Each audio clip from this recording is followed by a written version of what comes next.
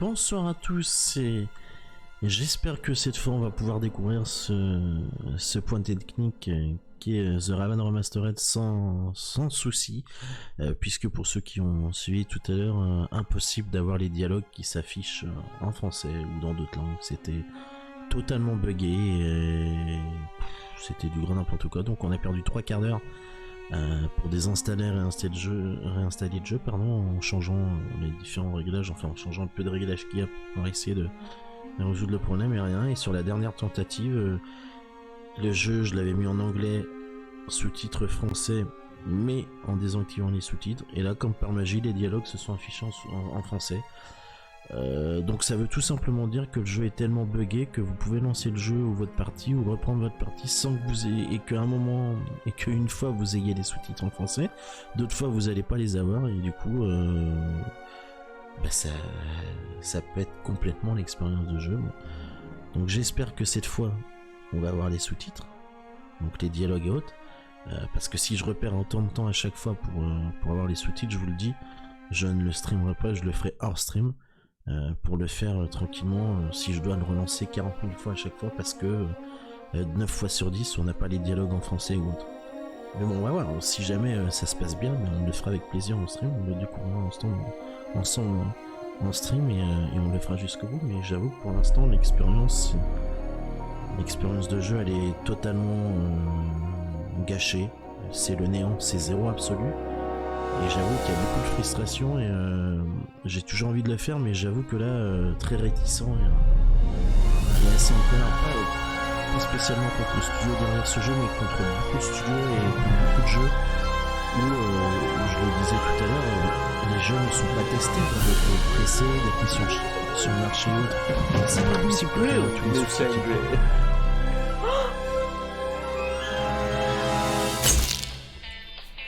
The Là, les dialogues en Ravens français, here. c'est parfait.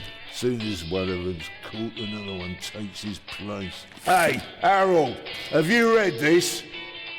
Harold? Harold?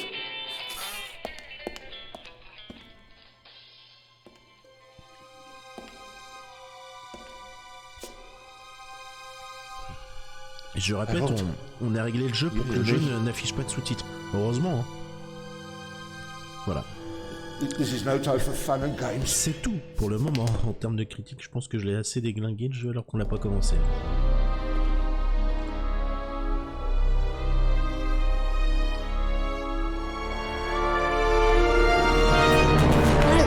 Calm down. I'm a copper. We're on the same side.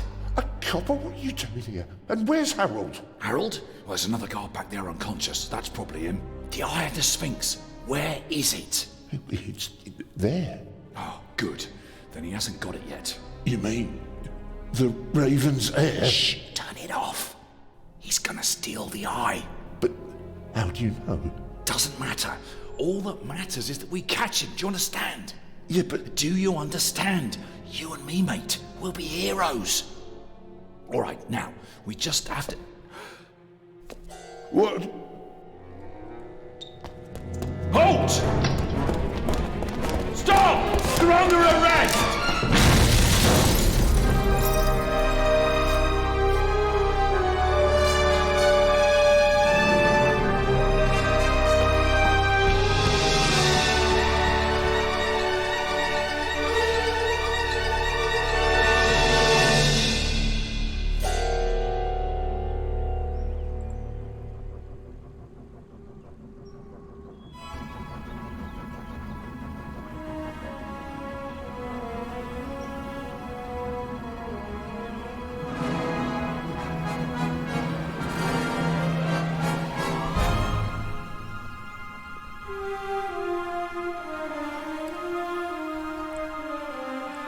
On voit qu'il y a un downgrade graphique, comme c'est souvent le cas d'ailleurs sur les jeux vidéo, entre la cinématique que l'on vient de voir ensemble, de découvrir, et là le jeu.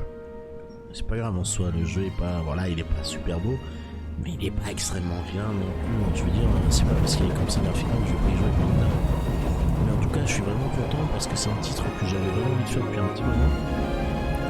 parce que j'adore ce style de jeu, comme vous le savez, comme je l'ai déjà dit plusieurs fois.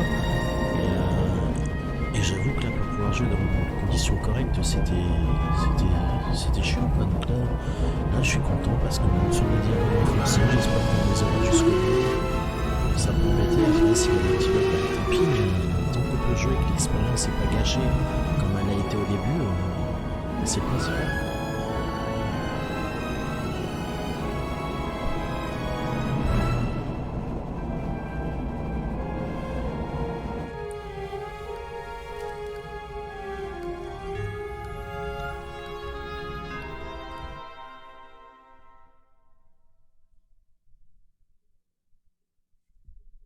Hands up!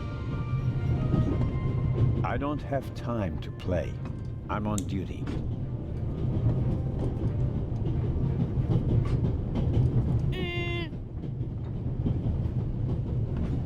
You're funny, but you don't look like a real cop. You don't even have a revolver.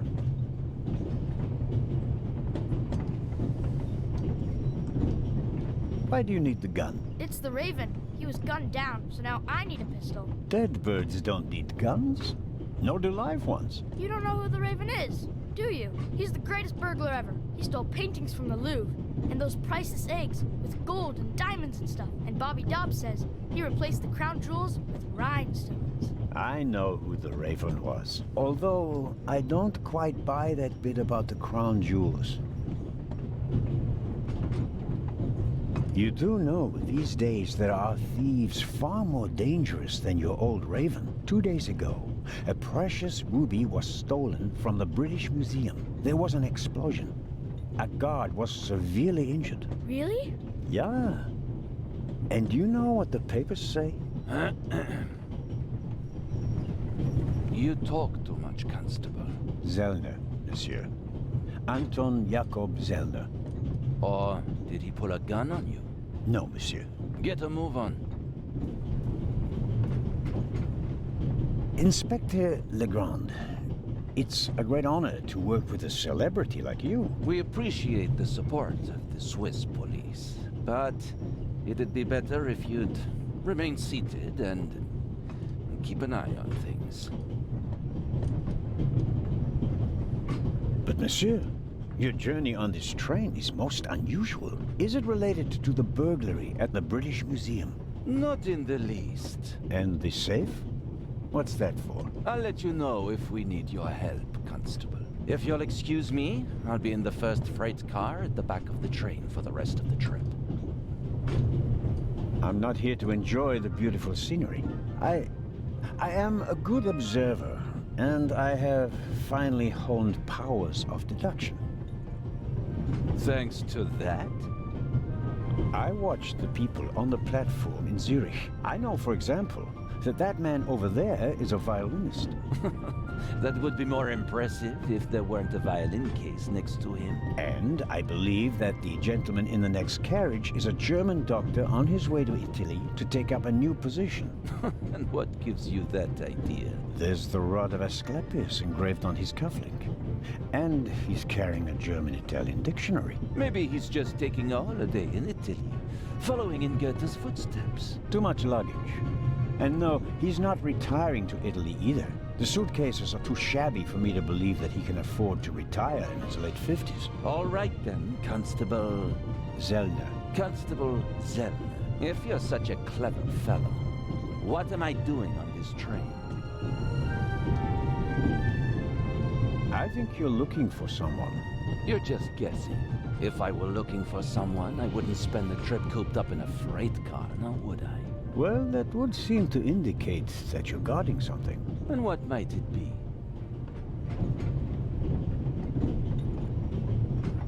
I really couldn't say. But it must be very important. Why is that? Because you are very important. They wouldn't have assigned the case to you if it were just a trifle. Let's assume that we really are transporting something very important on this train. And let's assume that it really is my job to see that it arrives safely. Then why isn't the train crawling with police? You don't want to arouse attention. Évident. But why not? It's It's a trap. You've got a vivid imagination. I'll give you that. Well, that is impressive, I admit. But the fewer people involved, the better. Ah bah je crois que Get along fine j'ai pas with réussi us. mon entretien You d'embauche. won't. Je n'aurai pas le job. Won't? Pardonnez-moi. I can help, and I will help. You are in my country, and I've been ordered to assist you. And that's exactly what I'll do, whether you like it or not. Clever and stubborn. Your commitment speaks volumes, Zana. But this is my show, and I don't need you. Bon voyage. But how do you know?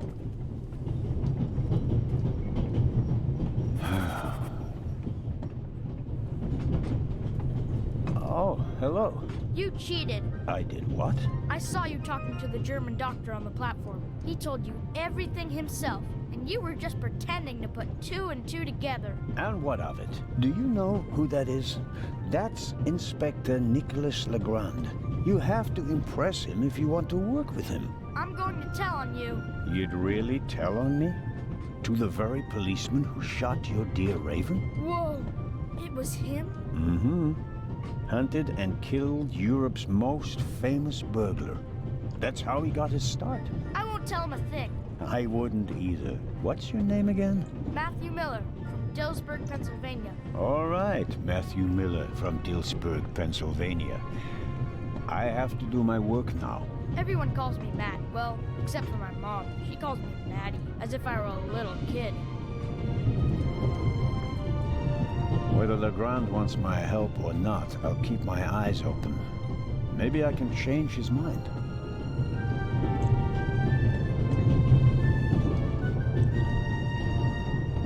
Alors, pour examiner un objet, approchez-vous. Faisant avec le stick analogique gauche, sélectionnez-le avec le stick analogique droit et appuyez sur croix. Sélectionnez le papier de sandwich sur la table. This morning I thought I wouldn't be hungry because of all the excitement. Thankfully, I bought a sandwich with me anyway. Si vous sélectionnez à nouveau le papier de sandwich, vous verrez que le symbole affiché a changé et que le texte en bas de l'écran indique prendre le papier de sandwich. Appuyez sur croix pour le prendre.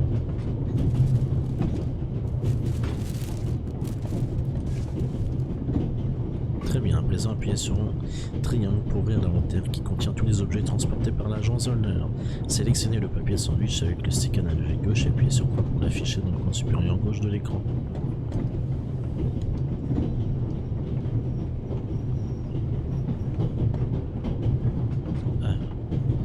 Mais tu bouges le joystick analogique et ça change pas d'objet. À présent, vous pouvez utiliser le papier de sandwich avec d'autres objets. Sélectionnez le trognon posé sur la table et appuyez sur croix.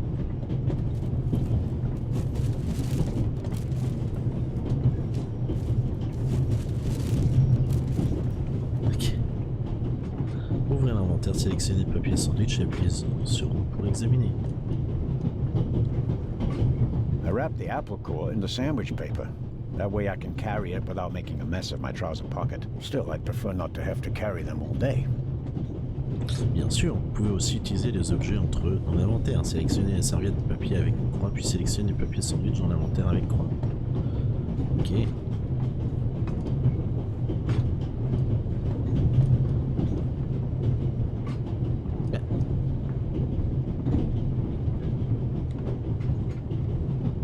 The napkin came with the croissant I bought at the train station.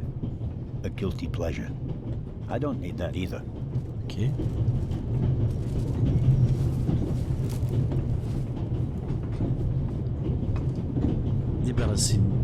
Débarrassons-nous-en. Jetez les détritus de votre inventaire dans le cendrier sur la table de Zollner.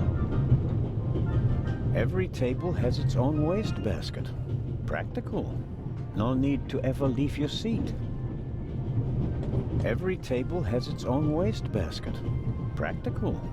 No need to ever leave your seat.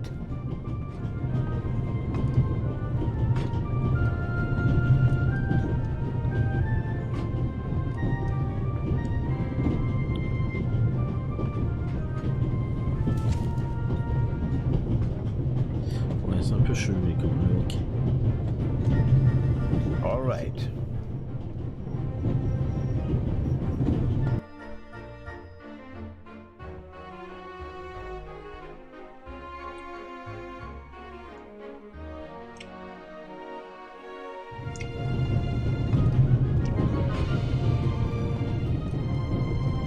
We Swiss are crazy about trains. We don't just have a lot of railroads. We have the most beautiful ones in the world.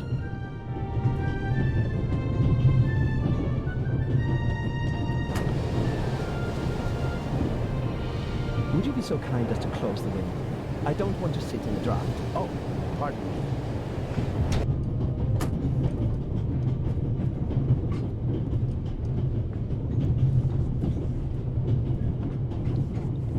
Alors, The Vicarage in the Mirror. A detective novel by my favorite author, Lady Clarissa Westmacott. For years now, I've been trying to convince my theater group to stage one of her plays.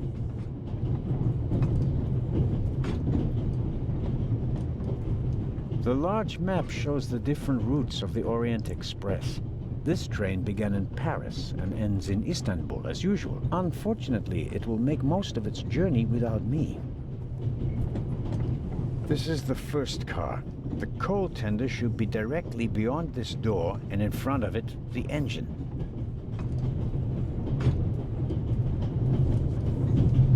The violinist is a good-looking fellow, and he's traveling through the most beautiful mountain landscape in the world. But one can only hope that his violin is better tuned than he.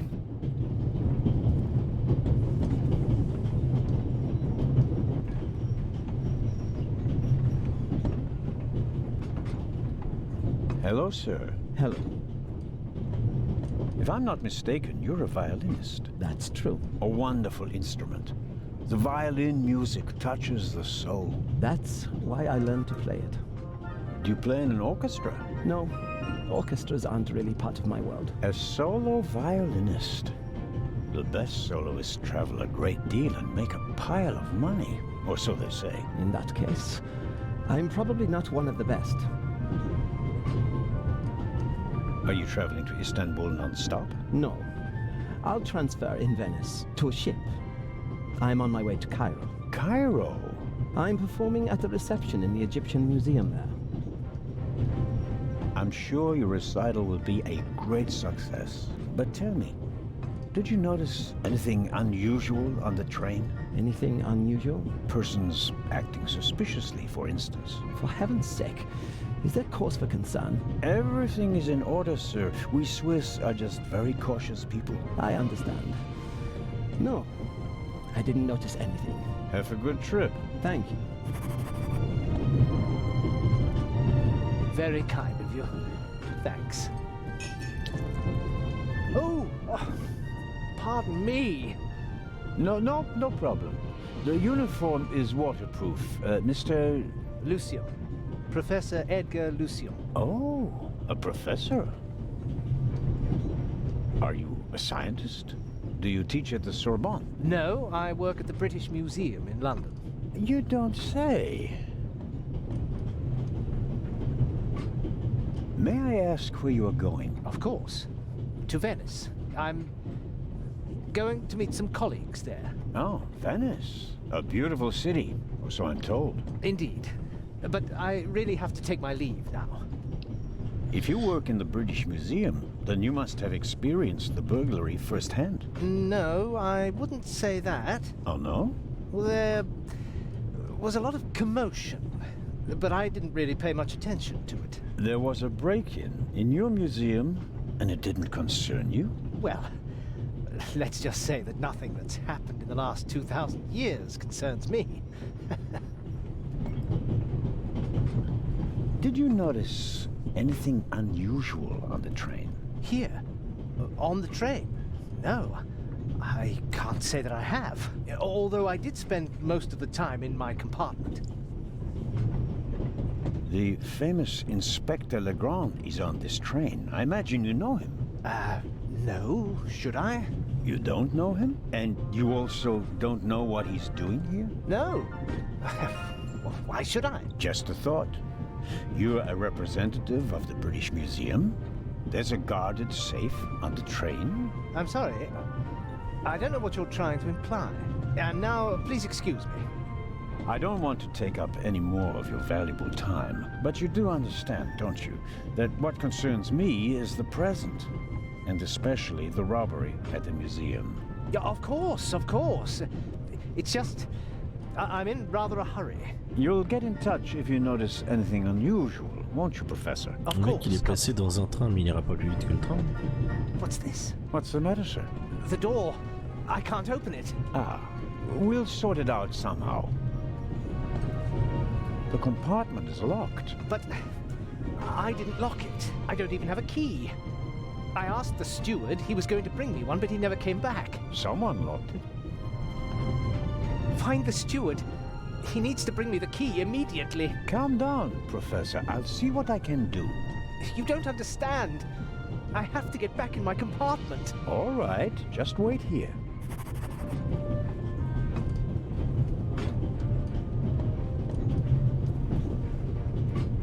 You can easily lock the compartment door from inside by turning a little knob.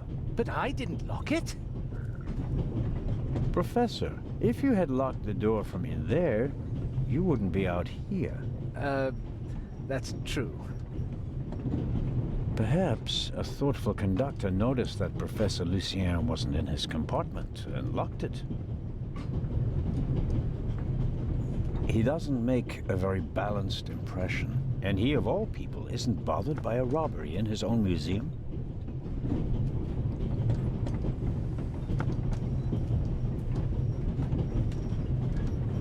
I don't believe that... It's no use. The bolt is too short to get a good grip on it.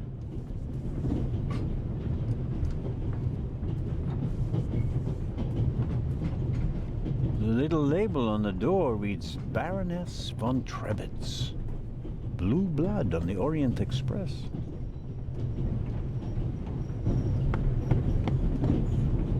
Yes, what is it? Whoever that is, James, ask them whether they found my purse and then closed the door. The noise on this train is driving me crazy.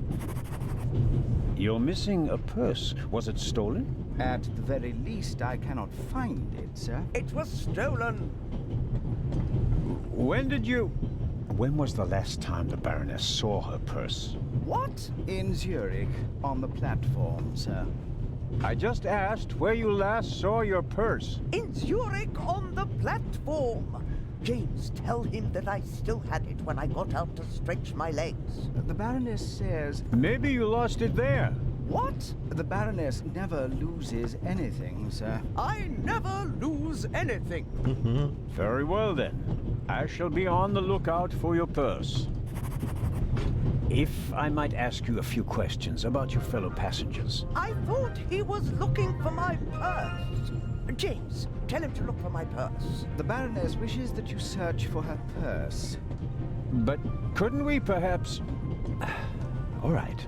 First, the purse. I will have a look around. Thank you, sir.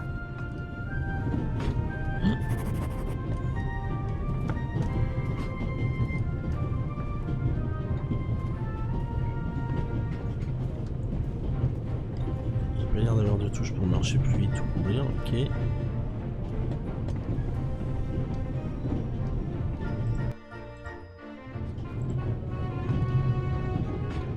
I don't believe it. I never thought I'd ever meet you. Pardon me, but we'd prefer... It's all right, Miss Miller. I'd like to speak to the inspector. Unfortunately, just a constable, Lady Westmacott. I'm reading The Vicarage in the Mirror right now, for the 5th time at least. That's nice, Constable... Zellner. Anton Jakob Zellner. This is my companion, Miss Miller. A pleasure. Ok. May I ask what you're doing here? Are you on holiday? Holiday? Yes, so to speak. The first and last holiday of my life. Madam? I've been writing since I was a little girl. It became my job, and now I've stopped. So, this must be a holiday. You quit writing? Impossible. I have all of your books. Your Detective Partie is my favorite character. Then I have bad news for you. I killed the old wretch off years ago. I don't understand. I'd rather not discuss my work, Constable. Oh, well, fine. There's something else. A passenger's purse has gone missing. I suppose you haven't seen it. I'm sorry, Constable Zellner. As you know, I only deal with murder, not burglary. Salut cavalier de la mort, bienvenue à toi. Comment vas-tu? Have you asked my boy yet? Maddie is good at finding things. I'll go and do that now. Are you traveling to Istanbul, Lady Westmacott? No, we are on our way to Venice. From there, we will take a ship to Cairo. As you may know, I have a penchant for archaeology. I fund a few excavations in Egypt. I traveled to Egypt by ship as a young woman. And now I'm doing it again as an old woman. I see. À part un début de stream compliqué, puisque pendant 3 quarts d'heure le jeu était tellement buggé que impossible d'avoir les dialogues qui s'affichaient et autres. Donc c'était franchement chiant, jusqu'à temps où au bout de relance, à force de relancer le jeu, je sais pas combien de fois en changeant les réglages, ça a fonctionné, pourquoi je sais pas. Mais sinon ça va, et puis un jeu pour l'instant assez sympathique au début. As a writer, you must be very observant, am I right? I mean, you have to study the behavior of people around you to create the characters in your novels, don't you? I solved the mystery of human nature a long time ago, Mr. Zellner. Since then, most people just bravo, ça avance bien. I had the impression you were eyeing me suspiciously as I came in. What do you want to know, Constable? Did you notice the man who just walked into the next carriage with a cup of tea? I did. He seemed nervous. He was waiting at the bar for the steward, and since the steward never appeared, he elected to help himself. He took 2 biscuits. He seems pretty young, but he's already a professor at the British Museum. Interesting. I'll have to talk to him later. Just out of courtesy, of course. Of course. Did you notice the blonde man with the violin case? I certainly did. He introduced himself and tried to make a good impression. People like him are drawn to wealth and fame, like moths to a flame. But his charms failed on you. I know him by name. David Kreutzer. He was a drain on my friend's purse. Do you think he has a money problem? People like him always have a money problem. No matter how much you give them, they always spend twice as much and complain that they have far too little. Did you notice anyone else? What about the doctor or the Baroness? I notice that you've asked me about everyone, except for the inspector who went in the direction of the freight car a few minutes ago. Isn't that the Frenchman who made his name when he caught the Raven? I wouldn't quite say caught. Well, shot. Why don't you ask me about him and my theory about what he's doing here? I don't think we should discuss Inspector Legrand's investigation in public. Legrand, right. That was his name. Will he save the day again? Or will you, Constable? As much as I'd like to keep talking, duty calls. You were right. Madam? I did observe you as you came in. You seemed so eager. It's been a long time since I've had a chance to prove myself, madam. And this is it? Your chance? I do hope so. Then grab it. Even small people can make big changes, as my friend Ronald likes to say. I shall do my best. Et puis celle d'aujourd'hui, elle écrit des romans. Enfin, elle écrivait des romans. Mrs. Miller made a good impression. She wanted to protect Lady Westmacott from me, a pushy admirer. Very diligent. But she does seem a little nervous and tense. I imagine she has her work cut out for her with Matt. And a difficult boss, from what they say. Mrs. Miller? Yes? The little boy, Matt, he's your son? Oh, yes. Has he done something? No. I've already met him. Clever little fellow. We always call him Professor because he's so precocious. If only someone could just drive the mischief out of him. Did you notice anything unusual on the train? Oh, I'm afraid not. I was totally focused on my work. She's always got an awful lot to do, my Mary. You have to tell me if that's not all right with you. Good Lord, child. Knit as much as you want. So, Nothing out of the ordinary. No, Constable. Goodbye, Mrs. Miller. Goodbye, Constable.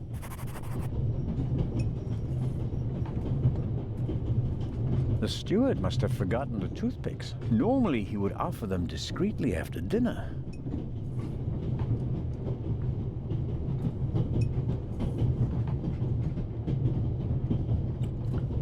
Ok.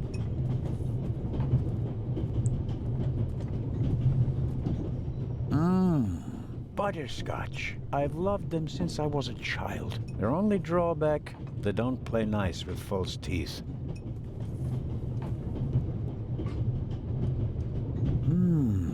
Maybe if I just suck it.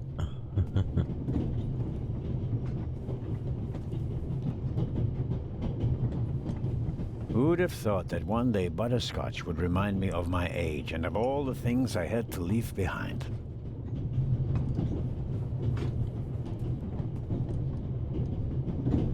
I suppose the steward won't object to me having a look around in his absence. The pad on which the steward writes orders, empty. Maybe he didn't use it because there's not much to do today. I don't need the pad, but the pencil might come in handy. The steward probably uses the scissors on hard-to-open packages. These days, nearly everything is sealed up tight. A colleague recently told me about dry powdered soup in small bags. I couldn't believe it.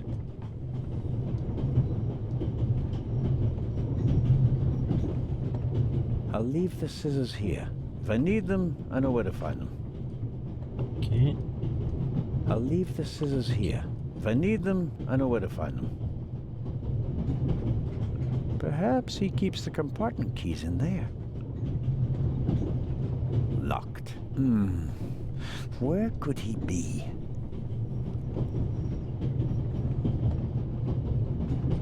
A shortwave radio. It's amazing how small these things have become in the last 10 years. Moi, ce que je fais, c'est que sur le téléphone, je désactive quasiment toutes les notifs.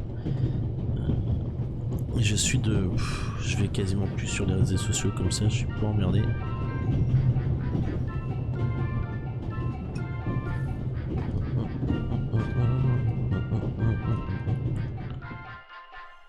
On a toujours la musique de la radio en fond. Ah, on a eu notre premier trophée. Amateur de musique. Ah oui, ça c'est sûr qu'on est des amateurs.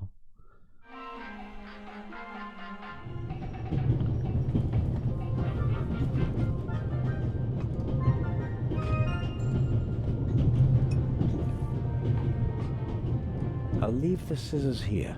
If I need them, I know where to find them. On peut pas ouvrir la tiroir avec la portière, avec la paire de ciseaux.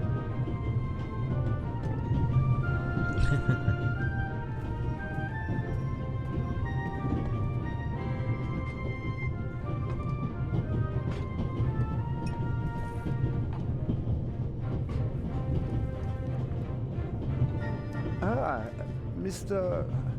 Zellner. Right, right. How can I help you?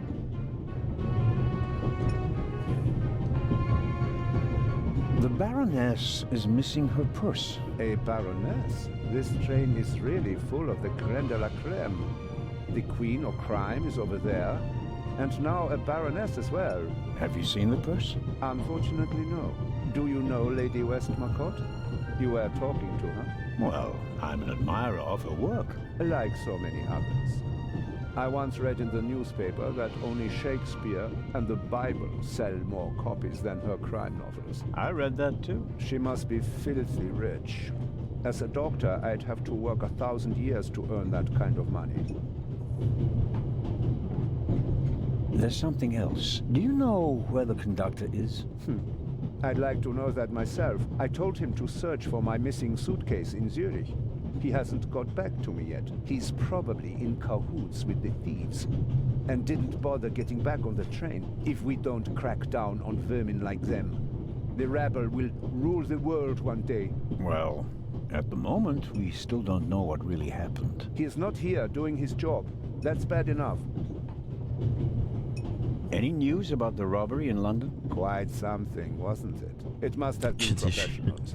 The way they disabled one of the best security systems dire in ça, the world. qui est gentil. Most impressive. Puis on deviendra tous vieux un jour. Ah, ça fait... Faut pas y One penser. cannot execute a robbery of that scale without collateral damage. It seems like the Raven has finally found a worthy successor. We can look forward to new and spectacular coups. I'm afraid I won't enjoy his exploits this time around if the new Raven is so reckless. That's your prerogative. Tell me, did you notice anything suspicious here on the train or in Zurich? You mean, except for the fact that my suitcase was stolen on the platform? No. Is there any reason to be concerned? No. Just routine. Constable Zellner, please don't think I'm naive. I spotted the inspector from Interpol. Legarde is his name, if I recall correctly. Legrand. If you say so. At the train station in Zurich, he put a cash box into the Ouais, mais safe ce sont des vrais and then mondeurs kept certains close pour les watch histoires. as it was loaded onto the Pour, train. Don't tell me that mais a bon. man at his pay grade routinely tramps across the Alps just to keep an eye on cash boxes. A cash box? Like the ones you'd find in Il y a aussi des gros méchants, regarde Monsieur Burns Precisely. dans les Simpsons. And I believe we D'autres both méchants have a good qui sont idea plutôt âgés, just what's ça peut être des inside. vrais enflures aussi. Hein. I do indeed have a theory, but what's yours? A ruby was stolen in London. One of the legendary Eyes of the Sphinx. The second jewel, an emerald, is rumored to be in a Swiss bank vault, if I remember correctly. Both jewels were supposed to be exhibited together in Cairo for the first time in 50 years. It does make one wonder. Indeed. Your newspaper caught my eye. May I borrow it for a second? You can take the section with the article on the burglary. You're interested in that bit, aren't you? You caught me out. Here you go. Dankeschön. Auf Wiedersehen, Dr. Gebhardt. Goodbye, Constable. Je suis pas It vieux, was a moi. pleasant chat, really. Sauf si tu parles du personnage qu'on joue, mais... Je suis pas vieux, enfin je pense pas être vieux.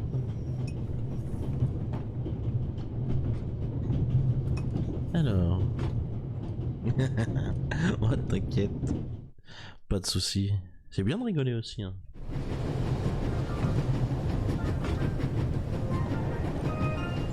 The ladder leads up to the roof. It will be suicidal to climb up there while the train is at full speed. The wind, tunnels... No, I'll stay down here. Non, tu montes. J'ai dit tu montes, alors tu montes. A box with a padlock. I suppose it contains tools for the train's crew, maybe for coupling and uncoupling the Parfait, on va cars. dételer At les any voitures. rate, it's positioned so that it's easier to reach from the ground than from up here.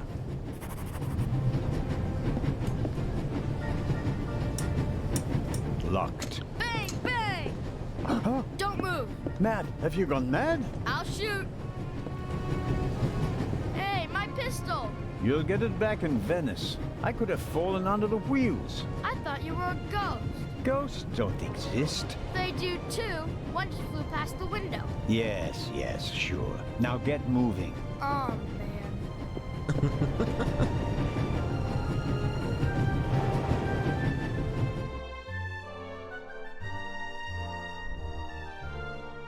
Après, on peut dire que je suis un vieux jeune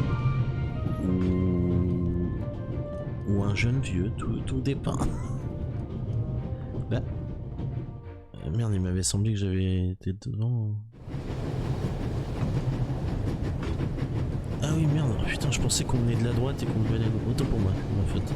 I strongly suspect that the door is locked. No, it's open. Ok, pourquoi il dit qu'elle est verrouillée? Hello? Wow. Don't move a muscle, you feathered fiend. Put the gun down, Robert. If I may introduce Constable Robert Oliver from the yard. And this is the revered Constable Zell of the Swiss police, who obviously couldn't control his curiosity. I hope you'll acknowledge that I, as a Swiss policeman, can undertake investigations in my own country. Are we still in Switzerland? I could be your eyes on the train, as long as you're here in the freight car. Oh, really? Baroness von Trebitz told me that she's missing her purse. Baroness von Trebitz? Interesting. Indeed, sir. But it has nothing to do with our case. So I shouldn't concern myself with the matter. Why not? It's your job as a policeman. But Jeune don't garçon. expect me to be Ça, je sais pas, particularly c'est toi qui le dis, interested hein. in a lost purse. There is a certain Professor Lucien on the train. He's an archaeologist from London.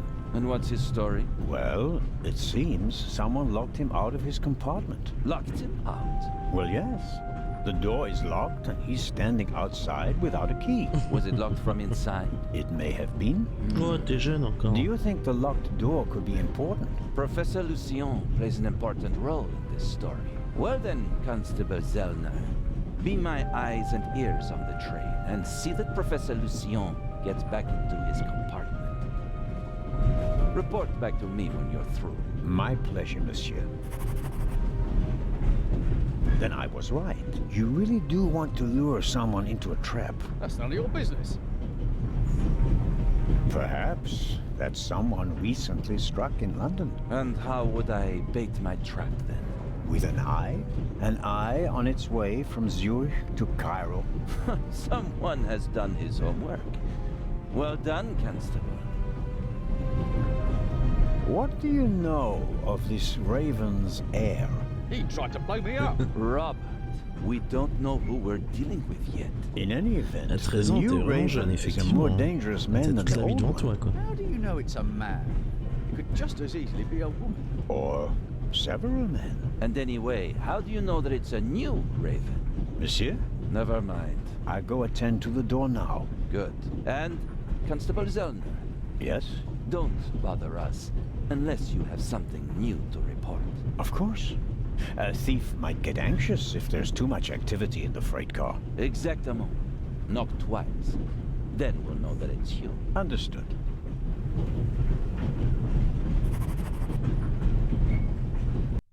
An investigation on behalf of Legrand that takes me one step closer. If I can convince him of my competence, I might even be able to see this case through to the end.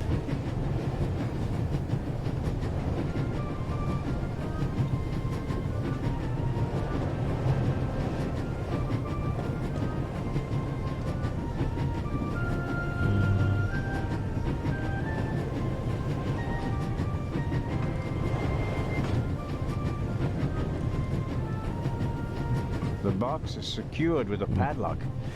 I won't be able to open it Ils sont without a cure-dents key. du peut très facilement. Qu'est-ce qu'on pourrait faire avec ce qu'on a?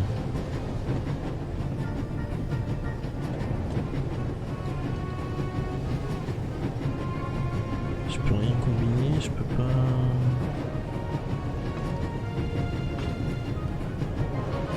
In the wind is really no place to be reading the newspaper. On I'd va better go rentrer à back l'intérieur. inside. Ah, mais il le fait lui-même, ok.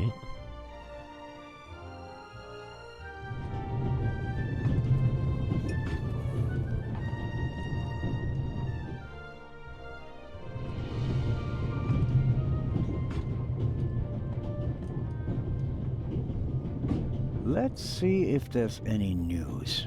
Blah, blah, blah, blah. Eye of the Sphinx. One of two priceless jewels. Extraordinary pure ruby. 2000 BC, etc., etc. Old news. And here, shocking burglary. Professional thieves surprised by museum guard Charles Langley and Constable Robert Oliver of Scotland Yard. Explosion. Constable Robert Oliver from Scotland Yard. He was there when the first eye was stolen. Now he's guarding the second one. Luna's Drops.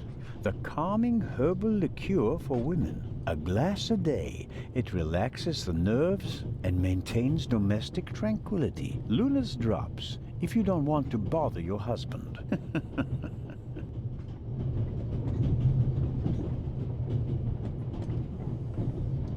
John Surtees won the Formula One World Championship for the first time on Saturday. He also won the World Championship in motorcycle racing from 1956 to 1960, making him the only man in motorsports to win world championships in both motorcycle and Formula One events. Not really my cup of tea. Too loud, too fast, too much exhaust.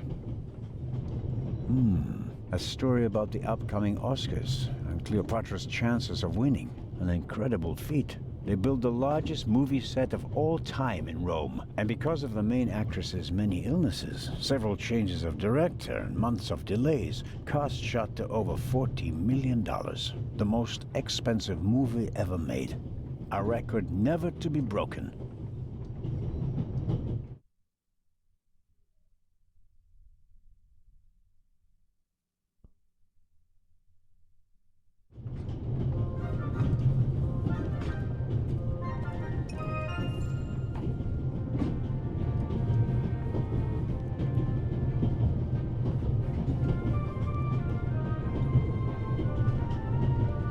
I need a bit of wire or something like that to pick the lock.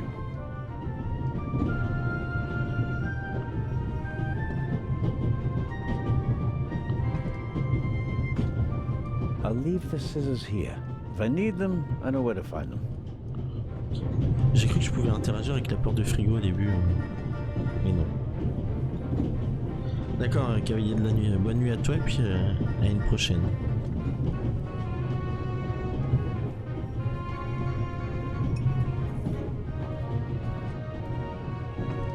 I'd better let him read his newspaper if I don't have any pressing questions.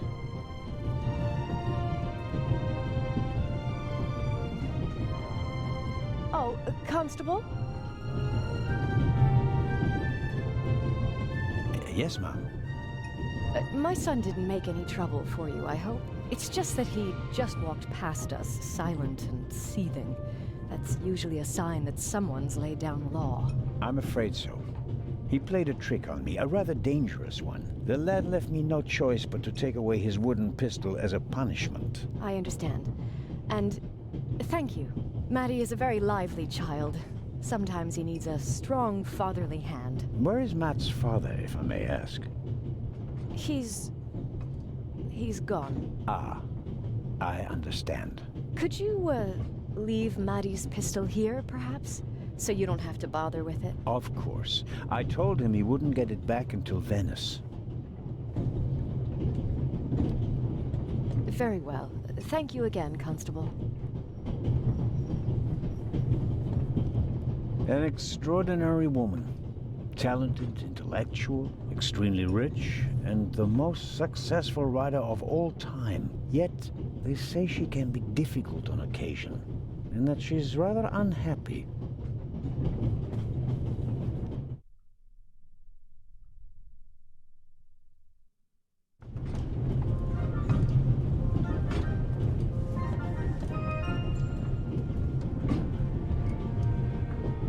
The bolt is too short to get a good grip on it. I'm at a loss without a key or a proper tool.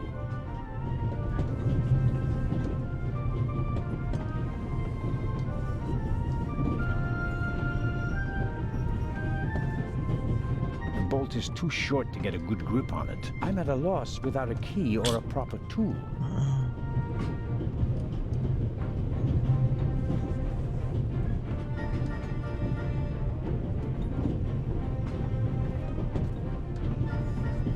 The bolt is too... I'm at a loss without...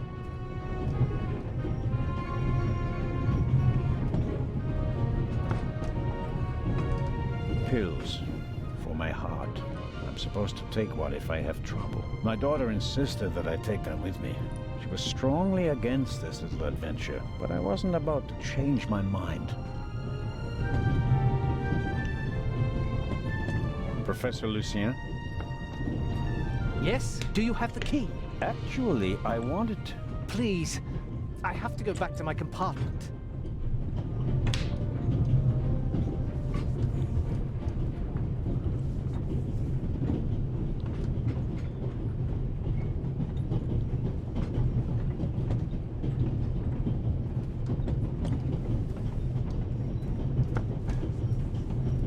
The Baroness seems to have a special personality. I better not bother her until I find her purse.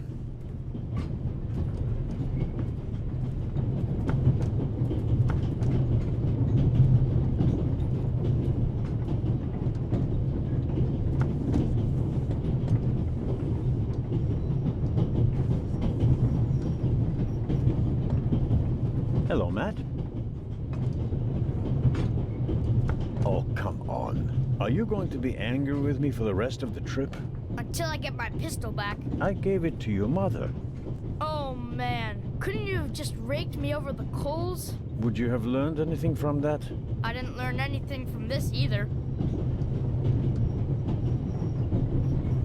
Should I ask for an autograph? That would be quite unprofessional. But on the other hand...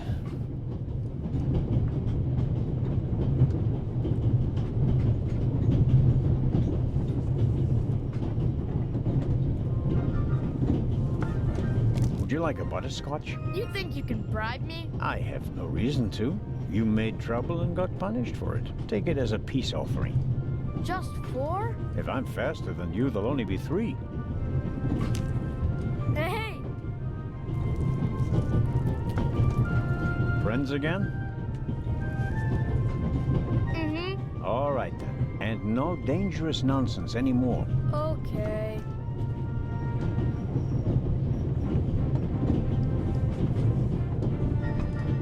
Something completely different this time. The Baroness in the second compartment over there is missing her purse. Do you have any idea where it could be? Do I ever? Hmm? That guy over there with the violin case? What about him? He picked up something in Zurich and put it in his violin case. Really? Yeah, and he made sure that nobody saw him. You saw him? Uh-huh. Did you also see what it was? Nah, not really. But now that I think of it, it must have been the Baroness's purse. I should look into it, shouldn't I? I think so. Tell me, have you seen the steward anywhere? Nope. He was walking around a little while ago, though. Hopefully they didn't forget him in Zurich. What's he supposed to do? I'm looking for a key to open a compartment door. Did you check his things behind the counter? I'm sure the drawers will be locked. Can't you break it open? Or pick the lock like the Raven? Perhaps. But I'd need a piece of wire or something like that. Ask my mom. She has a lot of hairpins. She doesn't like the wind messing up her hair. Thanks for the tip.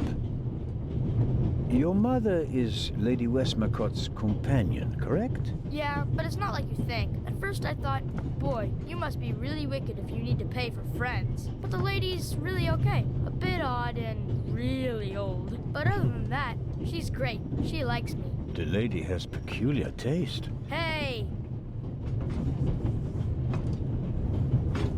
How old are you, Matt? In 8 months, I'll be 9 years old. And do you already know what you want to be when you grow up? A burglar? No, we'll see. Maybe an actor. Really? Well, I don't know. You need a lot of talent for that. I'm an actor in a theater group, you know? You are? Oh, yes. And I'm one of the best in our group, if I may say so. I get really deep into my roles, you know? I don't just talk like the character. I think like him. I become him. It's the only way to... Matt, are you okay? I think you just have to be good at copying things to be an actor. That wasn't bad. Disturbing, but not bad. You and your mom, you both live on Lady Westmacott's estate? I'm only there for the holidays. Most of the time I'm at boarding school. I imagine that's not very pleasant. No, it's fine.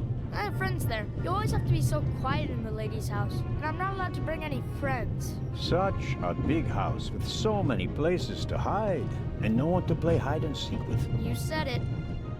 And how long has your mother worked for the lady? 2 years. And your father? What does he do? He stayed home. I used to go fishing with him, and hunting. He even let me shoot a real gun. And then?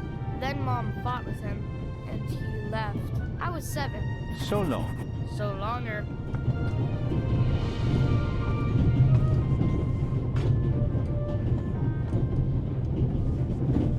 violin case looks pretty old, but that doesn't say anything about the quality of the violin. The best violins are often in the oldest cases. Excuse me, sir. A passenger is missing her purse. Perhaps it was stolen. Really? Someone saw you with your violin case on the platform in Zurich. What's the meaning of this? I didn't steal anything. Nobody said you did. I just wanted to ask you whether you might have noticed anything on the platform. Ah, well... Why did you think I was accusing you? Well, I thought... because you mentioned my violin case in the context of the purse. Apropos, may I have a look at your violin? It must be a very extraordinary piece. Oh, that's not possible. It's a genuine Guarneri. Very valuable. Very. And also very sensitive. What could harm it here? Light? Air? May I ask you to open the violin case? No, you may not. I'm not guilty of anything. I'm afraid I have to insist. Then I'm afraid you need a warrant. I will not stand back and let you rifle through my belongings. Have a good trip. Thank you.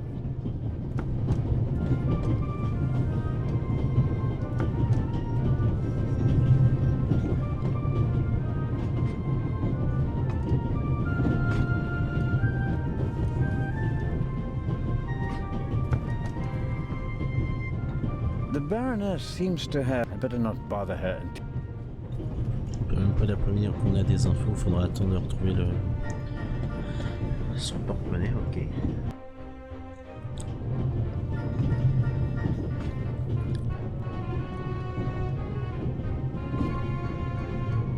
Mrs. Miller? Yes? Please excuse my unusual request, but Matt said you have some hairpins. Could I borrow one? One of my hairpins? It's a long story. It would be a big help. Well, if you really need one. Go ahead, Mary. The constable won't do it any harm. Will you, Mr. Zellner? Of course not, madam. Is this one okay? It'll do nicely, madam. How very kind of you. Goodbye, Mrs. Miller. Goodbye, Constable. Excuse me, Lady Westmacott. Constable Zellner, how can I help you? I was wondering if you might... Sign your book, Constable Zellner? If it isn't too much of an inconvenience. Of course it's an inconvenience, but only a small one.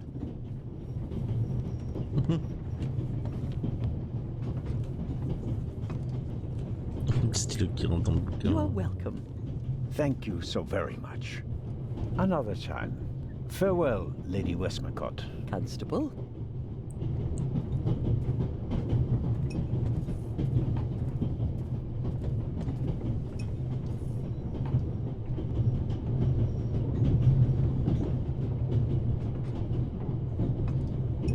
And suddenly, it's me who's the thief on the train. Whoops. That was easier than expected. Batteries, a toothbrush, shaving brush, but not the key to the compartment door. Just this one. Too small for the door, but it might still be useful.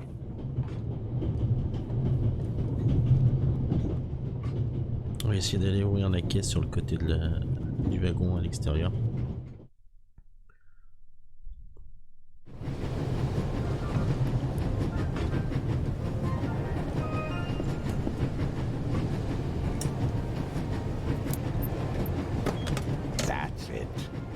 There we go. This should help.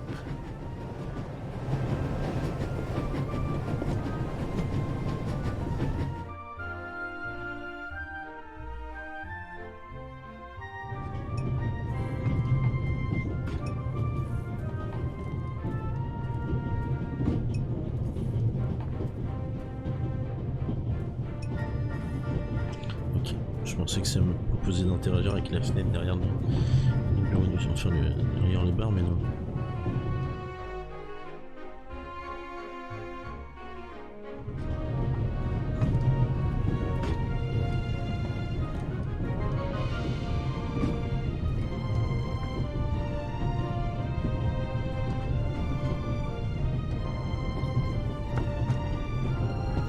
bet I could really get a grip on the bolt with these. Well, come on then, hurry up.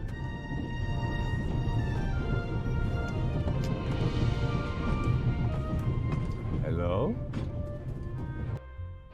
I barely left the window ajar. Nothing to see.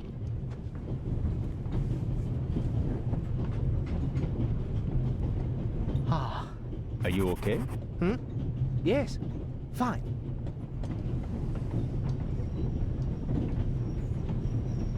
Do you have any idea why the door was locked? I don't know.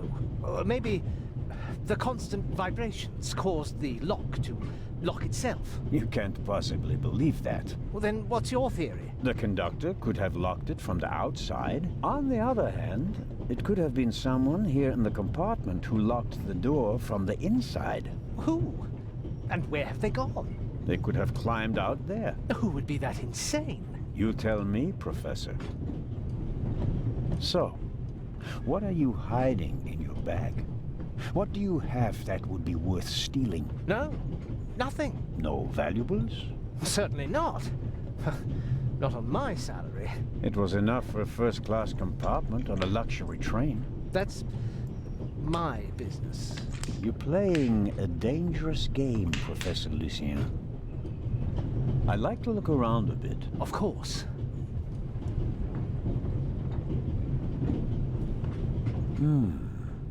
Assuming there really was someone in the compartment, and he climbed out the window, where's he gone? Wow, you have a very nice fountain pen. Pricey. If you'd managed to decode hieroglyphics that boggled the best minds of the last 3,000 years, you'd have received a gift like that as well. I really wonder what the professor is hiding from me. But I can't just rifle through the luggage of innocent citizens. This is the 60s. The Bible, Grimm's fairy tales, Moby Dick, and gin, whiskey, and rum. All classics.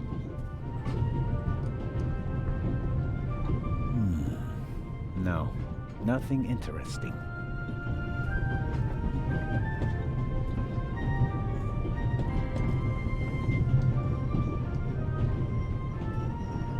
What's this? What do you have there? It's a button. From a suit or a uniform, I guess. The burglar might have lost it. Maybe. Or maybe not. If I notice anyone with a missing button on his jacket, I'll ask him about it. But I wouldn't get my hopes up. If there was a burglar, he climbed out the window and jumped off the train. Professor Lucien? Yes? Godspeed, Professor Lucien. Thanks. The good professor is hiding something. It would be good if I could find out more about him. The Baroness seems... I better not bother. The Baron... I better not...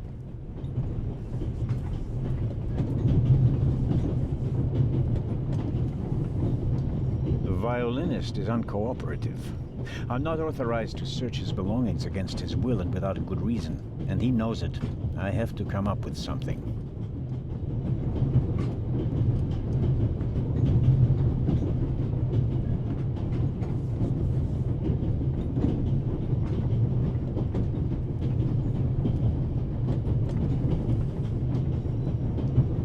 Matt says the violinist put something in his violin case on the platform. Seems suspicious somehow. The question is, how credible is a statement from an imaginative boy?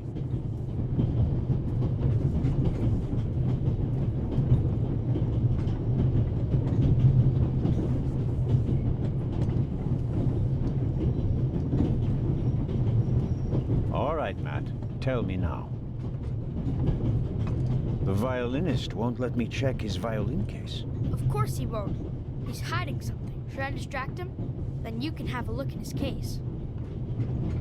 No, I'm sorry. That's police work. But I'm a sheriff. But this isn't the Wild West. They'd flay me alive if I dragged a little boy into the investigation. Little boy? You must be joking. Sorry, Sheriff, but your idea about distracting him is good all the same. So long. So longer.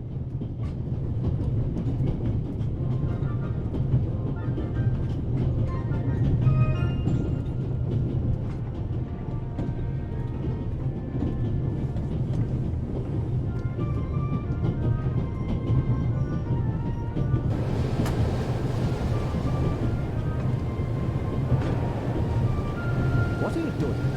Didn't I make myself clear? The window stays closed. You're not alone on this train. I want the window open.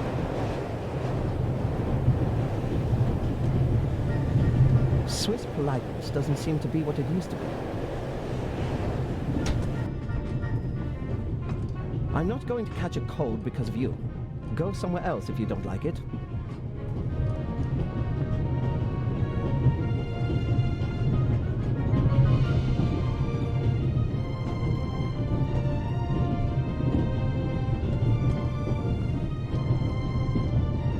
The wooden toothpicks are packed into small paper wrappers. Nothing unusual. That makes no sense. The violinist would close the window immediately, and I wouldn't have enough time to search his violin case. I have no idea what I'd say to Matt. The violinist is uncooperative. I have to come.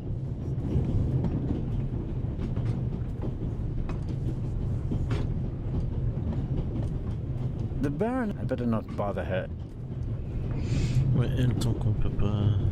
On trouve pas son porte-monnaie, on peut pas interagir avec elle ou son majordome. Donc je peux pas savoir si le bouton appartient à l'un des Pardon deux. me, sir. We could have used you a few minutes ago.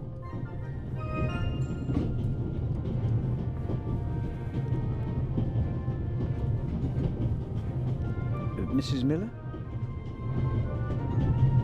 Yes? Thank you for your hairpin, Mrs. Miller. It really got me out of a jam. Oh, really? That's good to hear. And thank you for bringing it back to me. Not everybody would have. I'm a Swiss policeman, madam. I couldn't do otherwise even if I tried.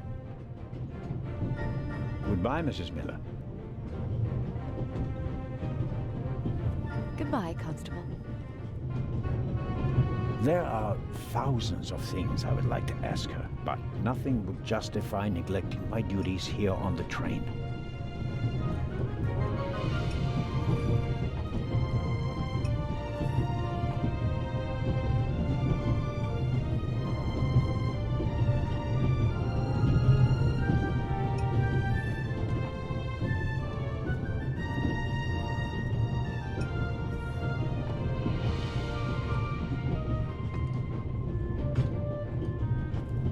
I'd better let him read.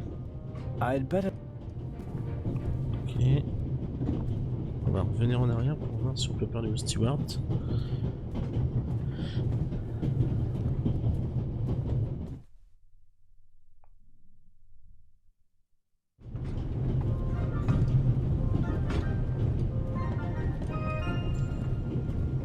Professor Lucien. Door is open.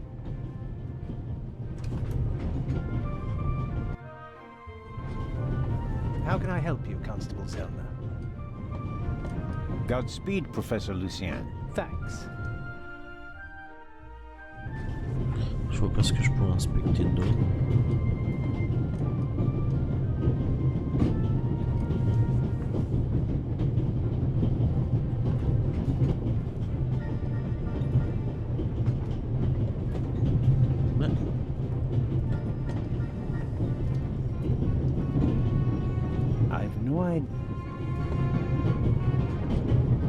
Matt says the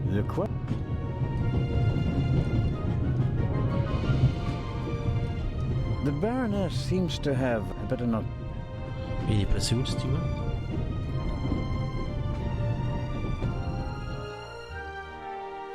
C'était le steward qu'on a vu passer?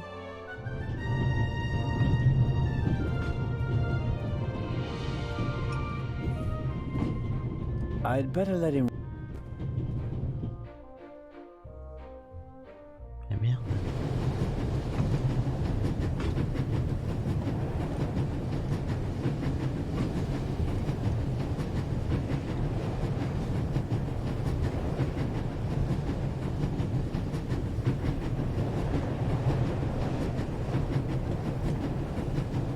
found the button in front of the window in the archaeologist's compartment. The burglar might have lost it while climbing out the window, but there's no proof, my theory.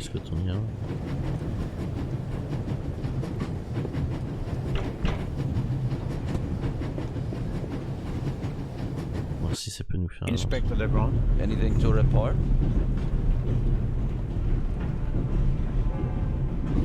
I got Professor Lucien into his compartment using a pair of pliers. Did you notice anything inside the compartment? The window was open. Someone could have climbed out. And the professor? Acted suspiciously. He rummaged around in his leather bag. And? He seemed to have found what he was searching for. Good. Good work. Now, perhaps you could give me some information. All right. We should... What? The light's gone out. Flashlights!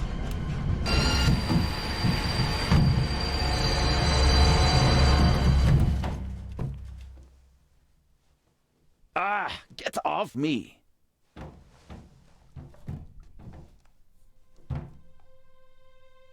There, sir.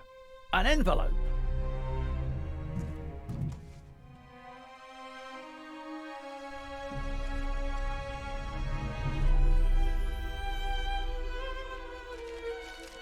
My dear Nico, you should take a closer look at the box.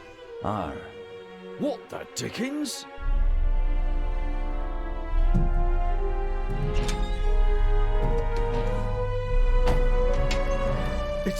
It's a... Away with it! Take cover!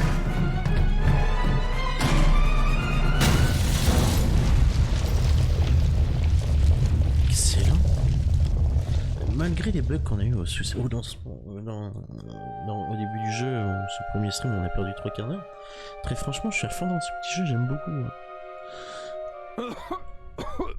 Oh dear. Oh. Is everyone all right? Are you hurt?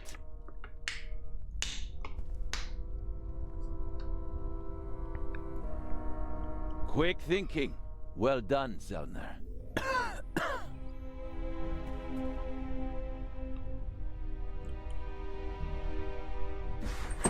I think the tunnel collapsed. Then he's trapped. Hurry, we have to lock the second exit. Sir, there's a fire up ahead. The engine's burning. It's a distraction. Hurry, block the exit. But sir... The fire will consume all the oxygen. He's right, Inspector. A fire in a narrow tunnel is extremely dangerous. Merde! Go to the front of the train, find the engineer, and tell him to move the train out of the tunnel. Yes, sir. Are you ready? You have to uncouple the freight car. You understand? I understand. I'll see to the passengers. They should all wait in the tunnel. We'll check each one in turn as they go out. Let's get to it.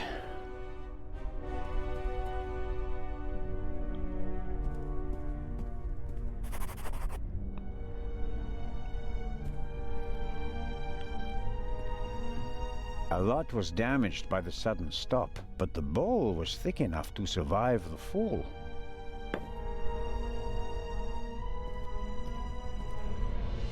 My God, what a fire. I hope Constable Oliver can at least reach the engine.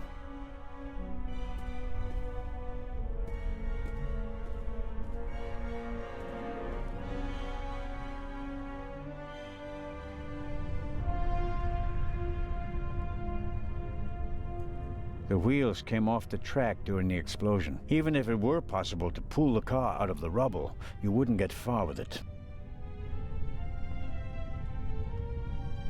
The inspector's trap failed. The thief must have got wind of it. Worse than that, he turned the tables. To win a game of cat and mouse, you have to know who is the cat and who is the mouse. It's still quite warm and too warped to open.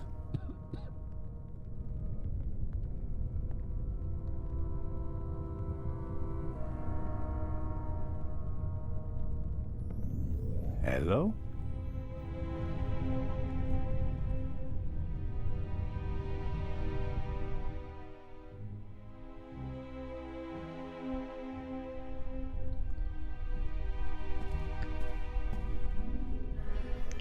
Alors je suis désolé, on voit strictement rien.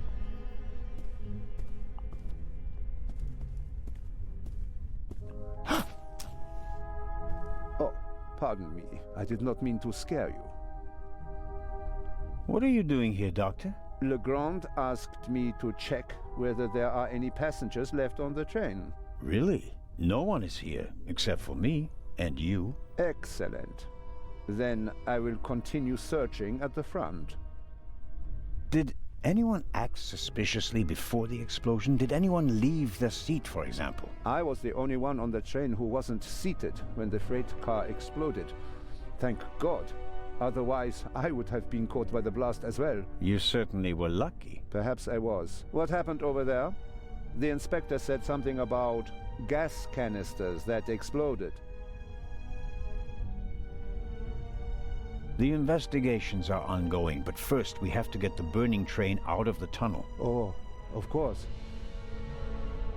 How are the passengers?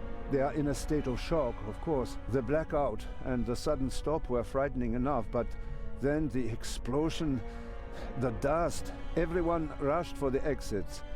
I was helping the American woman bring Lady Westmacott to safety. They are waiting outside in the tunnel.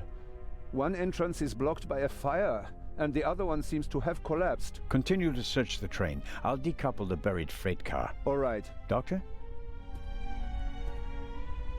Can you give me a few matches? Oh, certainly. Thanks. I'll meet you outside. Do hurry.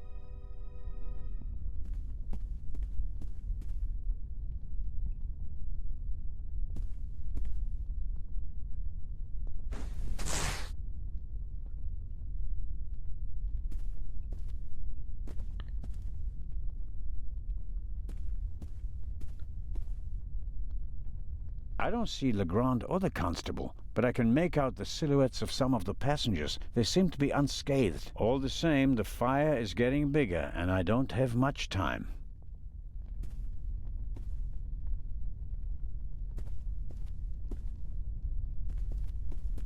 I noticed the extinguisher earlier. Doesn't match the decor. I suppose that the railway company had to comply with safety regulations at the cost of aesthetics. It'd be useless against the fire out there, and it's too cumbersome to carry around. At best, I can use it here.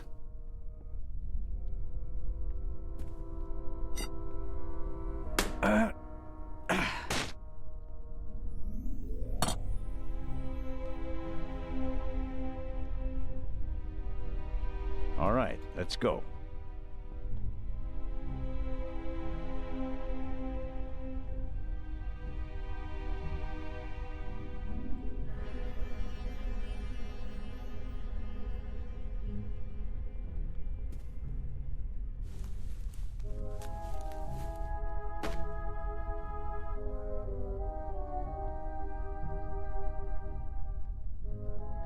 Carling Black Label, a British beer.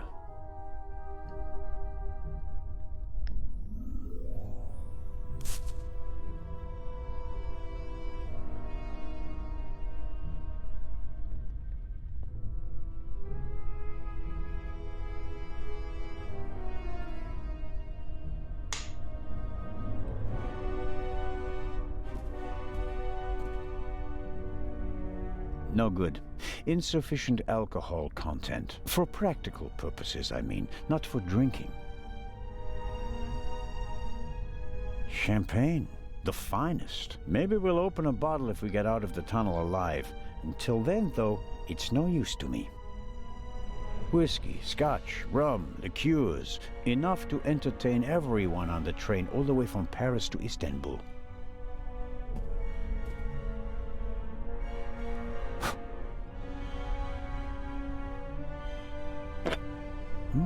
High-proof rum. Could be useful.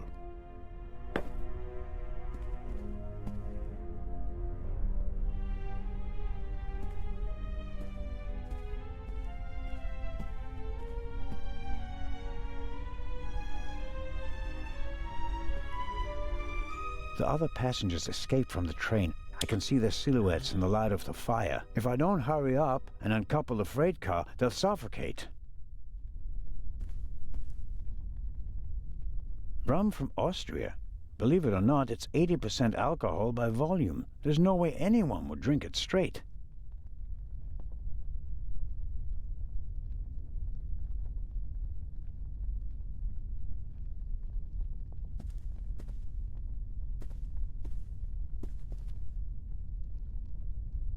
That should do it.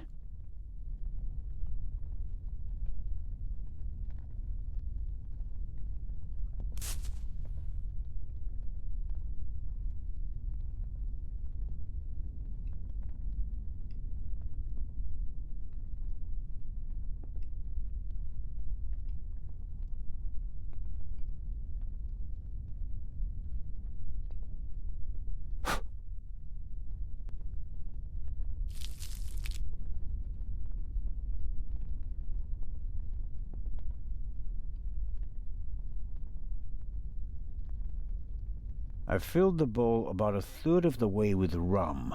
Phew, strong stuff. Pourquoi je peux pas mettre le feu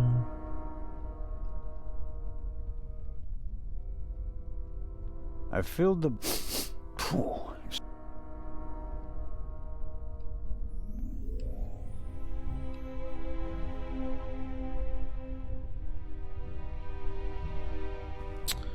Je comprends pas là.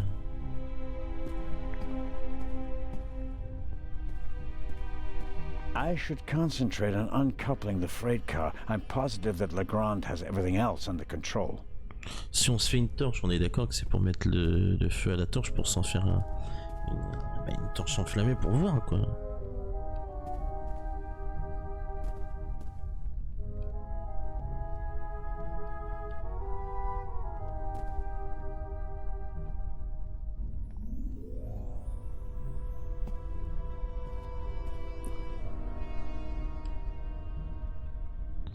I feel... Phew, strong stuff. Les commandes sont vraiment chiantes. Hein. The material won't be able to soak up any more alcohol.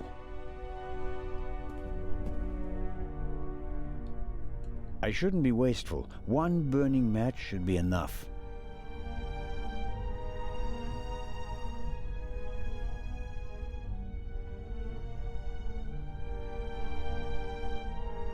Ah putain, ouais, c'est le bordel. C'est n'importe, j'avoue que c'est pas pratique. Mais bon, on a trouvé, c'est le principal. The alcohol burns with a dim blue flame. It doesn't shed enough light and will probably burn out in a few seconds.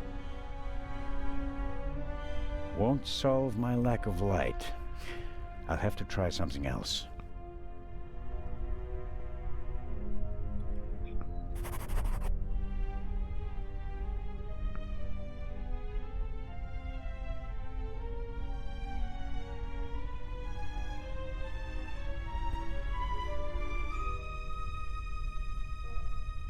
I filled the bowl about a...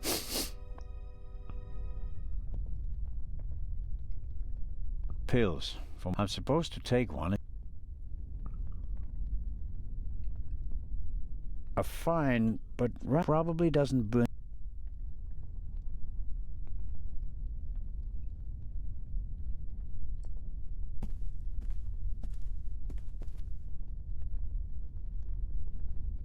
That should do it. Can't really say the fabric was eager to soak up the rum. I, on the other hand, soaked up enough in my fingers to smell like a drunk.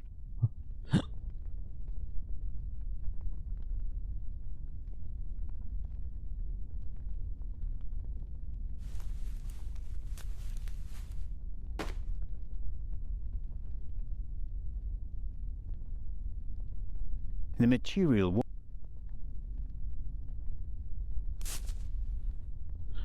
Ça va refaire pareil.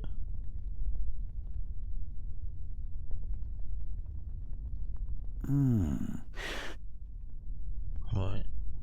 Won't solve my...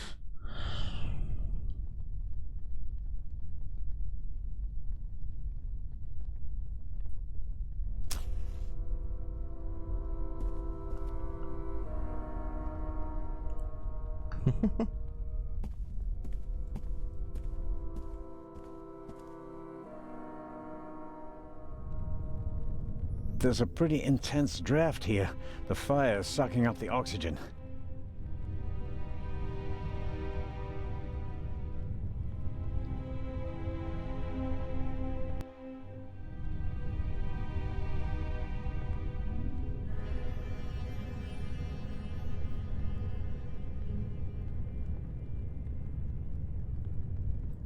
I'm sure I could uncouple the car if I only had enough light to see what I'm doing. Ouais, mais c'est le bordel.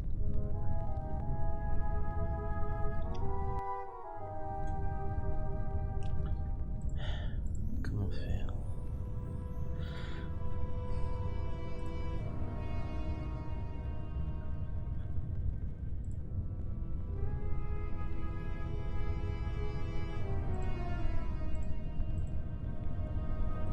Comment faire?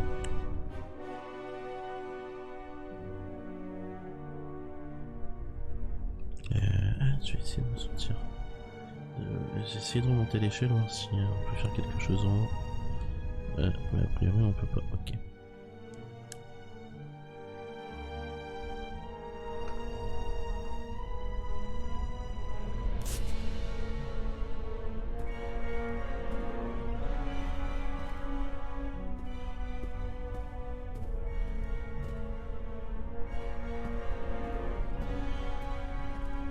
I should concentrate.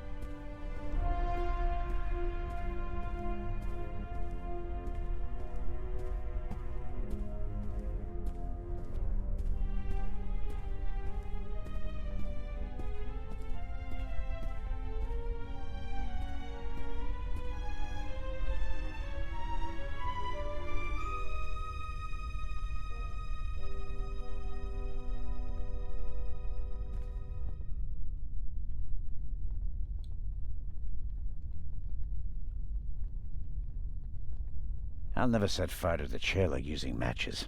I need a better plan.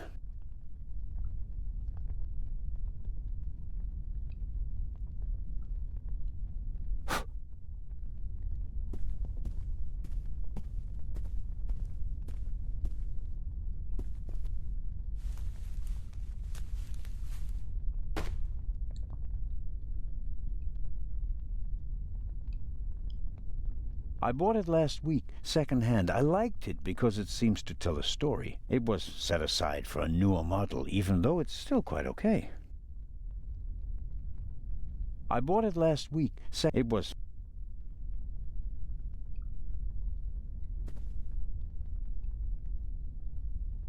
I bought it last week. It was...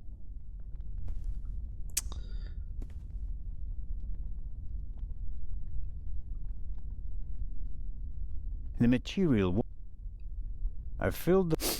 Phew, strong...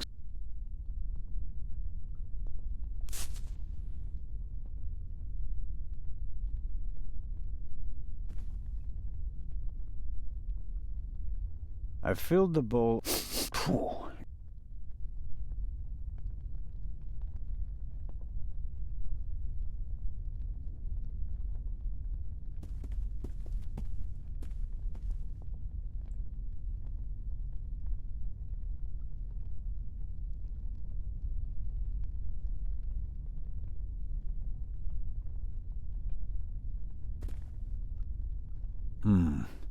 Just as I expected, the alcohol burns with an almost invisible flame. The flame is hot, but it's no use as a light source. Pills for my heart. I'm supposed to take one if I have... Pills. I'm supposed...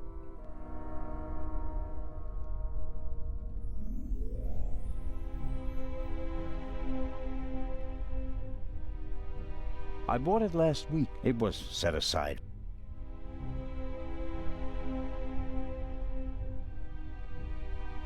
The material... I bought it it was set aside. The flame is hot, but...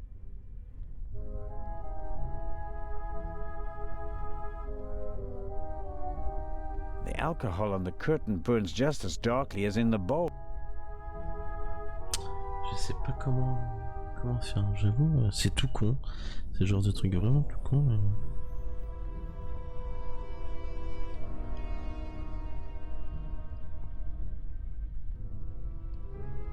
The alcohol on the curtains will burn. I bought it. It was. I bought it last. It was.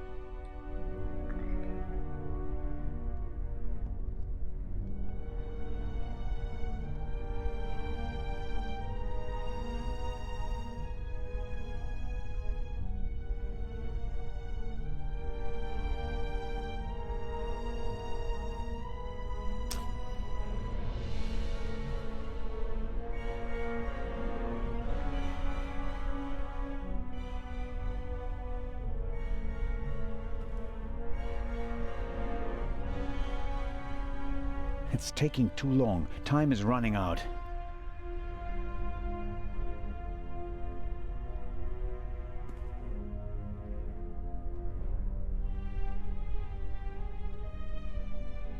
It's taking too long.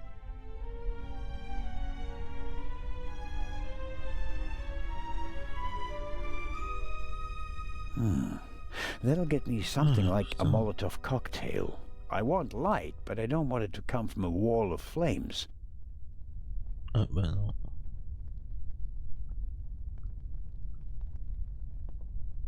I expect the rum will burn like ethanol, but I better not test.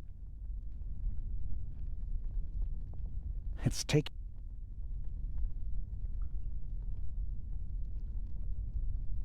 The alcohol on the.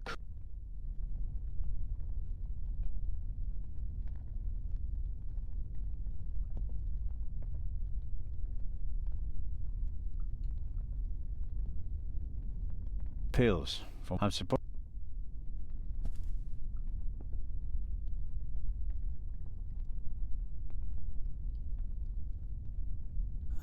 I want.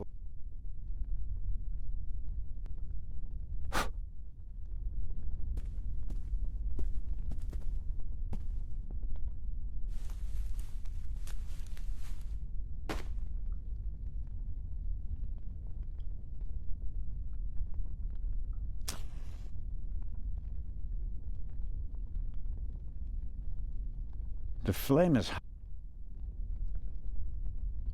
The flame is hot, but it. I bought it last. It was. Pills. I'm supposed to. The curtain is wrapped around the wood. Je sais pas du tout quoi faire. Bon. The fire is sucking the oxygen here in the.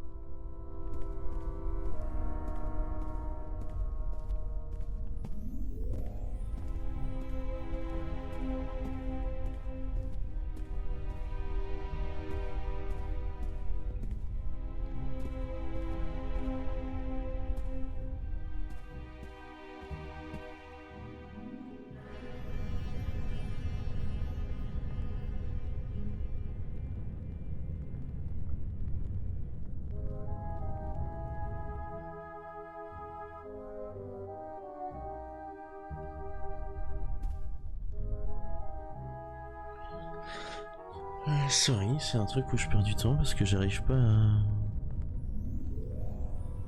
It'll be blown out right away. I bet. J'arrive pas à trouver la solution. J'allume la... On enflamme la torche, mais elle s'éteint tout de suite, quoi.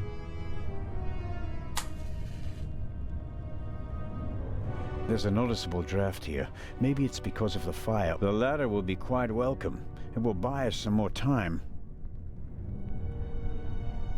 I can feel cold metal and a screw thread, and a lot of grease, but I can't do more without light.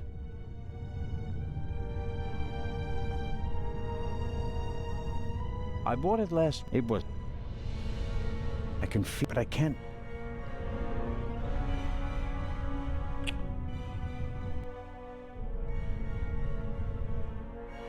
Je vais peut-être trouver. Si je prends le tissu et que je vais essayer de dételer, est-ce que je pourrais utiliser le tissu pour en gros mettre de la graisse dessus et l'enflammer que ça fasse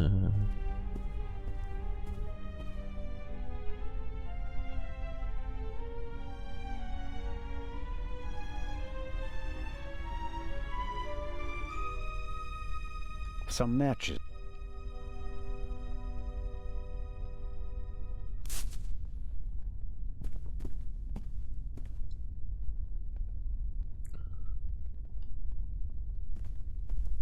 On va essayer ça.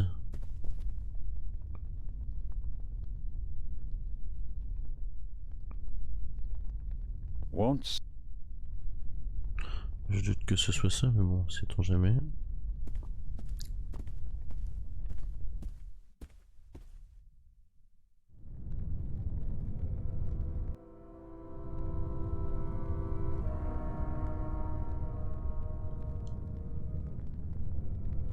Okay, I'll smear some grease on the curtain.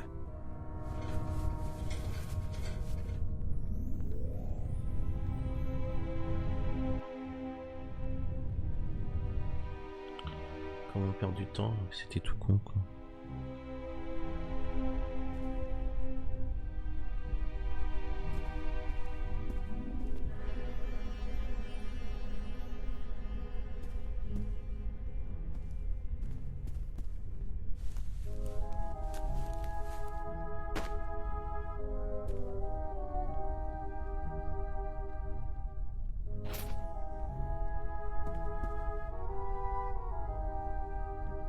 Oil and grease burn bright and hot, but they also require a hot flame to combust.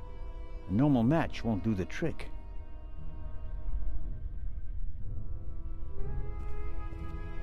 Rum from Austria. Believe it or not, it's 80... Some matches, and half of the book to get the...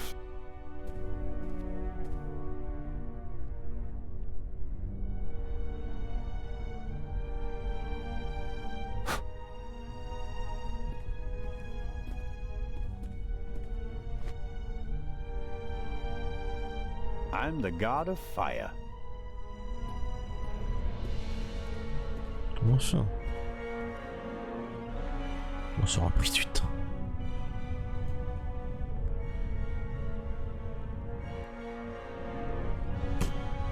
That's better now.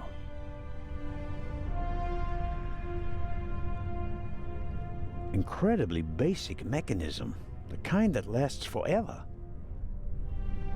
A lever on a pressure sleeve running along a thread. Aha! I can uncouple it with this lever. Okay.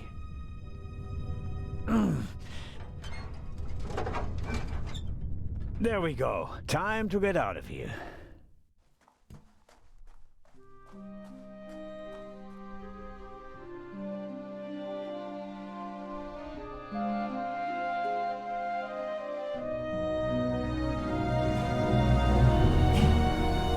Listen, everybody! Listen! Robert, what's the situation? Yeah, I couldn't find the engineer, so I got in the driver's cab myself and released the brake. All right. Good job. You too. Listen, please. Matty! Where's Matt? Where's my son? Relax, madame. I'm sure... Help! Matty! No!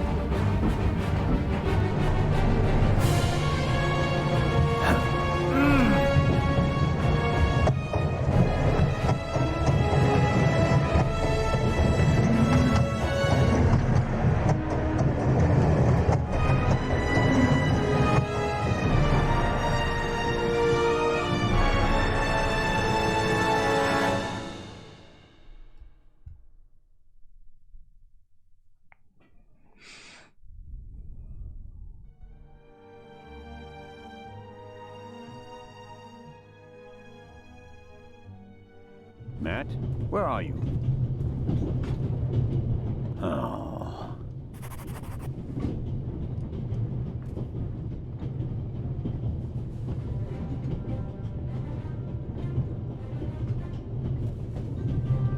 Ok. Ah, j'ai pas vu ça.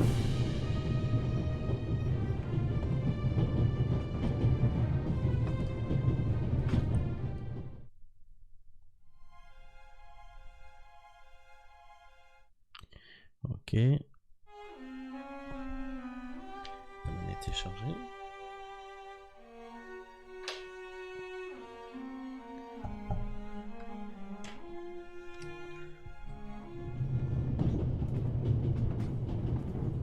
Jumping off is not an option. We're going much too fast.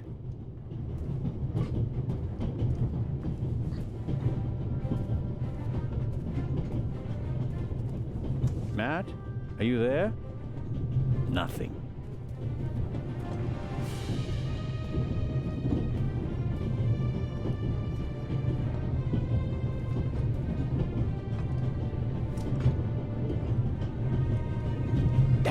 That makes things extremely complicated.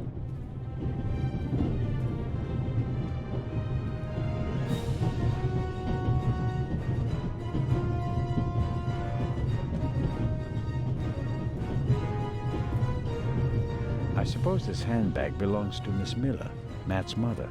Lady Westmacott's bag is probably smaller and more expensive. Aha.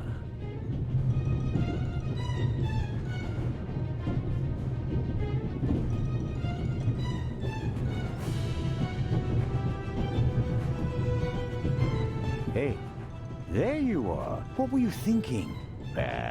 Come out of there. Is he gone? Is who gone? The man. What man? There was a man. He was coughing. One of the passengers? I think he came down from the roof. What are you doing on the train anyway? Why didn't you wait in the tunnel with the other passengers? I wanted to get my pistol. Your pistol? If there's so many cops and thieves and explosions and everything, then I need a pistol too. Makes sense. All right.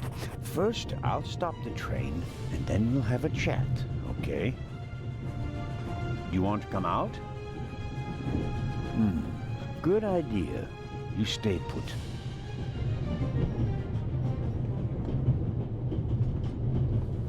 Matt, look. Thanks. Cover me, okay? No problem.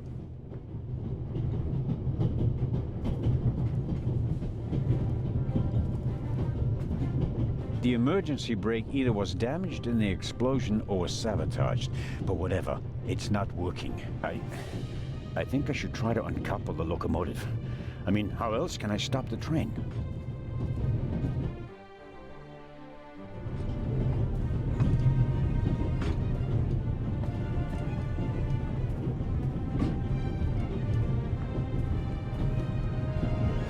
I can't get in. I presume the Baroness's luggage toppled over and is blocking the door.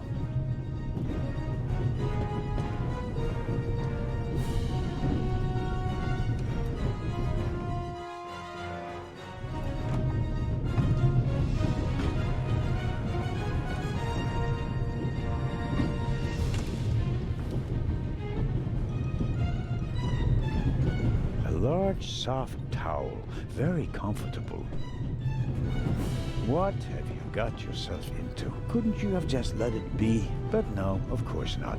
And now you're here, on an out-of-control train in the Alps, responsible for the life of a child who'll be doomed without you. What are you waiting for, eh? Time to save the day. I'll wrap it around my neck to keep my hands free. The tanks don't seem to be damaged. The water is still running. My situation isn't that desperate.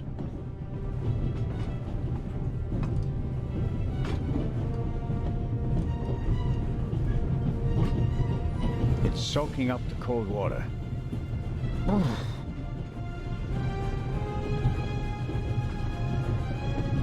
No, the towel is already wet enough.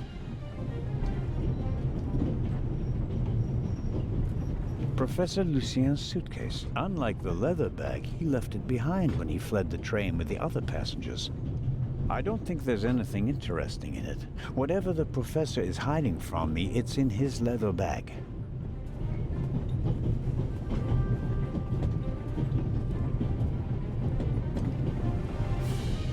Ok.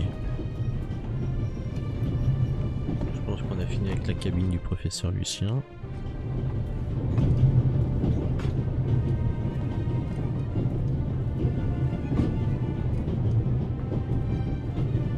what they see out of the window because of the smoke. I don't know how much coal is burning on the tender up there, but it must be tons. I can't do anything about the fire.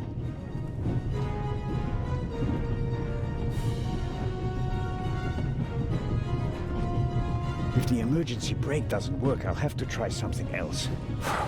Here goes. Ouch! Hot!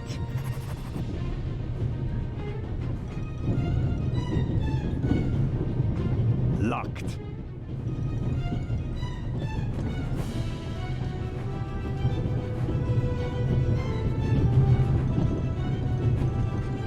An axe is for emergencies. If this isn't an emergency, I don't know what is.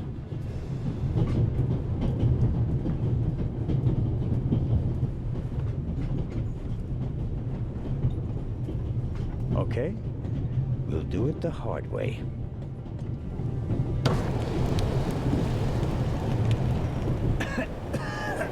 Ow!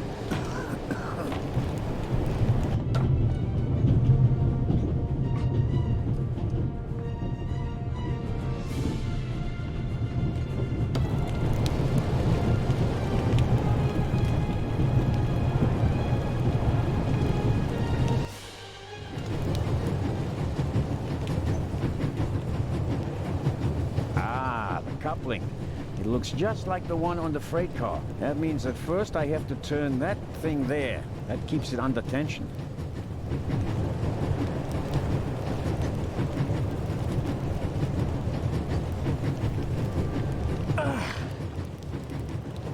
It's not working. Even if I could reach the lever with my hands, I wouldn't have the strength to move it.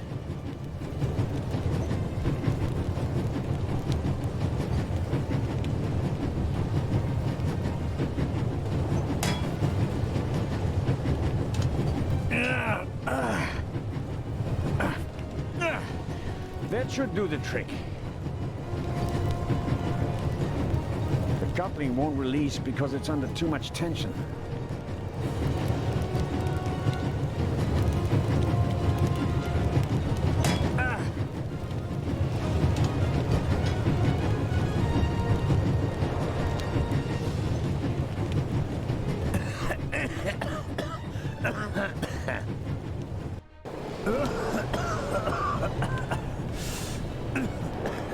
That's not just smoke. I can actually taste lumps of ash. It's time for my deputy sheriff's story. I uncoupled the locomotive at full speed. Not bad, eh? Do you think we'll get in trouble? Because of the locomotive? I don't think so. It was pretty old already. Come out so we can have a chat. I checked the entire train. There's no one on it except for us. What an adventure. Oh, yeah. Tell me, what did you see on the train? Well, it was like this. I wanted to get my pistol.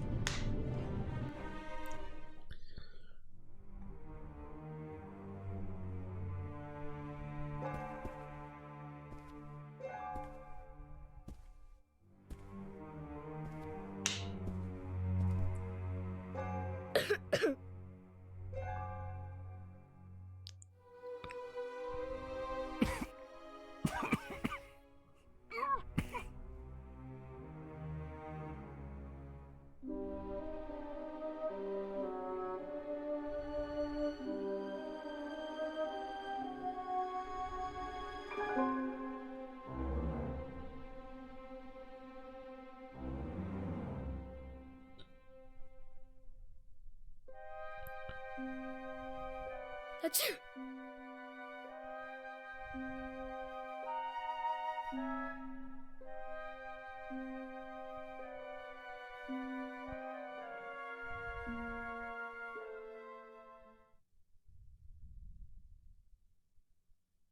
And then? When the guy was gone, I got up and banged on the window.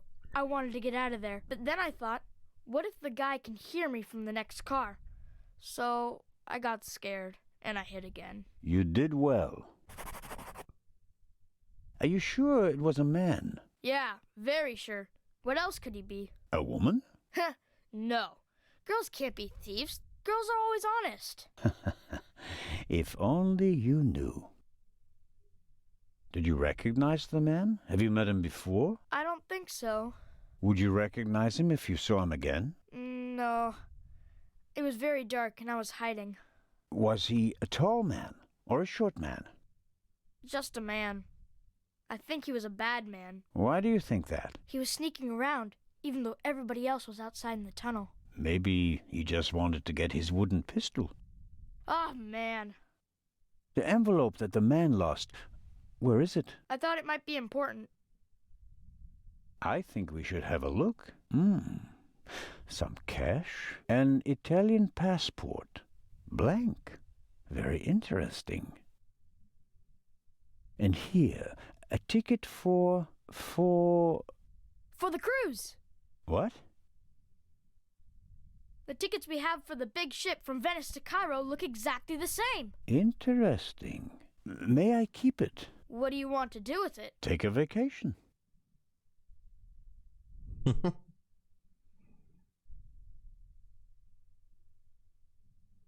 It's evidence. And my chance to go with you. The ticket and everything else in the envelope are part of my investigation, and you have no part to play in Cairo. If I hadn't given you the envelope, you'd have no proof that the Raven's heir would be on the ship. Ugh. The ship is his next chance to steal the eye, and he won't give up until he has it. And that's precisely why you should let me come along. No. What else did you find out in the tunnel? Not much. After we came out of the tunnel, Robert and I questioned the passengers. Which didn't turn up anything new? No. The engineer and the fireman were missing. They were found a few kilometers back on the track. Both claimed to have been overwhelmed by a shadow and thrown off the train. But you don't believe that? I'm checking their stories. One of them may have been paid to eliminate the other one. How could the Raven's heir have found out about the trap? How was he able to put the dynamite in the box and place the letter? The dynamite was probably already in the box when I put it in the safe. I didn't check it. You had no reason to do so. It wasn't my only mistake. I knew someone was on the roof of the freight car, but I let myself be distracted by that damned letter. How did you know? Too late. I should have reacted instantly. And what about the ship? I have earned the right to join you. What you did was extraordinary. Far more than anyone could have a right to expect from you. And you still want to leave me behind? You met our foe and barely escaped with your life. You may not be that lucky next time. It wasn't luck. You can return to Switzerland with your head held high. Enjoy your triumph. I have not achieved anything yet. The Fiend tried to kill us, and he's still at large.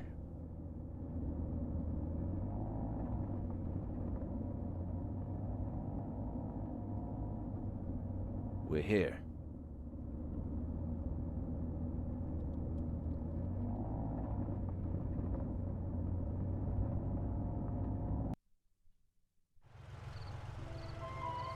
Inspector Legrand, an urgent telegram from Paris.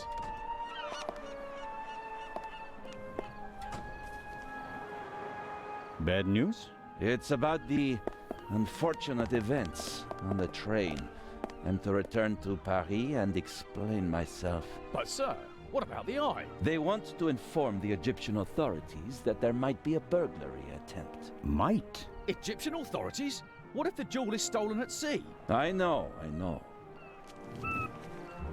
I never received it. Keep a close watch on the loading of the eye, Robert.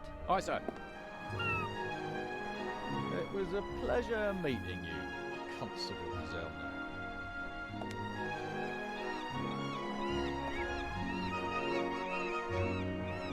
What is the constable's problem with me? I think he's jealous. Scotland Yard assigned him to assist me, just as you were sent by the Swiss authorities. With the distinction that he may go to Egypt. Robert is to accompany me at all times. Your mission was restricted to Switzerland. At this moment, I want to be sent back to Switzerland just as much as you want to be sent back to Paris. I know, but I'm walking on thin ice. and I can't carry you too. And the second eye is in that safe? Yes, an emerald. It's been kept in a bank in Zurich since the start of the war. I personally took it out of the bank vault, and Professor Lucien certified that it was the real thing. And while a fake jewel was sent by train, the real one was brought here in an armored car.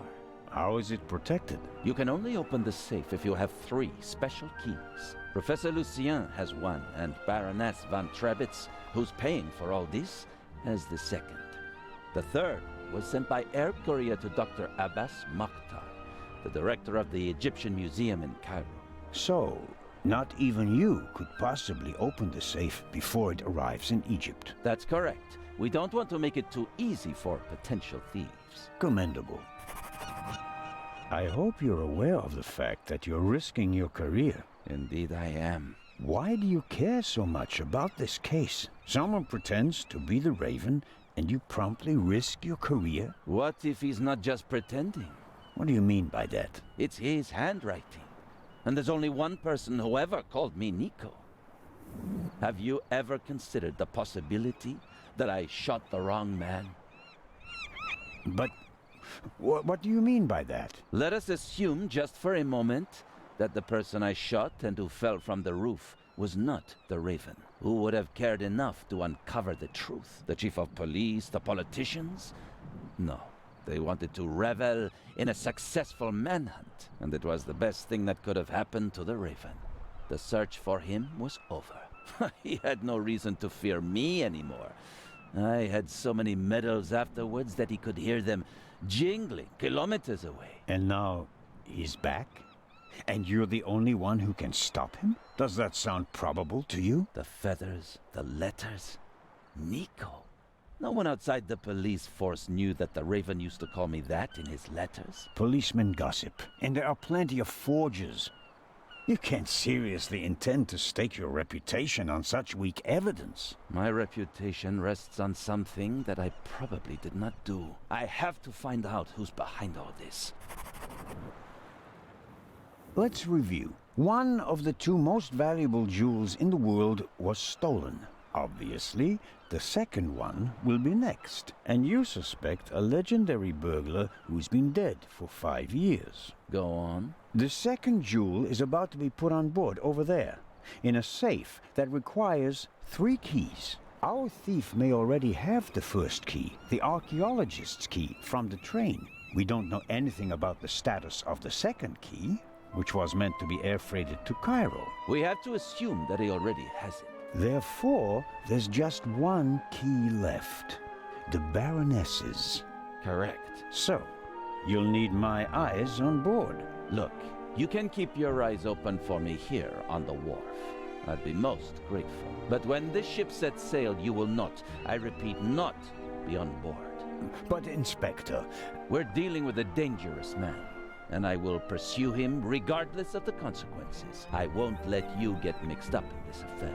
It's still my decision. No, it's not. It's mine, and I've already made it. Good day, Constable Zellner.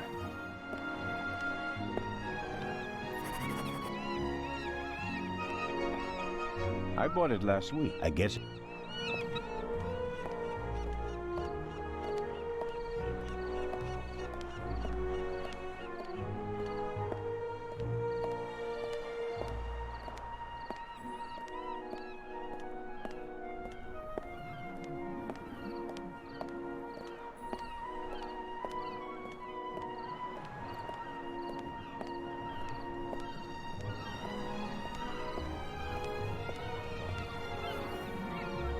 In my younger years, I might have considered abseiling from the crane down to the ship, but those days are long past.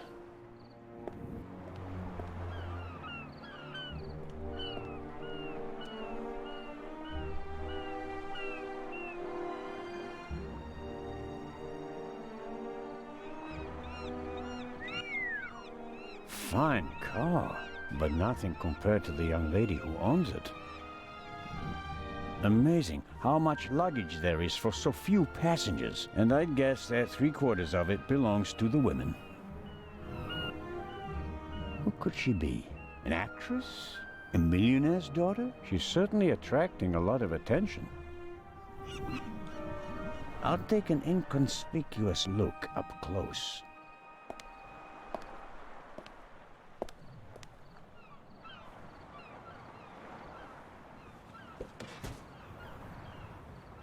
Oh, I'm sorry. I wasn't expecting anyone to be crawling around on the ground in front of my door. Don't worry about it, miss. No harm done. That's good to hear, Mr. Zellner. Anton Jakob Zellner.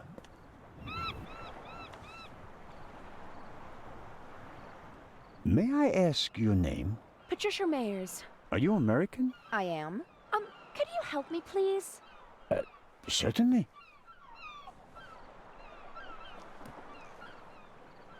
Are you on your way to Egypt? Yes. Are you on holiday? My father works for a railroad company there. And is rebuilding the country after the war. Wonderful. Yes. Wonderful. One more. You're lucky to have a father who takes you to so many interesting places. Oh, yes. Lucky me. Aren't you interested in Egypt? The pyramids, the history. I would have been more interested in a father who doesn't travel 300 days a year.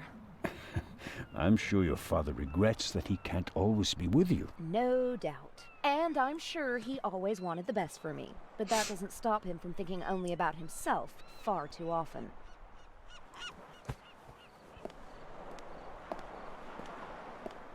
Bring my luggage on board, please. Excuse me? It was a pleasure meeting you, Constable Zellner. Impertinent.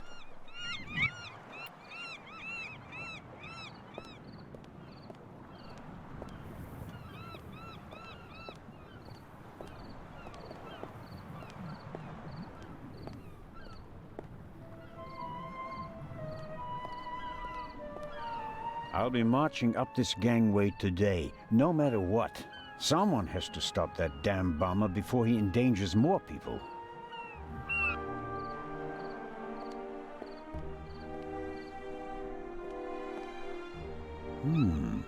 Is the doctor afraid to board the ship? Hello, Dr. Gebhardt. Ah, the hero of the hour. The hero of the hour, but out of work soon. Oh, you won't be a policeman anymore? Yes, but on my old beat, which is almost as good as being out of work. I understand. Is your new job bothering you? On the contrary, I wasn't sure whether I made the right decision until now. I'm from the Black Forest, you know. There are only mountains there. No ships. But now... the salty breeze, the atmosphere. I think I want to stay at sea forever. The sea is one thing, the passengers are another. It will be okay.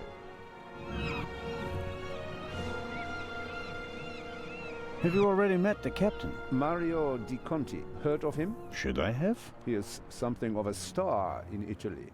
A war hero. In the First World War, when he was a young man, he sank more enemy ships than anyone else. In the Second World War, well, he had some personal problems. You mean like the ones you buy in bottles and pillboxes? Yeah, you could say that. Anyway, sending him into combat was out of the question. They gave him a supply ship instead. And he became a hero again. His ship, part of a convoy from Palermo to North Africa, was the only one that made it, with an extra 100 seamen who he rescued from the other ships. Impressive. To say his health is rather shaky these days would be an understatement. I think most of my time on board will be spent dealing with his numerous ailments. What do you know about the Baroness? Nothing really. Did you talk to her in the tunnel? No. Her butler was looking after her, and I was busy with Miss Miller. As you can imagine, it was a shock for her to see her son rolling away on a burning train. That's understandable. So, We were all glad when we heard about your brave deed. Well, there's nothing left for me to do but to wish you a good trip. Oh, you are not coming with us? Unfortunately, no. I'm to go back to Zurich. What a pity. Take care, Dr. Gebhardt. Oh, I just remembered. We found these in the tunnel. Are they yours? I'm afraid so. Strophantine. Do you have heart problems? Maybe it's for the best that you're not coming along. Too much excitement could be bad for your health. You mean if I don't do anything, I'll probably have a few more years to live? That's right. Keep your chin up. Ok.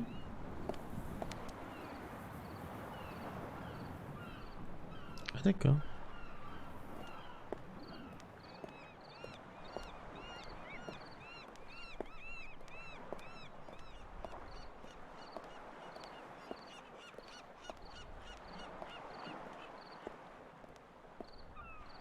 The sea is quiet today.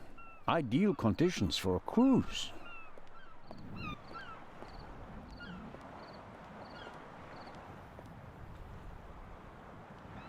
Constable Oliver seems to be a little simplistic. But I don't think he's a bad policeman. The way he reacted in the tunnel and got the train moving. Hats off.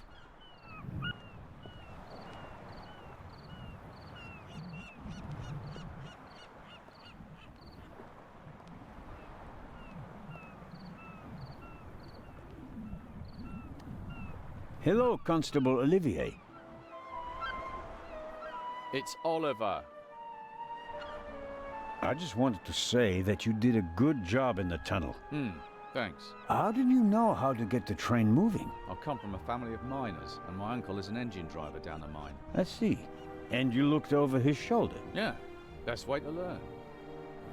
Did Legrand tell you about his theory? That it could be the real Raven? Of course he did. We're partners. But the modus operandi doesn't fit at all. The Raven wasn't a bomber. We have the letter. And the feather. That's his symbol. Anyone can put a feather in an envelope. You would know. What's that supposed to mean? It was you. What was me? You put the envelope on the safe. To blow myself up? You threw the bomb away, and now you're the famous hero, right? And the Raven must have paid you pretty well. That is ridiculous. Is it? Only you and I and Legrand were in the freight car. One of us must have put the envelope on the safe. Legrand didn't. And I didn't think about it. Ah ouais. Il nous accuse, le petit, hein. Pas très gentil, là. Hein? Ah, monsieur le policier de Scotland Yard.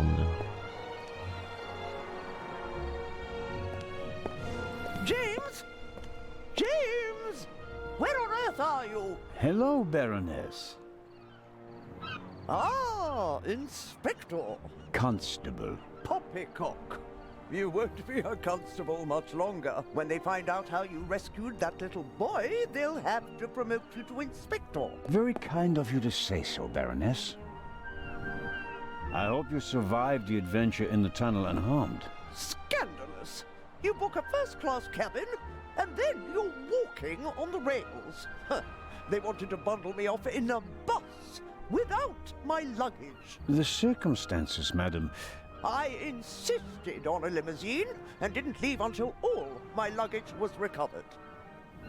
Did you know that the real Eye of the Sphinx wasn't even on the train? I had no idea. Inspector Legrand seems to prefer to keep me in the dark, although I'm the one paying for all of this. The inspector is ensuring the safety of the Eye. Well, obviously.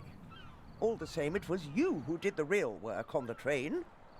I hope that the remainder of your trip to Cairo will be less stressful. You aren't coming with us? I'm afraid Inspector Legrand doesn't want my company. Now, where's my damned butler? James, there you are. Is the inspector to carry my luggage onto the ship all by himself? Well, actually... Baroness? Baroness, can you hear me? She fainted. No. No. Baroness? Again, harder. Hello? Can you hear me? Help me up. Perhaps we should... Now. I'll get Dr. Gebhardt. No, Doctor. Just a little moment of weakness. Your arm, James. Take me to the ship. But of course, madam. That was no moment of weakness. She saw something that shocked her. Or someone. Very interesting. Especially since she doesn't want to admit it. That's a fine automobile. But not even a stately sedan like this can handle all the Baroness's luggage. She was lucky that the second and third freight cars weren't buried in the tunnel. Most of her things made it unscathed. Who or what did she see?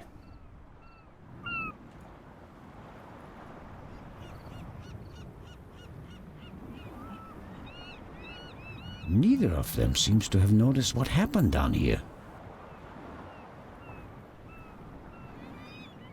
You'll have a tough time with her.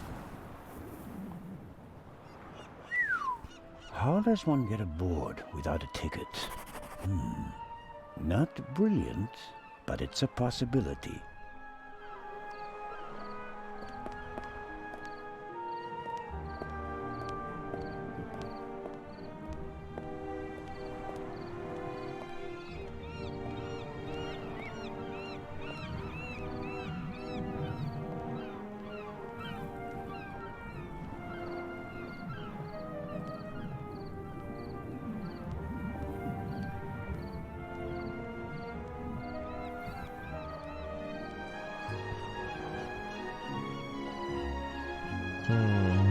Merde, je peux pas aller...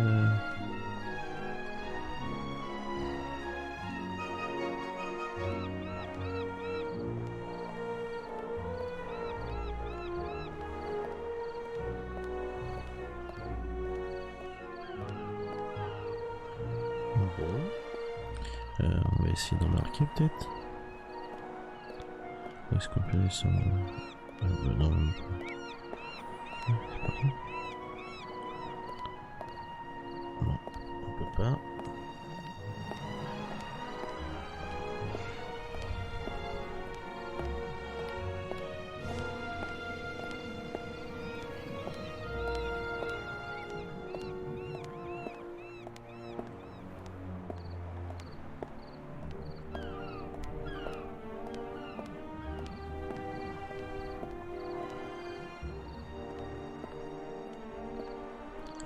C'est comme ça, même si je pense que ça ne passera pas.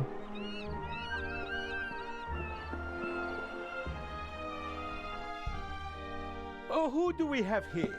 Signore... This is Constable Anton Zellner.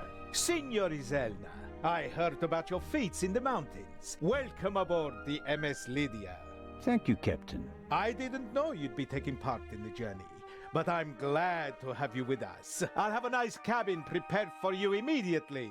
The constable will not be joining us. He has other duties. Oh, that's too bad. I would have loved to hear about his adventures from the man himself.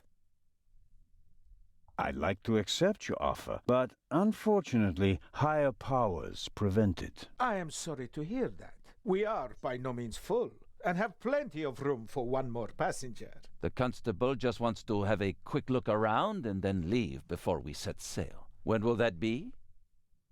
Oh, in about 15 minutes. There you have it, Constable. May I ask how to get to the cargo hold? Oh, signori, there are much nicer places on board. But I'm interested in the cargo hold. Why is that? One of the trunks seems suspicious to me. Someone could be hidden in it. You? You want to imply that the most brilliant and probably richest thief in all of Europe is stowing away in a trunk? That's not his style. That's what makes it more likely that it's not him, but a copycat who's behind all this. And a copycat's style might include doing whatever it takes, like hiding in a trunk if they've lost the ticket. Oh, come now. Actually, It would be possible for a registered passenger to board the ship without a ticket. What do you mean? You can't buy a ticket for the Lydia at the counter. You book the trip in advance. We know the names of all the passengers. As long as a passenger is on the guest list, we let them board the ship. Doesn't matter if they have a ticket or not. And did any of the passengers board without a ticket? I couldn't say. We ask for a name and check it on the list. The tickets are no more than souvenirs for the passengers. So much for your trunk theory. Regardless of what you say, I would still like to examine the cargo hold. All right, then, if you like. But we'll meet here again in 10 minutes. Captain De Conti, before we depart, I'd like to send 2 telegrams. Certainly, Inspector. The cargo hold is over there. You can enter through a door on the forecastle. The horn will sound twice, 5 minutes before we set off. That's the signal for all the dock workers to leave the ship. Understood, Captain. Follow me to the bridge. You can send your telegrams from there. My time is running out. If I don't find anything in the cargo hold, my cruise will be over before it even begins.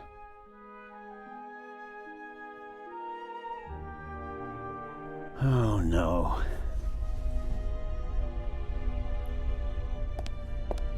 Oh, what's this?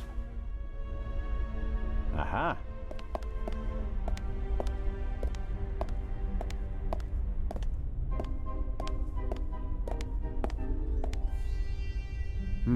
The left 3 lockers are locked. The door to this locker is ajar. Empty.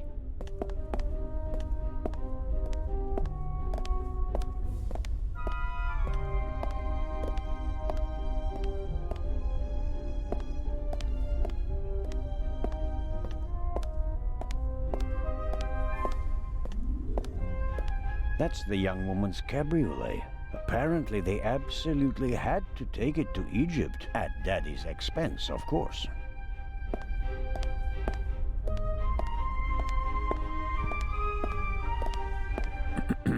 Hello? Come on out. The game's up.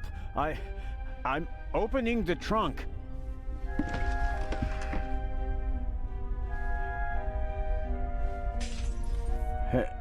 Hello?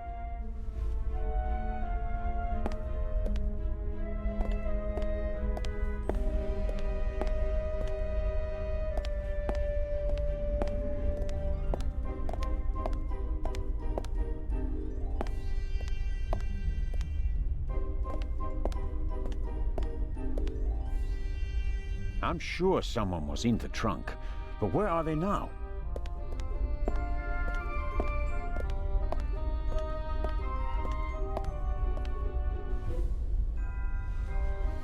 The shards are... Phew, I startled too easily.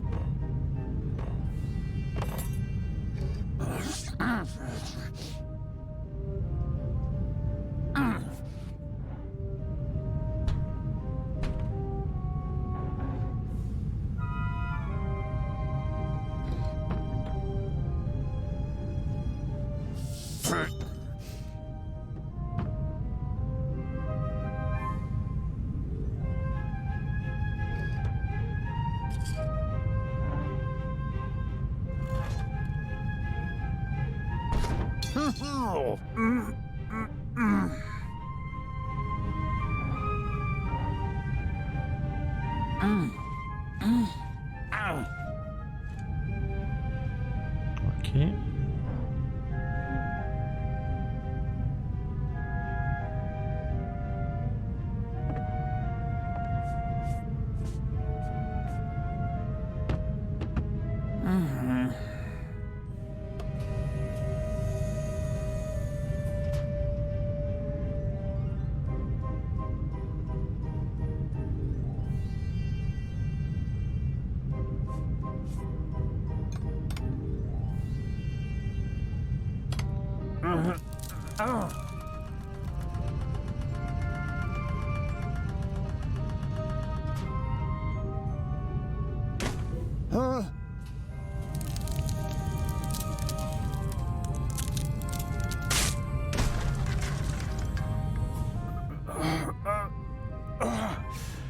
Ouch! Damned. Ah!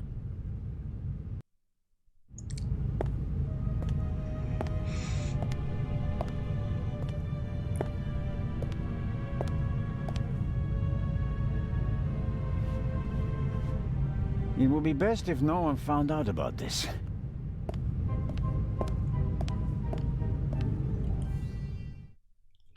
Alors, on a eu des trophées.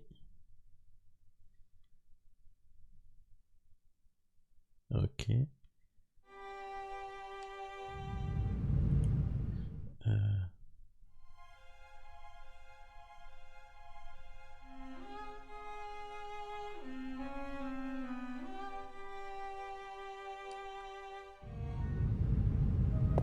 Bien sûr, une sauvegarde au cas où. There's some blood and hair stuck to the pipe. Hair I really can't afford to lose.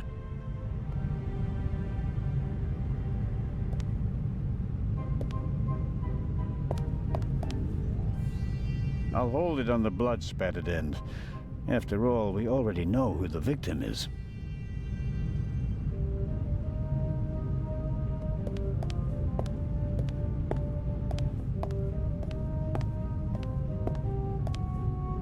I can make out a corridor, but no details.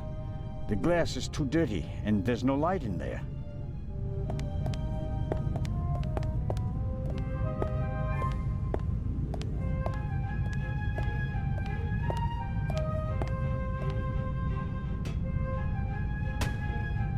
It's no use. The door seems to be locked from the other side.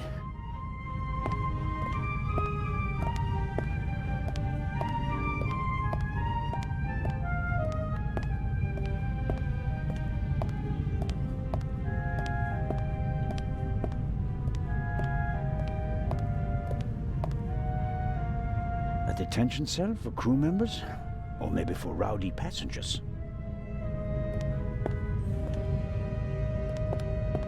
The cargo hold seems to be used as a changing room for the crew as well. Or at least the part of the crew that doesn't do their work in white suits.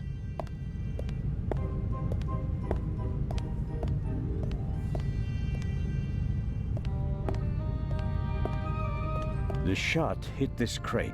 The question is, was the gunman actually trying to hit it? And if so, why?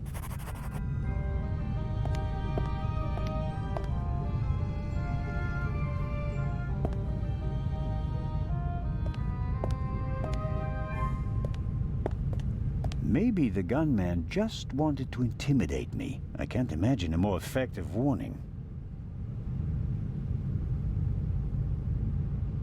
It's too dark to make out anything inside the hole. I should take a closer look later.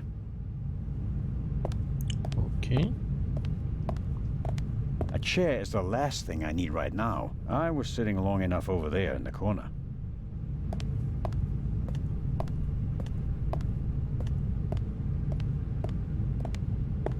On va monter, je pense qu'on a fait le tour ici.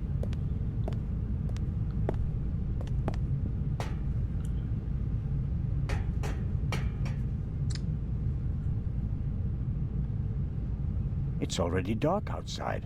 How long have I been unconscious? Pourtant, on dirait qu'il fait jour vu les lumières qui se dégagent par le hublot.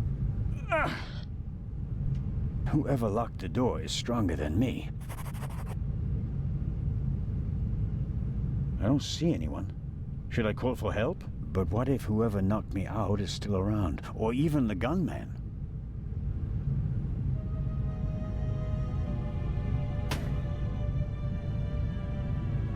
I should be careful. The gunman may still be nearby.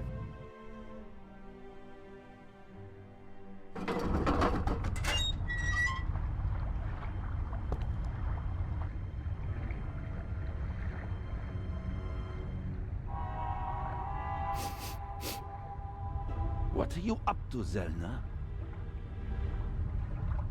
I wanted to determine whether the gun had been fired recently, Inspector. I mean, what are you doing on the ship? I was jumped in the cargo hold. Of course you were. Here, look. Careful how you hold it. There could be fingerprints on the end. Surely you don't expect me to believe you. I was inspecting the trunk. I found it in the cargo hold, and it was clear that someone had hidden inside it to board the ship. Some people are willing to go to great lengths to be a part of this journey. Indeed. Whoever it was, they struck me on the head from behind with the pipe while I was looking for clues. Oh, and they shot at me as well. Ridiculous. You wanted to come along. Orders be damned, and so you found a way to stay here. I should throw you overboard. I would have dreamed up something less painful. True. That doesn't look good. See? And there's a bullet wedged in a wooden crate down there. I don't have a gun. The doctor should have a look at it. Come with me.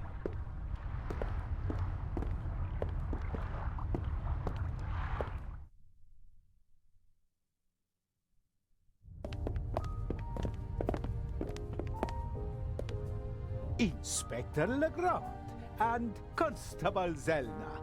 So you have decided to join us on our journey after all? So it would seem. We are searching for Dr. Gebhardt. I'm just fine, Captain Conti. The Conti. I'm in control.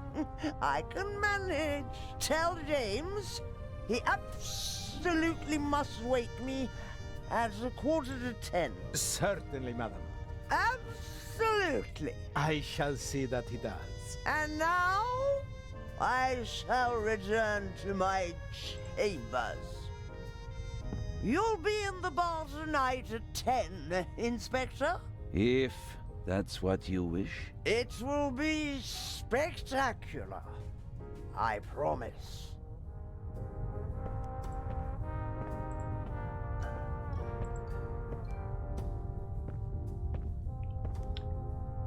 The fresh sea air, and perhaps a glass of champagne to many.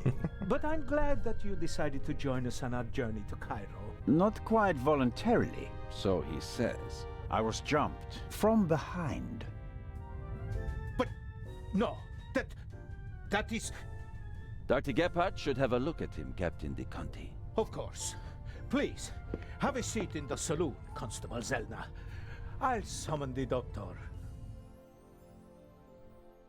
Ah, Doctor, there you are. Our brave Constable Zelna was attacked. Struck on the head. Oh. Sit down, please. Now, please, tell me exactly what happened. I think you've got a stowaway on board. I was jumped. Intolerable. I'll have the crew search every nook and cranny of the ship. And of course, Mr. Zelna, you are cordially invited to travel as our special guest. Good to know that at least one man doesn't want to throw me overboard. Is it bad? Yes, it hurts a lot. I spoke with Dr. Gebhardt. He suffered a violent blow to the back of the head. I cannot really say how bad it is. But I can. It really hurts. Why didn't anyone come looking for me? Didn't anyone notice that I didn't come back from the cargo hold? We did search for you, but we couldn't find you. Who was supposed to search the cargo hold? Constable Oliver. I'll have a talk with him about that later. I should hope so. How many fingers do you see? 3 fingers. Okay. Where are we, and what time is it? I must have been out for ages. It's just after 8 p.m. You just missed dinner. But we'll all meet here in the saloon at 10 o'clock to have a drink together. Greeting the passengers personally is a tradition I will not break, even on this unusual journey. You're all right now, Constable. The bleeding has stopped, and the wound looks good. You may have a mild concussion. You just need a good night's sleep. And tomorrow, your only worries will be a headache and an impressive bump.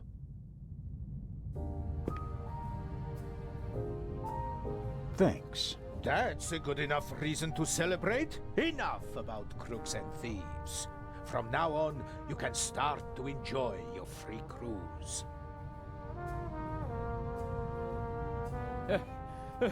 Inspector! What?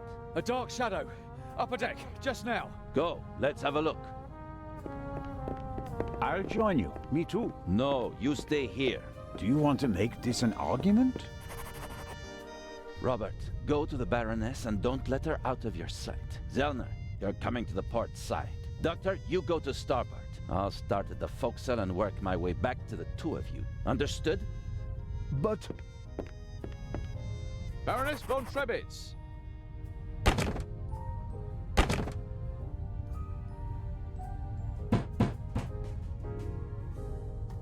Hello? Baroness von Trebitz? Open the door! Dr. Gebhardt insisted on coming along, but now he doesn't seem to be sure if that was a good idea.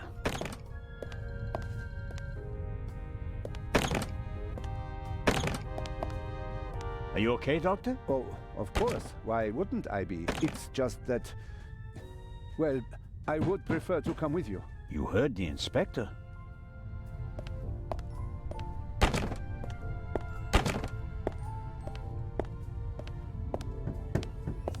Ok.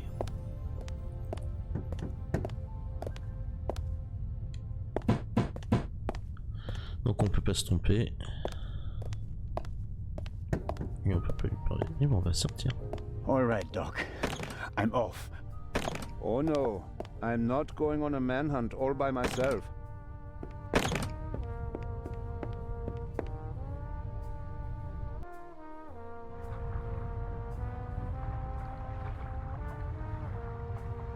Are you okay? Maybe you had better take a rest, in case the blow was more severe. I'm okay. Zellner, up here! Come on. I think it came from up there.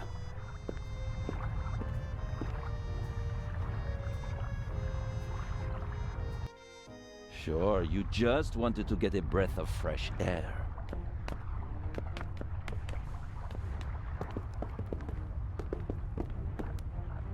Zellner, look who we have here. Well, if that's not our shadow.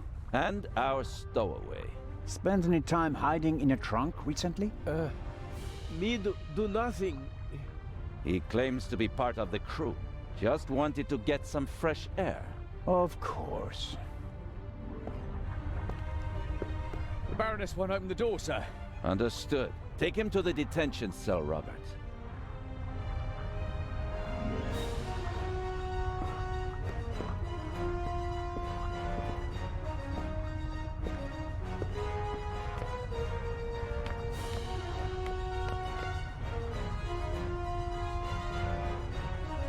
You were right. There was a stowaway. Yes, but he can't be the Raven. He's too young. Right, but that doesn't mean that the Raven isn't lurking here as well. What was that? A shot! It came from one of the cabins.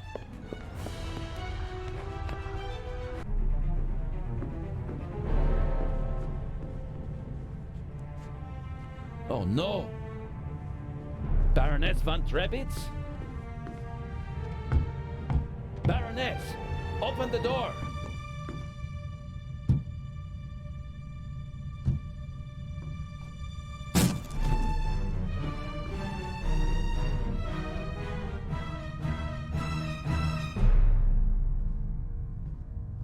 Step aside, please.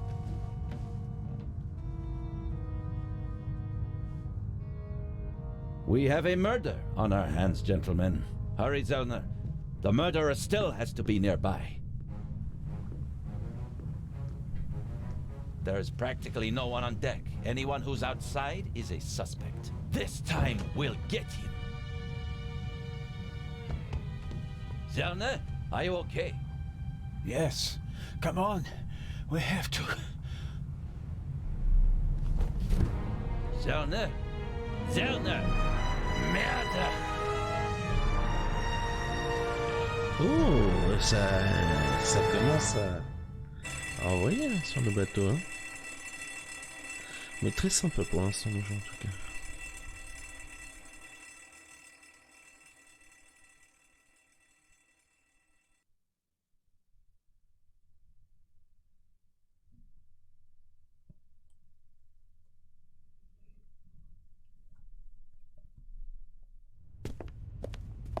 Ah, you awake? Sleep well, did you?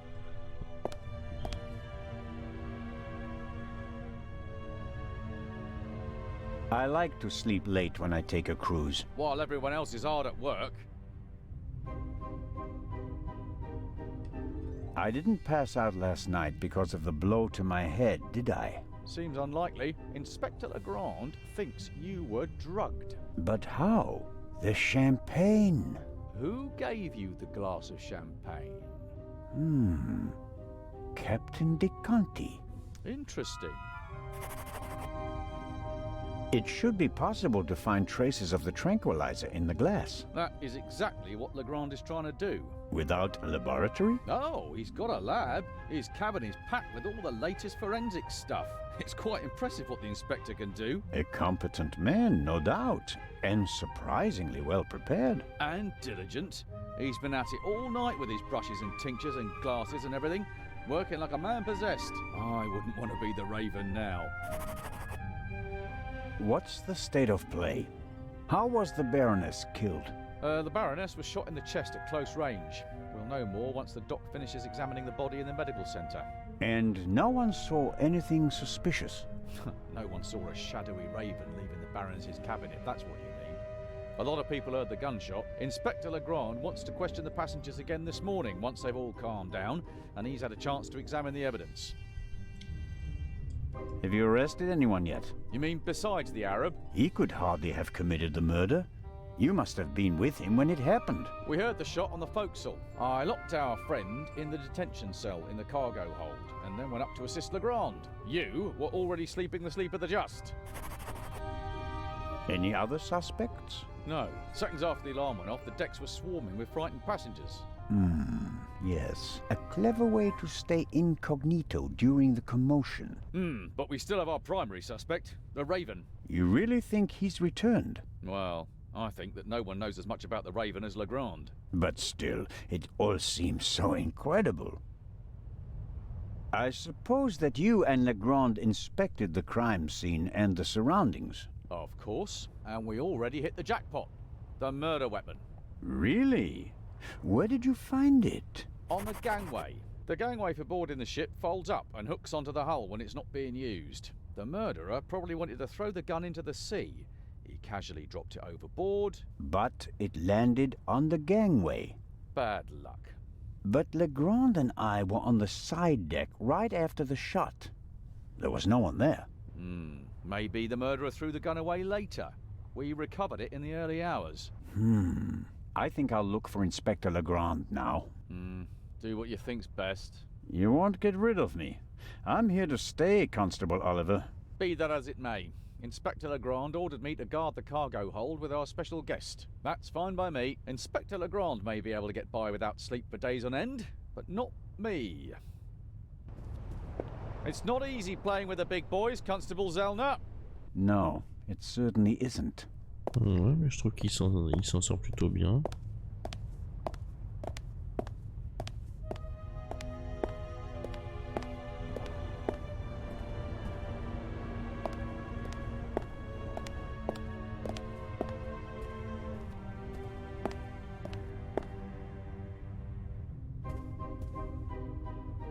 An antique wooden globe. If Galileo hadn't asserted himself back then, this would be a flat disc now. I guess our stove, whatever his... The globe nicely shows that 4/5 of the Earth's surface is covered by water. Looking out the window, I'd call that an understatement.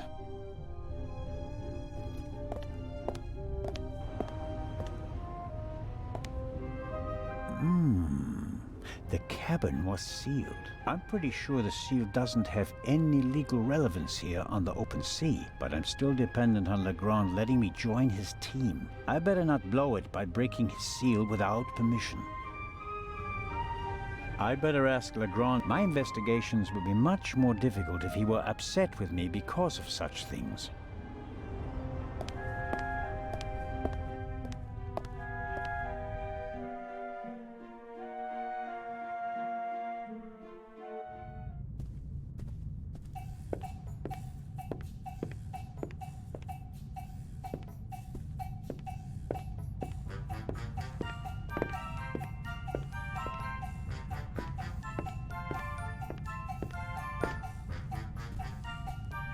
Ok, là il n'y a rien à faire.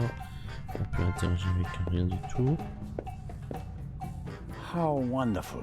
Sunshine and a blue sky above the Mediterranean Sea. It would be a perfect cruise day, if not for the murder. The ship must have been rebuilt at some point. I'm sure it didn't originally have such a modern glass roof.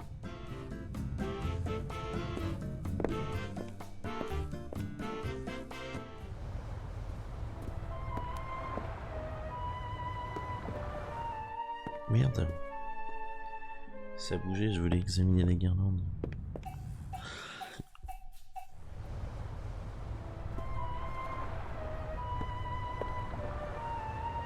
Did Edison have any idea what would become of his invention? Big, soft towels. I could reserve a deck chair with it. No, better not. I'd really like to lie in the sun and take a nap, but I don't have time for that at the moment.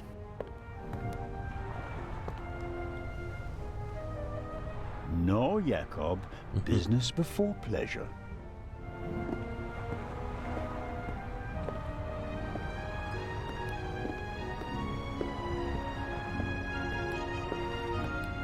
These things made quite a racket last night. I couldn't hear myself think.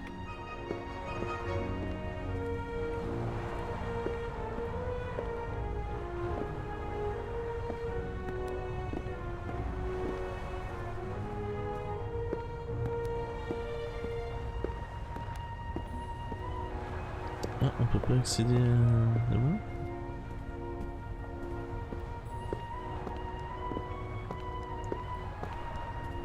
Ok.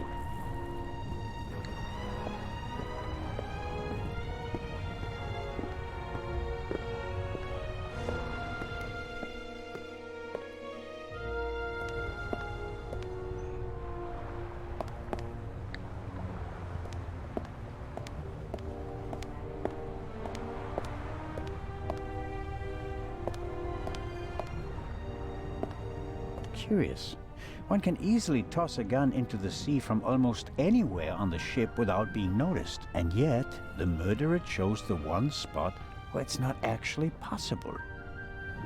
The gangway is hard to miss. Why did the murderer drop the gun on the gangway? They must have noticed their mistake, even if their back was to the sea. So, why didn't they take the gun and throw it a few meters farther into the sea? I suppose the life jackets are stowed there, close to the railing, close at hand in case of emergency. I hope I don't find myself needing a life jacket.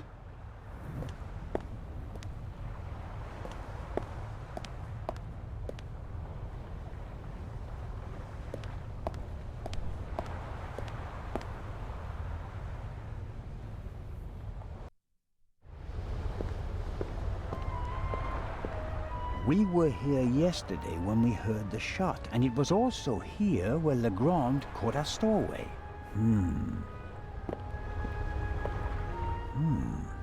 A boat like this would also make a good hideout for a stowaway.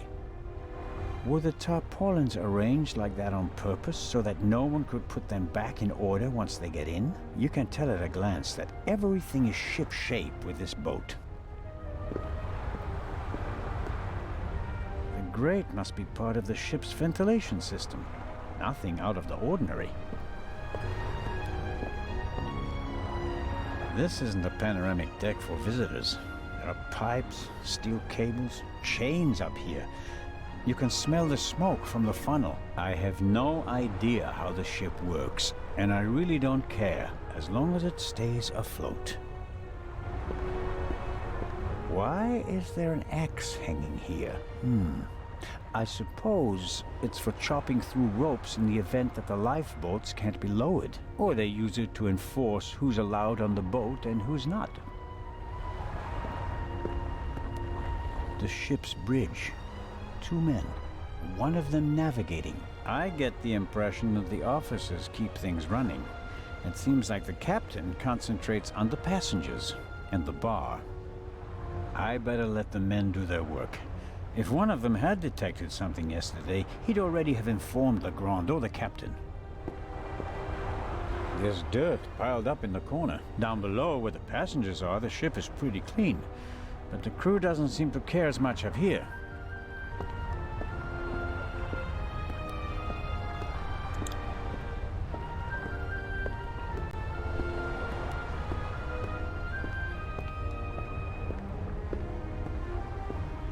The grate shouldn't be so easy to open. Did the stowaway open it and we caught him in the act? No. The pipe is too narrow. He wouldn't fit in there. I guess the cover has been defective for a while. I could inform the captain that the grid has to be repaired, but if I start reporting all the problems on the ship, I'd have to shelve my murder investigation.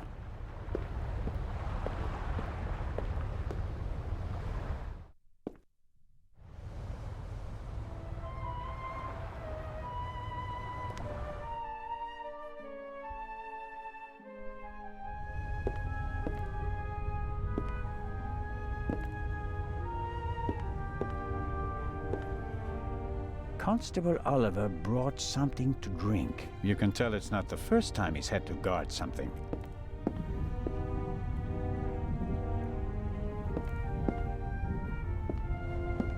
It may not seem like it, but Constable Oliver is actually a very effective watchman.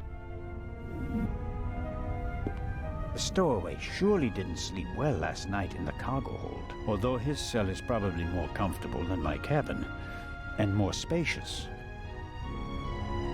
I have to talk to the young fellow right away. Even though he was already under arrest at the time of the shot, he may have noticed something before. If I want to get into the cargo hold, I'll have to get rid of the constable first. He won't let me talk to our young friend. Okay. I wonder if this game is an advanced version of bocce. Maybe the inventor realized that it's difficult to play ball games on a boat and came up with an alternative.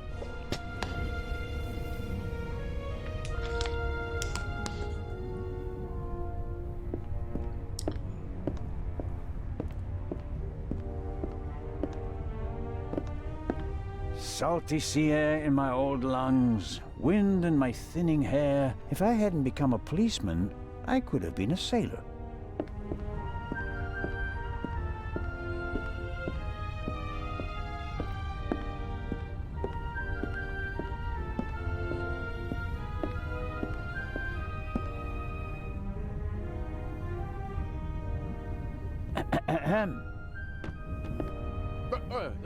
What's going on? The Raven just flew by. What? Or at least, he might as well have. I wasn't asleep. I understand. It was just a ruse. What do you think? What happened here last night? The Raven broke into the Baroness's cabin, she surprised him, and he shot her. What was he looking for in her cabin? She was a rich woman. Why did he lock the door? Why not? From inside? An impressive trick. I'm not saying I know how he did it. I'm just saying that it was him. Why didn't he leave a raven feather? Are you serious? We'd have suspected him straight away. But fortunately, we still did. Any conclusions about our young stowaway? Yeah, he's a bit suspicious, foreign and whatnot. I see. Did he act suspiciously in any way? No. The shot surprised him as much as it did me. Looked in on him earlier. Still seems to be asleep. Covered with a blanket from head to toe? Oh, he's still in there. I poked him. Let's assume that the old Raven really has returned and that he really is responsible for all this. Who is he? Or she?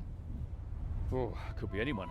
No one's ever seen the Raven. He could also be paying someone else to do his dirty work. Well, of course. It's a fact that he used to work with partners. They even arrested some of his accomplices. But no one could ever identify the Raven himself.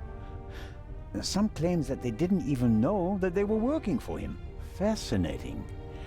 He could have hired someone with financial difficulties to set off the alarm at a certain time without that person knowing why they were doing it. The man Legrand shot back then, he was a famous safecracker. He could just as well have been a henchman. Or the real Raven. There's probably no better cover for a big thief than acting like a small one. May I go downstairs and have a couple of words with our guest? No, you may not. Come again? Inspector Legrand wants to conduct all the interrogations himself. I'm sure he'll understand if I form my own conclusions. He ordered me to guard the door, and that's just what I'm gonna do. How about a bit of individual initiative? How about letting a man do his job? Or do you think you'd be better at it? I don't want to keep you from your duties any longer. Good idea. The bottle should be full of water, unless the good constable happens to have a secret alcohol problem. No way to verify that. I can't get the bottle without him noticing.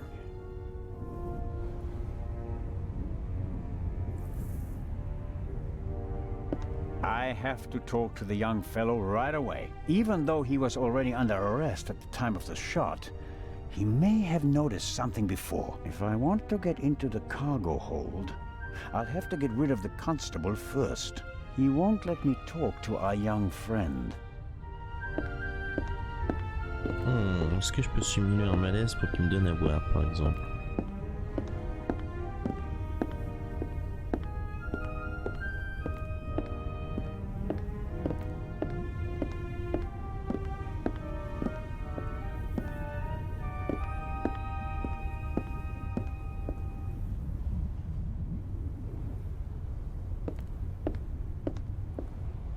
Mais non.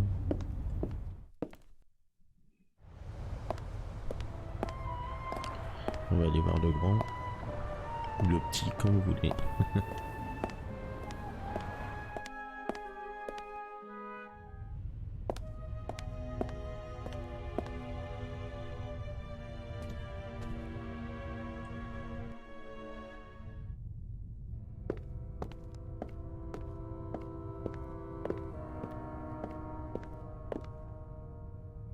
I'm not paying for this trip, and that's a fair price for my cabin. It's rather plain, shall we say. An alarm like this one was set off yesterday. This one hasn't been set off. The security seal is intact.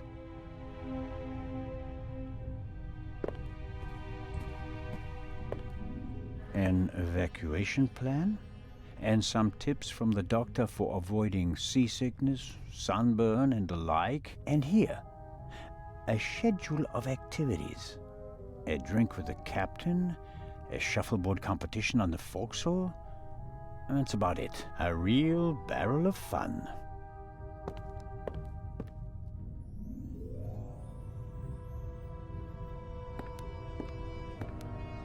A pitiful attempt to make the interior of the ship seem less dreary. A bit of paint on the walls would have helped more, especially since a plant won't survive long without daylight.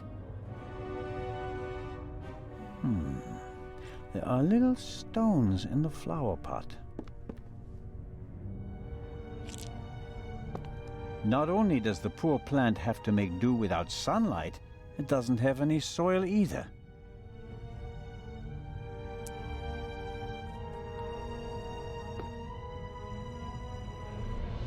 Really?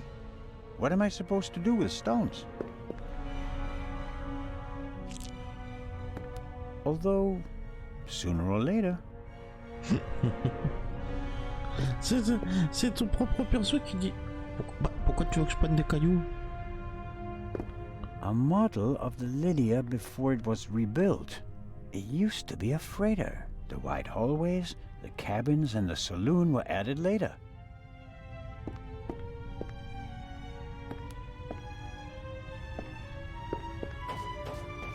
Come in.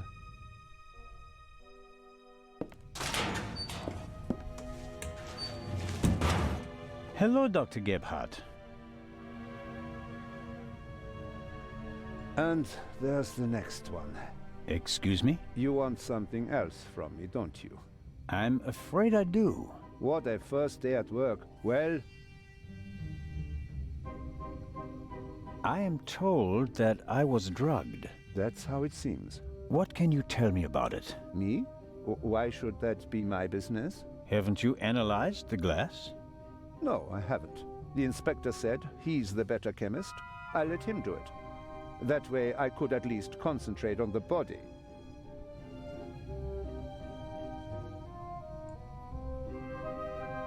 Do you know whose glass I drank from? What do you mean? Captain de Conti handed me a glass of champagne. But where did he get it? I don't know. Did you ask him? I'm just asking because you were also in the saloon when the champagne was served. Yes, but I only entered the saloon a few seconds before you did. I didn't manage to get a drink myself.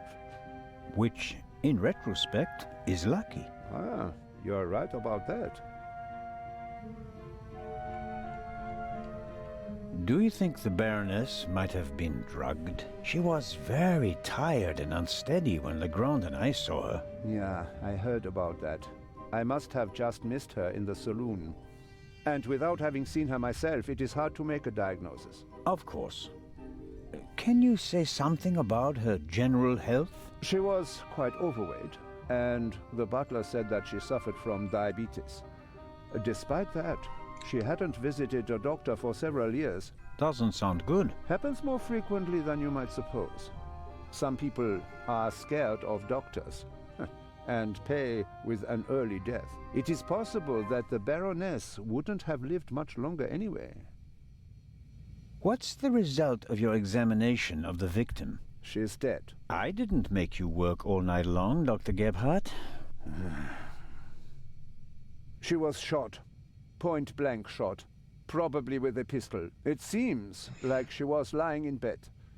The shot struck her heart. She died immediately. One shot? More were unnecessary. And we only heard one shot, no? And there's just one entrance wound. Just one. Have you already removed the bullet? Did Legrand send you? What is that Frenchman's problem? I already told you. I will get in touch as soon as I have it. That is also what I told the constable, who he kept sending all night long, once I finally got rid of Legrand himself. Did he look over your shoulder? He probably wanted to take the scalpel from my hand and hack away himself. But this is my surgery, and I will not let amateurs interfere with my work. That's understandable. How much longer will it take? I have just finished. Send my regards to His Majesty. Thanks. I think that's it for now. No. That is it for now, then, and later. I'm going to lie down for a few hours. Can you tell that to your boss? But...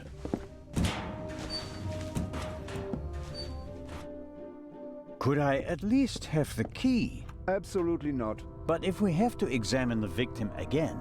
then the esteemed inspector knows where to find me. In my cabin. In bed. Good night, Constable Zellner.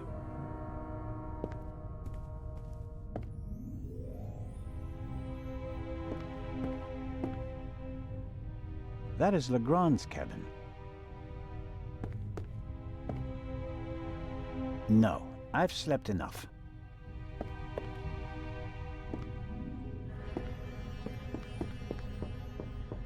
Come in.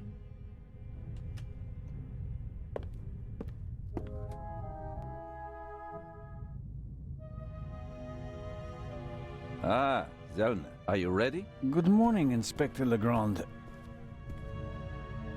My head is pounding, but I think I'm okay. Chloral hydrate. Hmm? That's why you have a headache.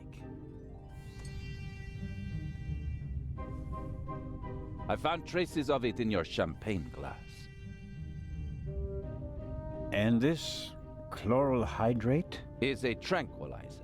Can be dissolved in alcohol. The effect begins in minutes and lasts for hours. Who gave you the glass of champagne? I think it was the captain. But he could have got the glass from someone else. Find out. Understood. What have you found out so far? The Baroness was shot in the chest at close range. We heard the shot. The murderer quickly fled the cabin and dropped the murder weapon over the railing later.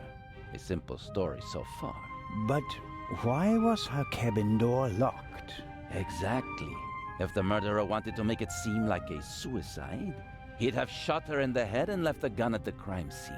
And if it was murder, why did he go to all the trouble of locking the door from inside?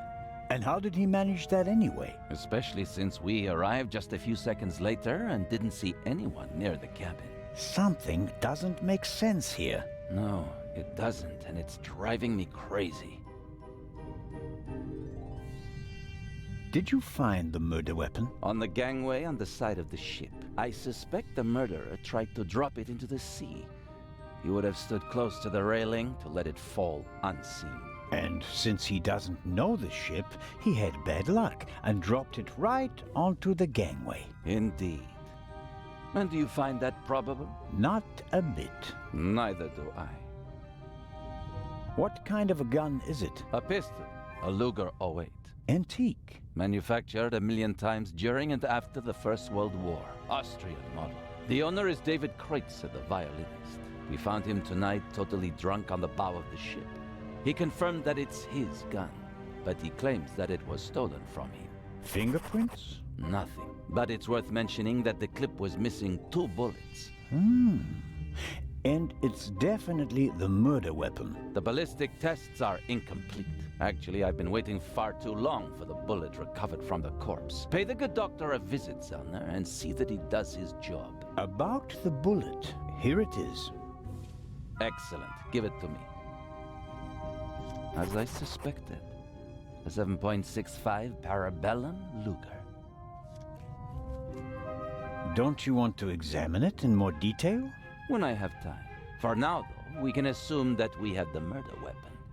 There can't be too many antique Luger 08 pistols on board. May I take a look at the Baroness's cabin? We already searched it thoroughly. Sure.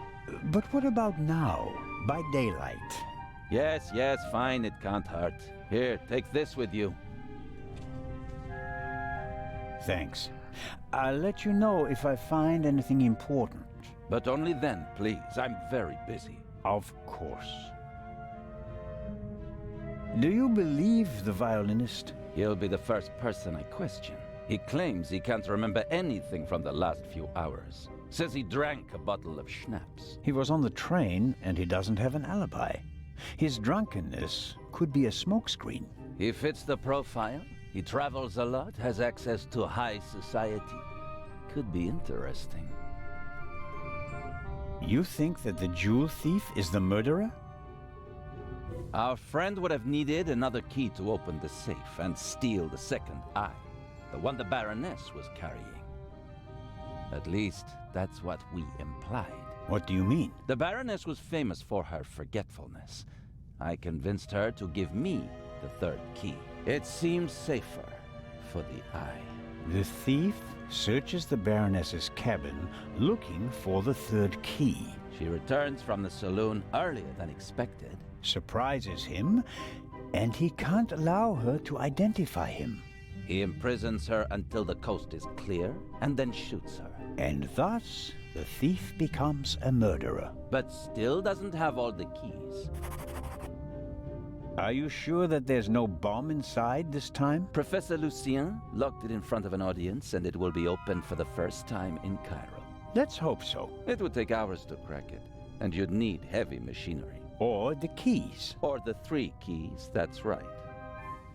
Do you really think that the Raven is behind all this? He wrote the letter that was on the safe in the train. Without the letter, we wouldn't have opened the safe and the bomb wouldn't have exploded. But it doesn't seem like him, does it? The Raven was famous in part because he never hurt anyone, much less killed anyone, during a burglary. It's his handwriting, and he called me Nico. No one else does that. I chased that man across Europe for years. It is him. It has to be him. But the evidence... Enough. I'll be on my way. I want to find out who gave me the drugged champagne. Good idea. Inspector Legrand? Are you okay? Maybe you should take a break. I can sleep once I've caught the Raven. Goodbye, Constable.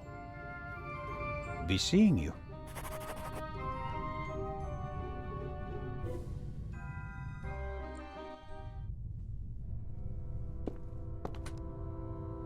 Legrand is risking not just his career, but his health as well on his hunt for the Raven. He's working like a demon.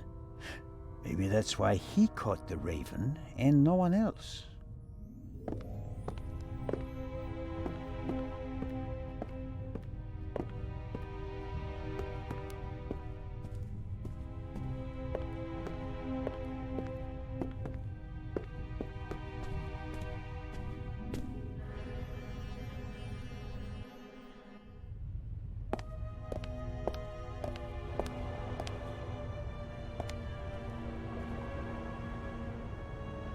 This is the first murder scene I've ever set foot in.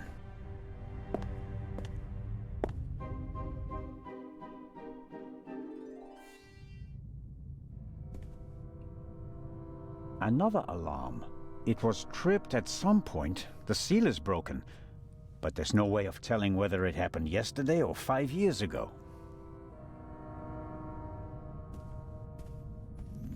The most unportable portmanteau I've ever seen.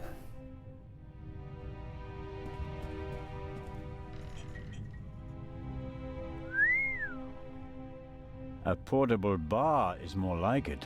Must be hard work transporting this big, heavy thing halfway around the globe. And the Baroness was lucky that the other freight cars were only lightly damaged by the explosion.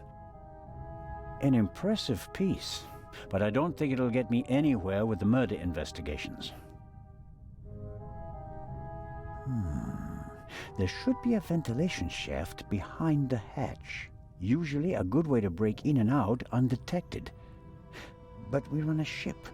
The ventilation shafts are very small here. I can't say why, and it seems impossible. But something tells me that the murderer entered and left the cabin through the door. The only question is how.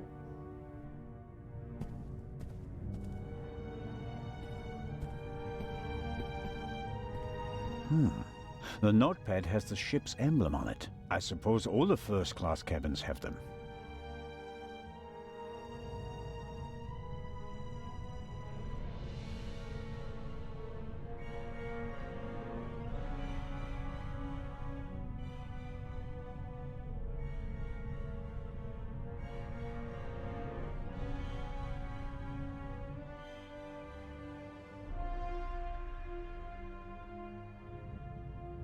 It says, Inspector, be in the saloon at 10 p.m. There is a murderer on board and I will expose him.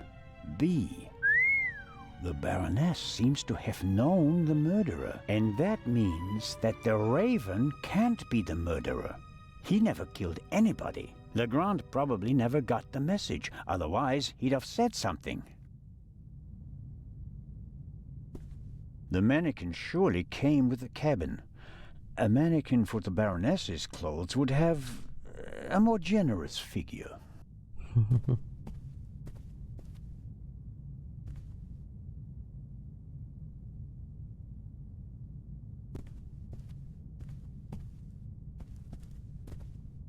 Sunflowers.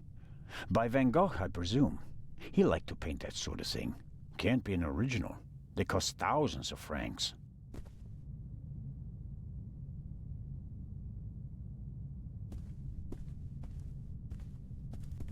Apparently, the Baroness didn't have time to unpack her bags. Or rather, didn't have time to tell her butler to unpack them for her. Sifting through all that would take ages. But here, the Baroness's handbag. Ha-ha.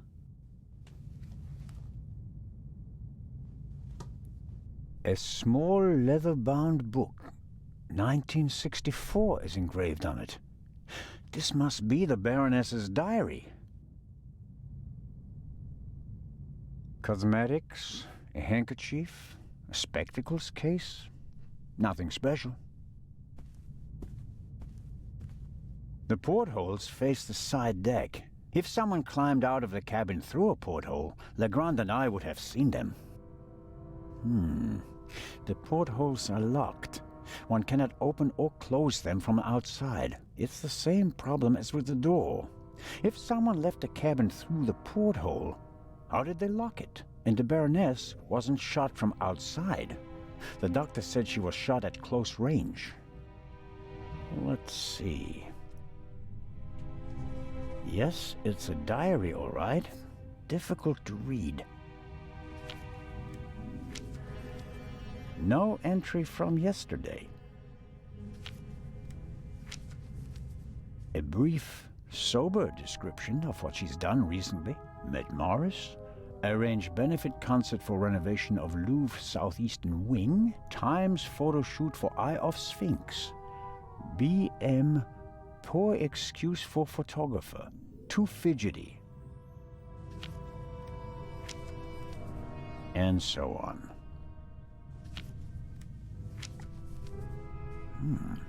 This entry looks strange. The handwriting is shaky, difficult to read. Dreamt of Bobby. Yesterday would have been his birthday. Next week, Jay's.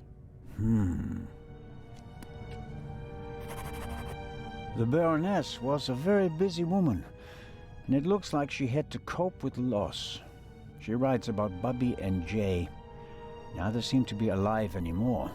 Almost every family lost loved ones in the war. Maybe hers as well.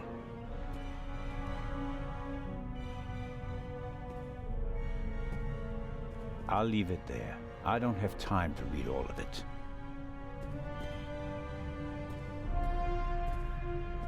Something's under there. Down feathers. Maybe from a quilt or a pillow. Nothing special. Although, it seems like one of the feathers was scorched at the top. Literally burnt. I'll take it with me.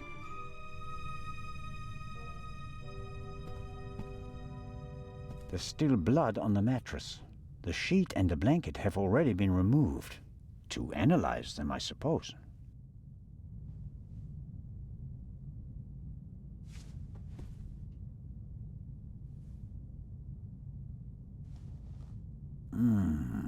Nothing. The blood spot is the only sign that someone committed a crime in here. Somehow... That's odd. The blood is so red. Shouldn't it gradually darken in the air? Turn brown?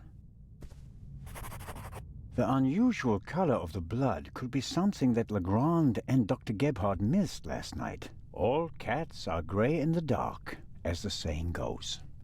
I should take a sample.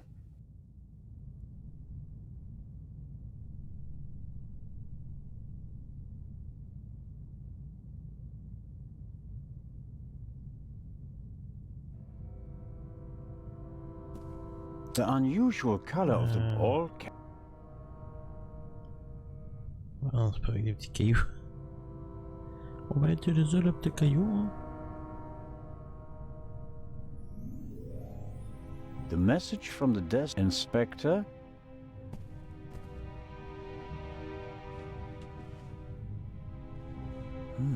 A tape recorder. Must go with the built-in speakers. Probably part of the cabin's furnishings. The tape recorder is older than the hills, but it was once very expensive. Top of the range. And it doesn't come cheap. Strange. There's only one reel. And it's the wrong one. No. No sign of the original reel. A reel made by Zeibling. I know the brand. Zeibling's tapes can be overwritten many times without losing quality. They're used in offices so that executives can record messages for the secretaries on the same tape over and over again. But they're not good for much else. They're robust, but they don't offer much in terms of sound quality.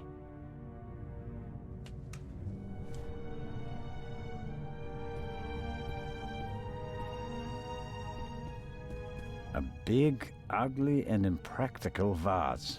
If it had a wider opening, one could at least use it as an umbrella stand.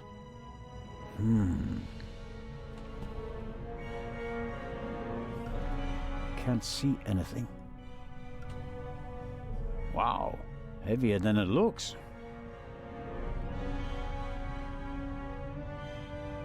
Aha! Why were the down feathers tossed in the vase? Or is there anything else in there? There may be something else in the vase, but the neck is too narrow to reach in with my hand.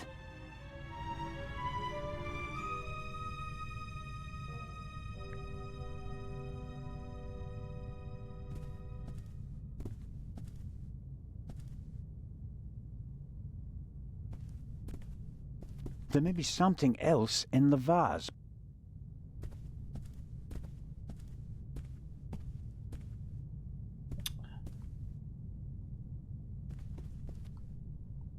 Voilà. More feathers, and they're singed as well. I'd better take it with me. There may be something.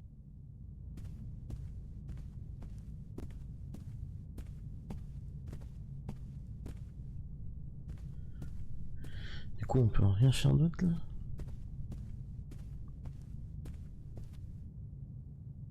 There were singed small, even stones. I guess our stowaway, whatever his story is. The message inspect.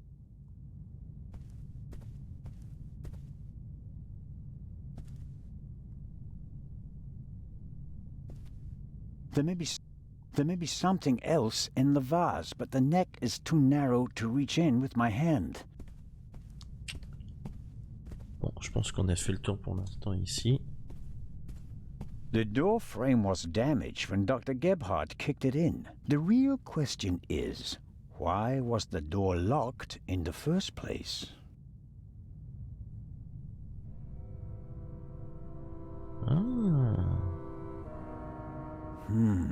Assuming the murderer isn't a magician, and the Baroness locked the door herself before she went to bed, the murderer couldn't have left the cabin through the door. So, the murderer must have still been in here when Dr. Gebhardt kicked the door in.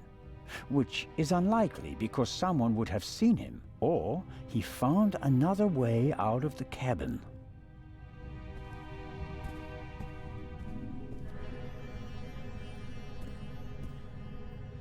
There may be something else. Oh, là on a vraiment fini.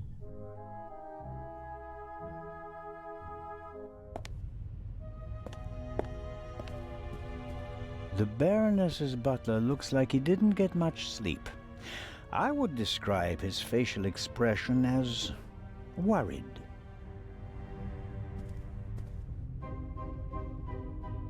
Hello, Mr. Inch. Oh, Constable, hello. You look the worse for wear. It must be terrible for you.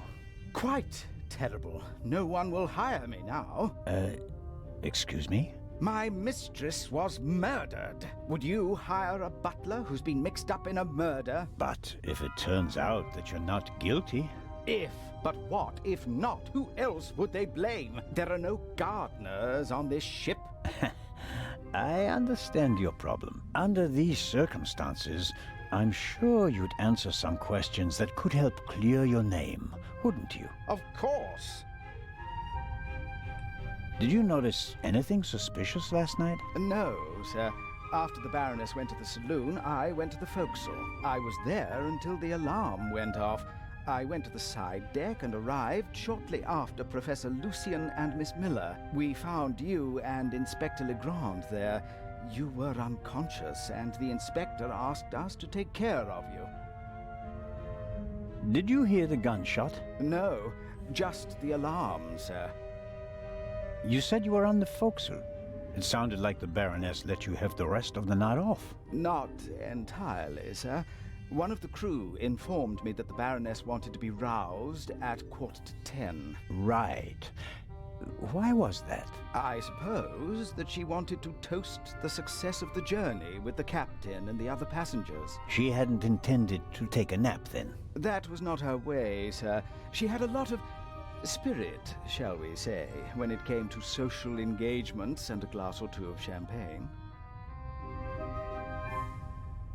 The Baroness seemed to be pretty drunk the last time I saw her. Is that so? Does that surprise you?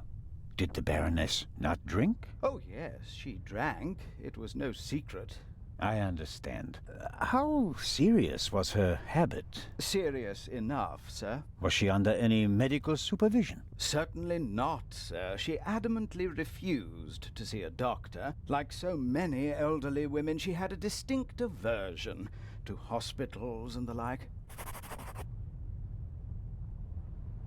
The Baroness's cabin seems to have been ransacked. Indeed, sir, by the Baroness herself. Really? She was searching for something the entire afternoon. And did she find it? I think she did, sir, yes.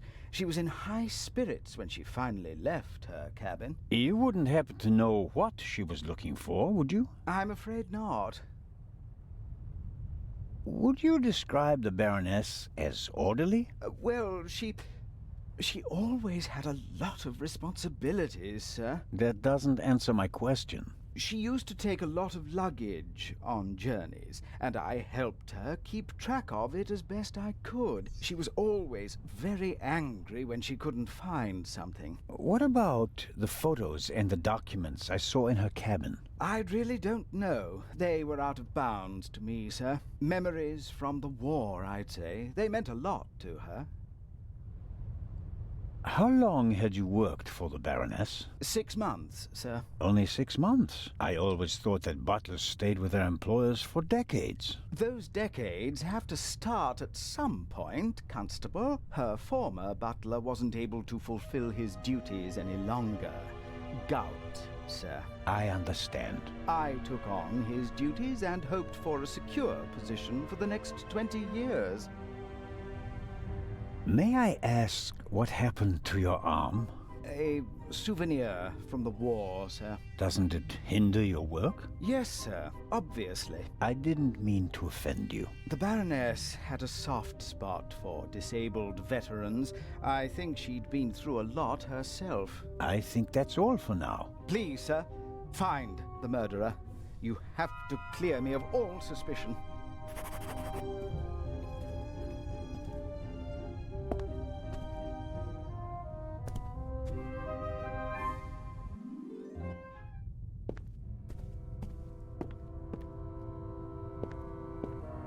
We're lucky that the Lydia has a well-stocked medical center at its disposal. I suppose it was added during the war. A ship of this size wouldn't normally have a full medical center.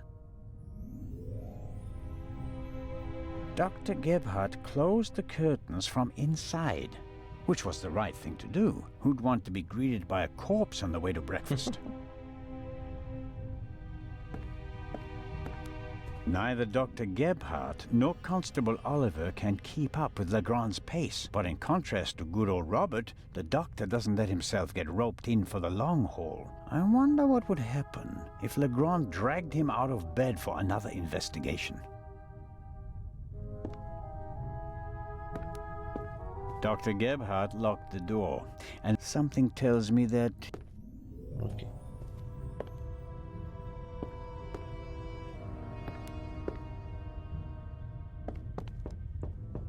Come in.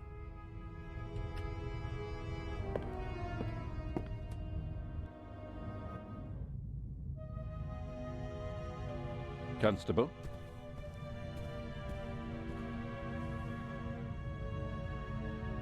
About the tranquilizer. Do you know how you wound up with the glass? Not yet. Then you should stop wasting my time and get back to work.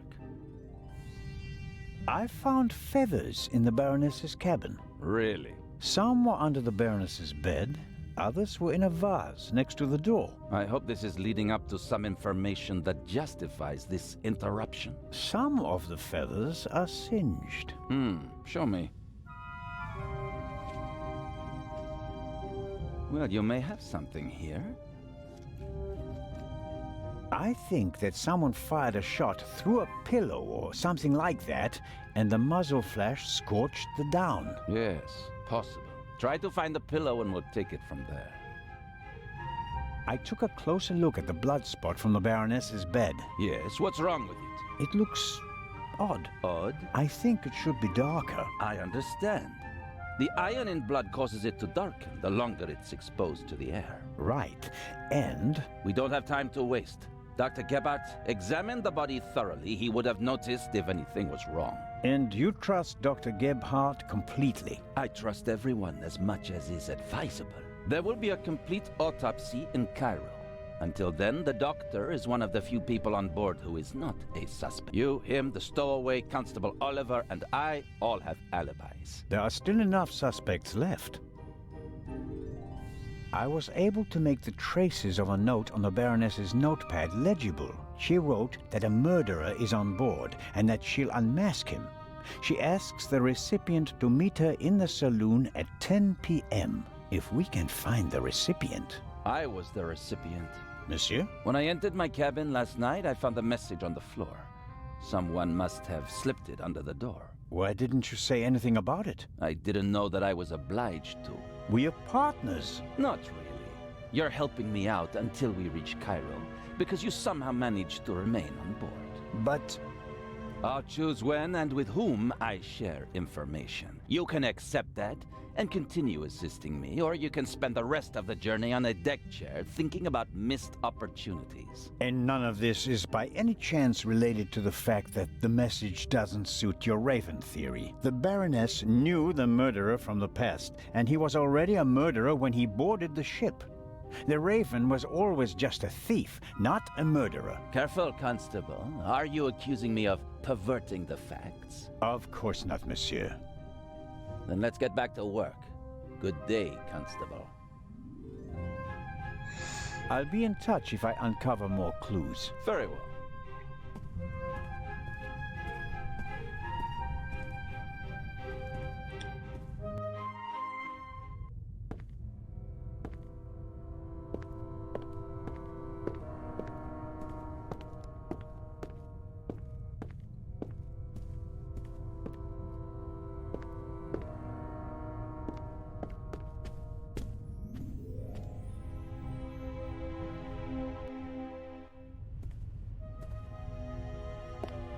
The death of his mistress doesn't really bother Inch. He's only worried about his own future.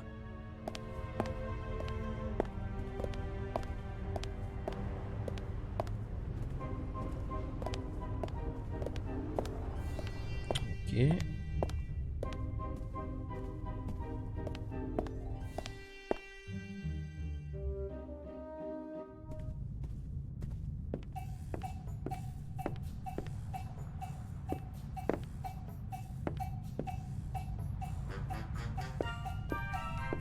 The alcoholic drinks and everything that goes with them is top-notch on this ship.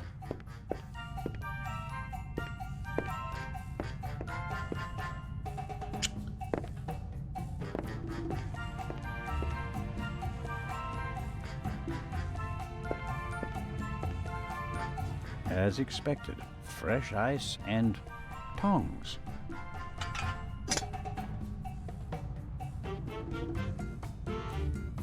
Constable Zelda, what is the meaning of this? Are even the police light-fingered nowadays?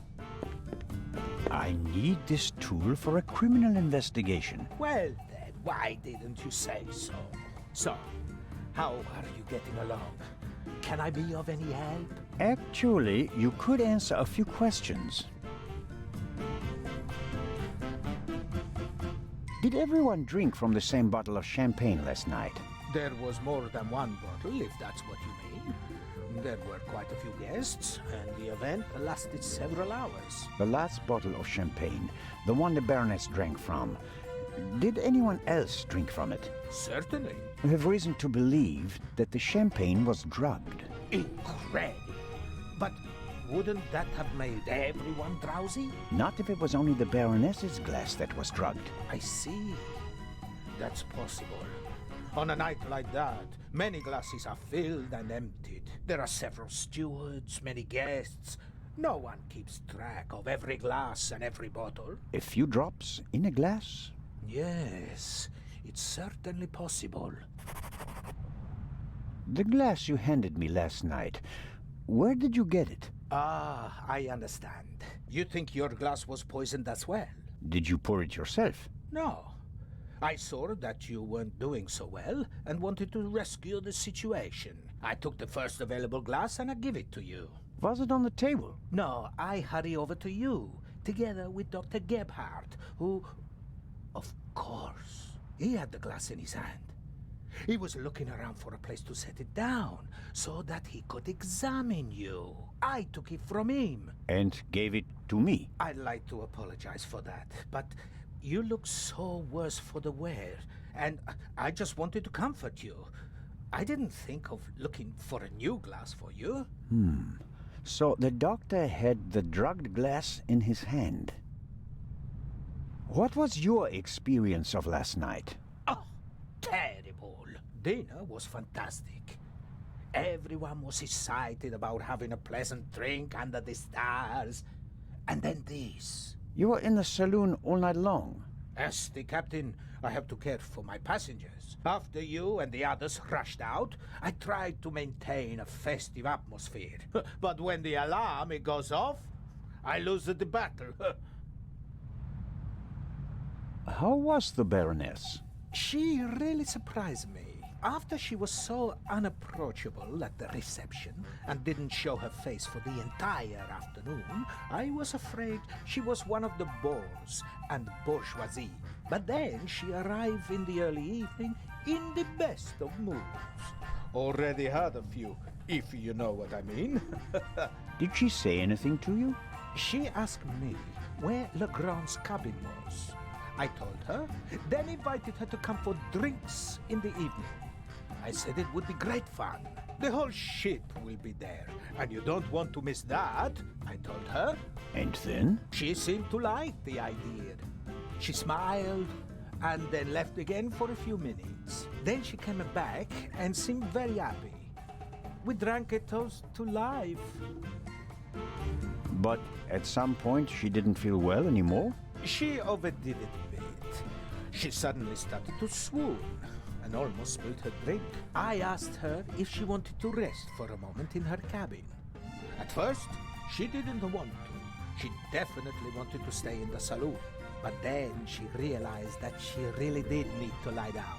We left together. You know the rest of the story. Is it possible to find out where the alarm was set off? I'm afraid not. There are alarms all over the ship. I saw that they're sealed. Can't we just check whether the seal is broken? I'm afraid they're gonna be missing on a lot of alarms. You know, this is an old ship, and over the years... So, you're saying that the alarms haven't been regularly maintained? I'll inform the crew immediately, of course. Of course. Il s'est rendu compte qu'il avait dit un truc qu'il aurait peut-être pas dû, parce qu'en gros, ton bateau est pas entretenu, c'est pas terrible ça, mon gars. What can you tell me about the passengers? Mais je me laisse, capitaine. Not that much, I'm afraid. I wanted to get to know them properly at the reception. In most cases, I just shook hands with them as they boarded the ship. There are a few regulars on board, and after dinner, I had a conversation with Mr. Kreutzer, a talented violinist, and Lady Westmacott. But you already know them from the train. It seems like there aren't that many passengers on board. These bloody airplanes are making our lives miserable. Can you imagine? Grown men prefer to jam themselves into a narrow metal coffins instead of enjoying the fresh sea air on a ship. It's all about saving time. It shouldn't be about how much time it takes to get from A to B, but about how you spend that time. What you experience on the journey. That's what it's about. I'll get back to my investigations now. Ciao, Constable.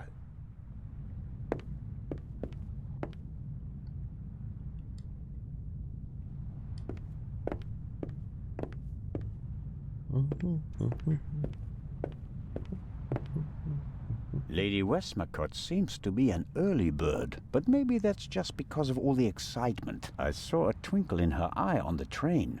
She's eager to be part of a real detective story. Lady Westmacott, already on your oh. Constable, don't you think before you speak? I'm sorry. I didn't mean to. No time for chit-chat. What have you found out? We're still working on the case. Actually, I have a couple of questions for you. Please, go ahead. What did you think of our adventure on the train? An extraordinary story, isn't it? I'm glad that you were able to prove yourself, Mr. Zellner. Hopefully not for the last time. I'm glad that everything ended well. I want to thank you sincerely for taking care of Matthew. I can't bear to think about something happening to him. It all worked out in the end. Do you think that the thief from the train and the murderer are the same person? I think the new Raven is capable of anything. Legrand believes there is no new Raven. He thinks that the old one has returned. He said that. Do you think it's possible? Everyone thinks he's dead. As a dramatist, the return of the Raven would certainly be delightful. A legend comes back from the grave for one last job. It's quite romantic. At the same time, though, I'd be disappointed. Why is that? I followed the Raven's career closely. There weren't many burglars with such character and charm. His burglaries were clever and entertaining, but he was sloppy in London. He almost got caught, and I'll never forgive him for the affair on the train. No, I would much rather that the Raven stayed dead and had nothing to do with the burglary or the murder. What do you think? Who is our suspect? Everyone, or almost everyone. Everyone on board is physically capable of shooting someone, but who has the dark desire to take the life of a defenseless person? One cannot read minds. And one should not try. You have to collect evidence, traces, clues. That's what will lead us to the killer. It won't be like a bad crime novel, in which they introduce a new character shortly before the end who, surprise, surprise, is also the murderer. Murderers leave evidence. They're nervous or unnaturally relaxed. They have to adjust constantly. And because of that, they make mistakes. This is your chance, Constable. If you find the mistake, you'll find your murderer. Have you noticed anything related to the murder? Unfortunately not. I was already in my cabin and missed all the commotion. Damnable old age. You're telling me. Oh, you're still young. At my age, you have to expect that you won't experience much anymore. And although I've written about murder so many times, I've never actually witnessed one. How exciting. I doubt everyone is so relaxed in such a situation. Heartless is the word you're searching for, right, Constable? I certainly didn't want the Baroness to be murdered, but if I can't undo it, then I might as well enjoy it. What do you think of Inspector Legrand? He seems to be as skilled as everyone says. Intelligent, focused. I had a chat with him yesterday, and he impressed me, but there's something haunted in his eyes. I don't think he ever really stopped hunting the Raven. Catching the Raven made him famous. What if he actually shot the wrong person? Unjustified fame bothers people, the good ones at least. And you think he's one of the good ones? Anyone who tries so hard to tear down his own memorial must be honorable. Or insane. I have to be going, Lady Westmacott. Please keep me informed, Constable Zellner. Of course.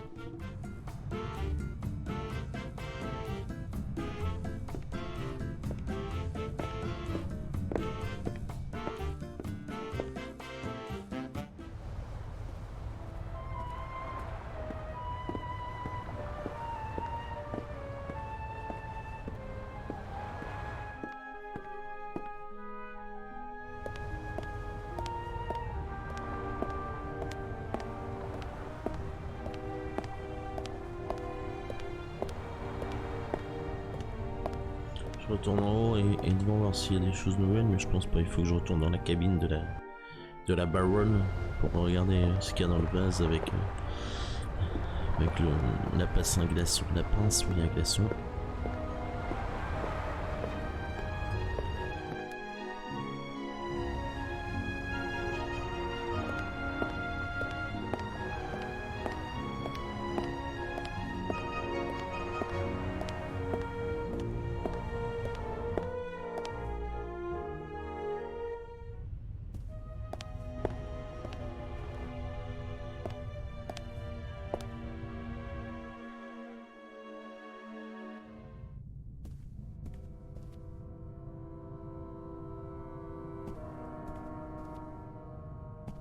Good work. There's something in there. Ah.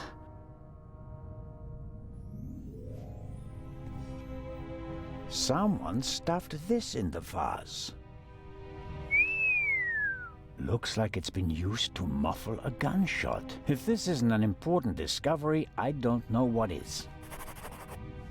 Legrand, here I come.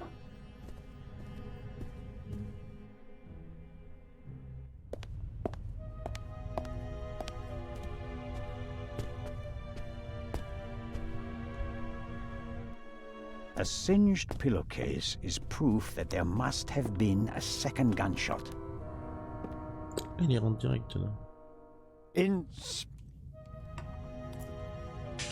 Hector?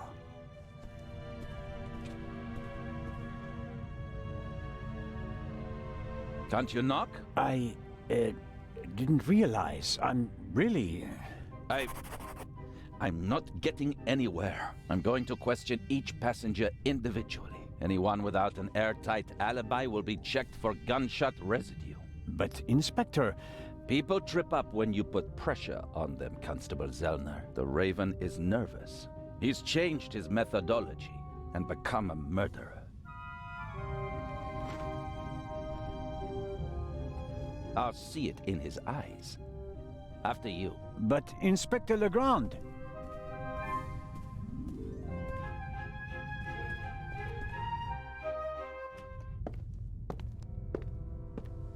We have no proof that the Raven and the murderer are the same person. Quite the opposite. The Baroness's message hints at the fact that she knew the murderer and that he'd killed before. You may not know it, but I do. I will catch him, with or without your help.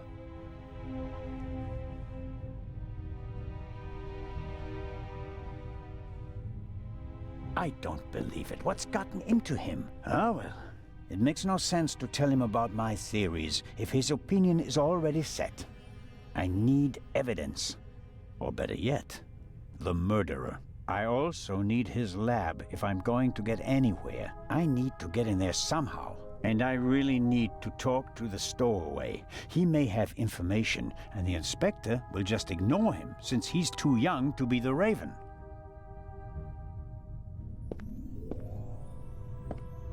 Legrand locked the door.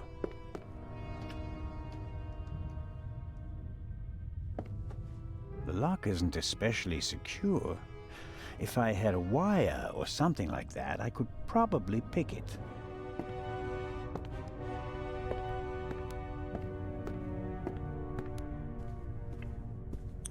Je sais déjà quoi faire. Si elle est là, la maman du petit garçon qui travaille avec l'écrivaine, on va lui en demander une. On va lui en demander ce qu'on lui avait demandé la première fois. Merde, je sais plus comment ça s'appelle. Pour oui, épingle à cheveux pour pouvoir crocheter la serrure. The death of his mistress. The death. Ok.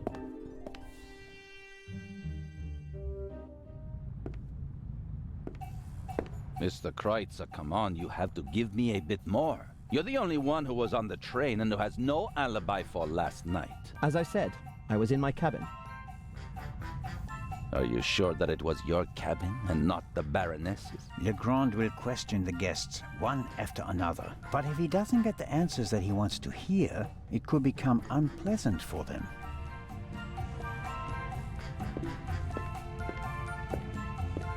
Lady Westmacott, may I bother you for a moment? By all means, Mr. Zellner. How is the questioning going? Are you implying that I'm an eavesdropper? The inspector is placing a lot of pressure on our dear Mr. Kreutzer. He's the only one who was on the train and who doesn't have an alibi for last night. Perhaps. But him? A murderer? I know people like him. He doesn't have enough backbone to kill someone in cold blood and remain so calm. He'd turn it into a drama and then a farce, drink himself insensible, and then, railing at fate, pitch himself into the sea. Forget him. Legrand is wasting his time. Mr. Kreutzer just happens to be a perfect fit for the inspector's image of the Raven. Athletic, cultured, moves among the rich and famous. I'll eat his violin if he's the Raven or the murderer. I have to be going, Lady Westmacott. Please keep me informed, Constable Zellner. Of course.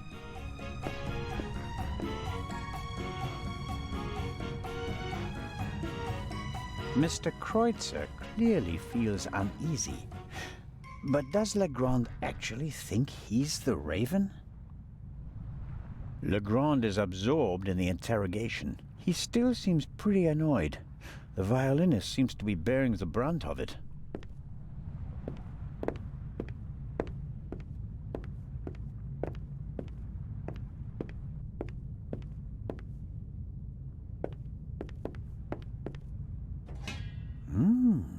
English ham and eggs. One advantage on an international trip is the international breakfast. Many of my fellow countrymen think it's outrageous to eat fried bacon, sausages, or anything heavy for breakfast. I, on the other hand, think ham and eggs are the only worthwhile contribution the English have made to international cuisine. It's not fair. There's a magnificent buffet, but I don't have an appetite. Maybe a side effect of the tranquilizer. It's not fair. There's a It's not fair. There's a Ok, répète la même chose. Excellent.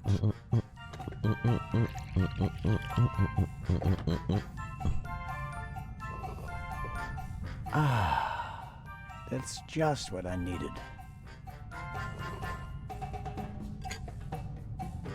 Coffee is not bad at all, but 1 cup is enough. It's not fair. There's a... À quoi j'ai faim?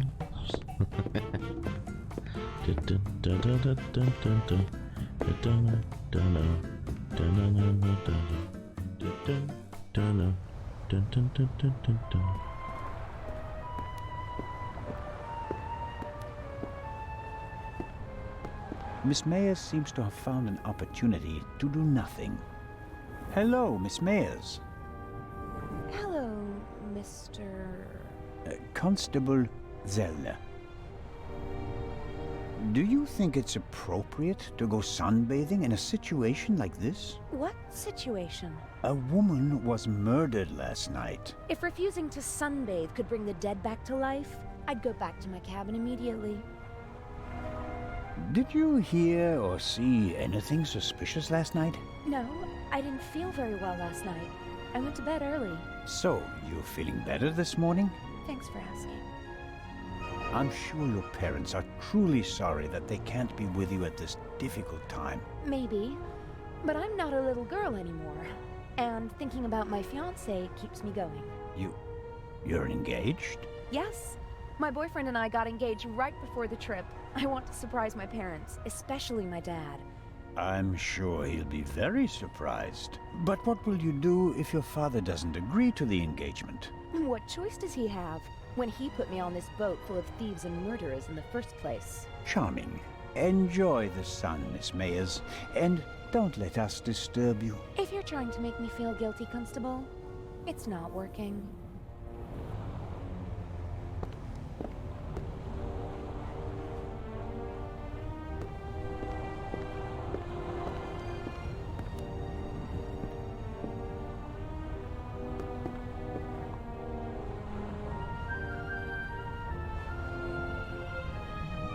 Captain de Conti seems old and tired. The price you pay for a life like his, I suppose. I believe I've got everything I can out of him. There's nothing... I believe I've got everything I can out of him. There's nothing more he can tell me at the moment. Bon, après on avait les dialogues, donc c'est pas grave. J'ai passé vite le dialogue de notre ami Zalo.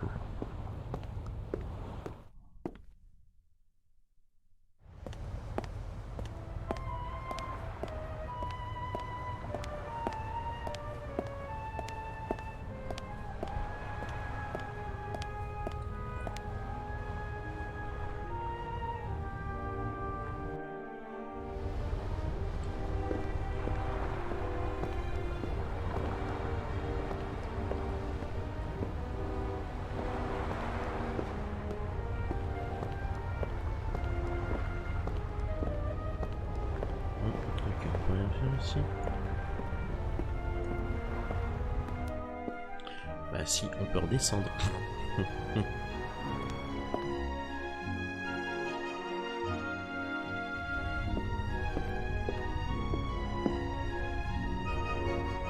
The bottle should be full of water, unless no way to verify.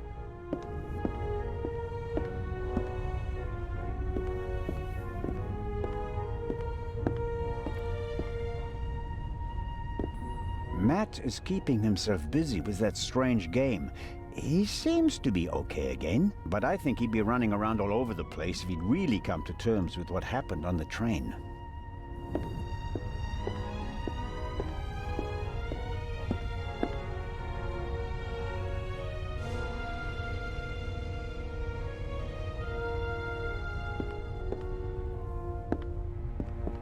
Miss Miller and the professor are talking intensely.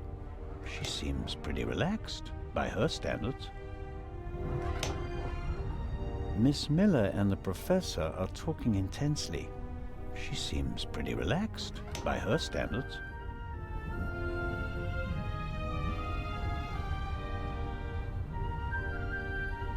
C'est la même chose en fait. Good morning, Miss Miller.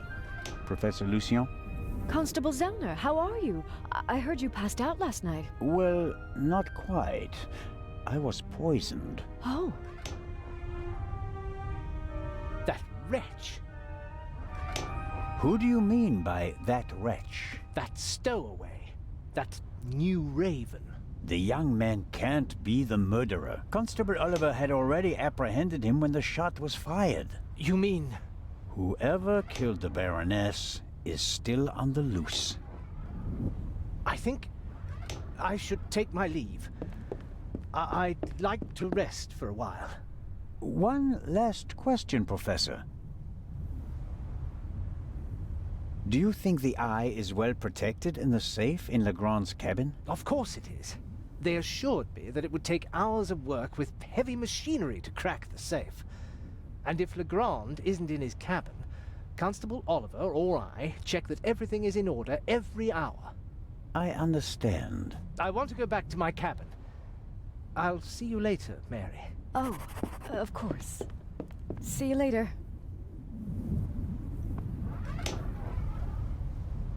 I didn't want to interrupt your conversation with Professor Lucien so abruptly. I don't know what's wrong with him. Learning that there's still a burglar on board seemed to frighten him. He was so relaxed the whole time, and then...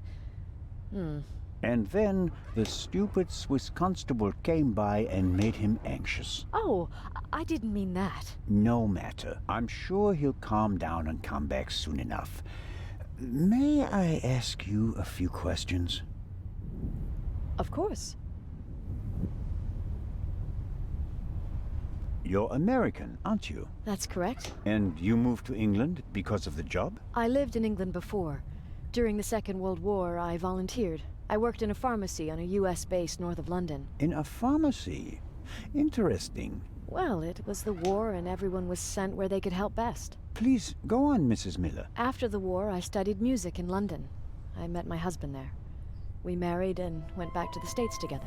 He was also American? No, English. But he said he had problems with his family and he wanted to be as far from them as possible. And you gave up your studies for him? Well, yes, I did.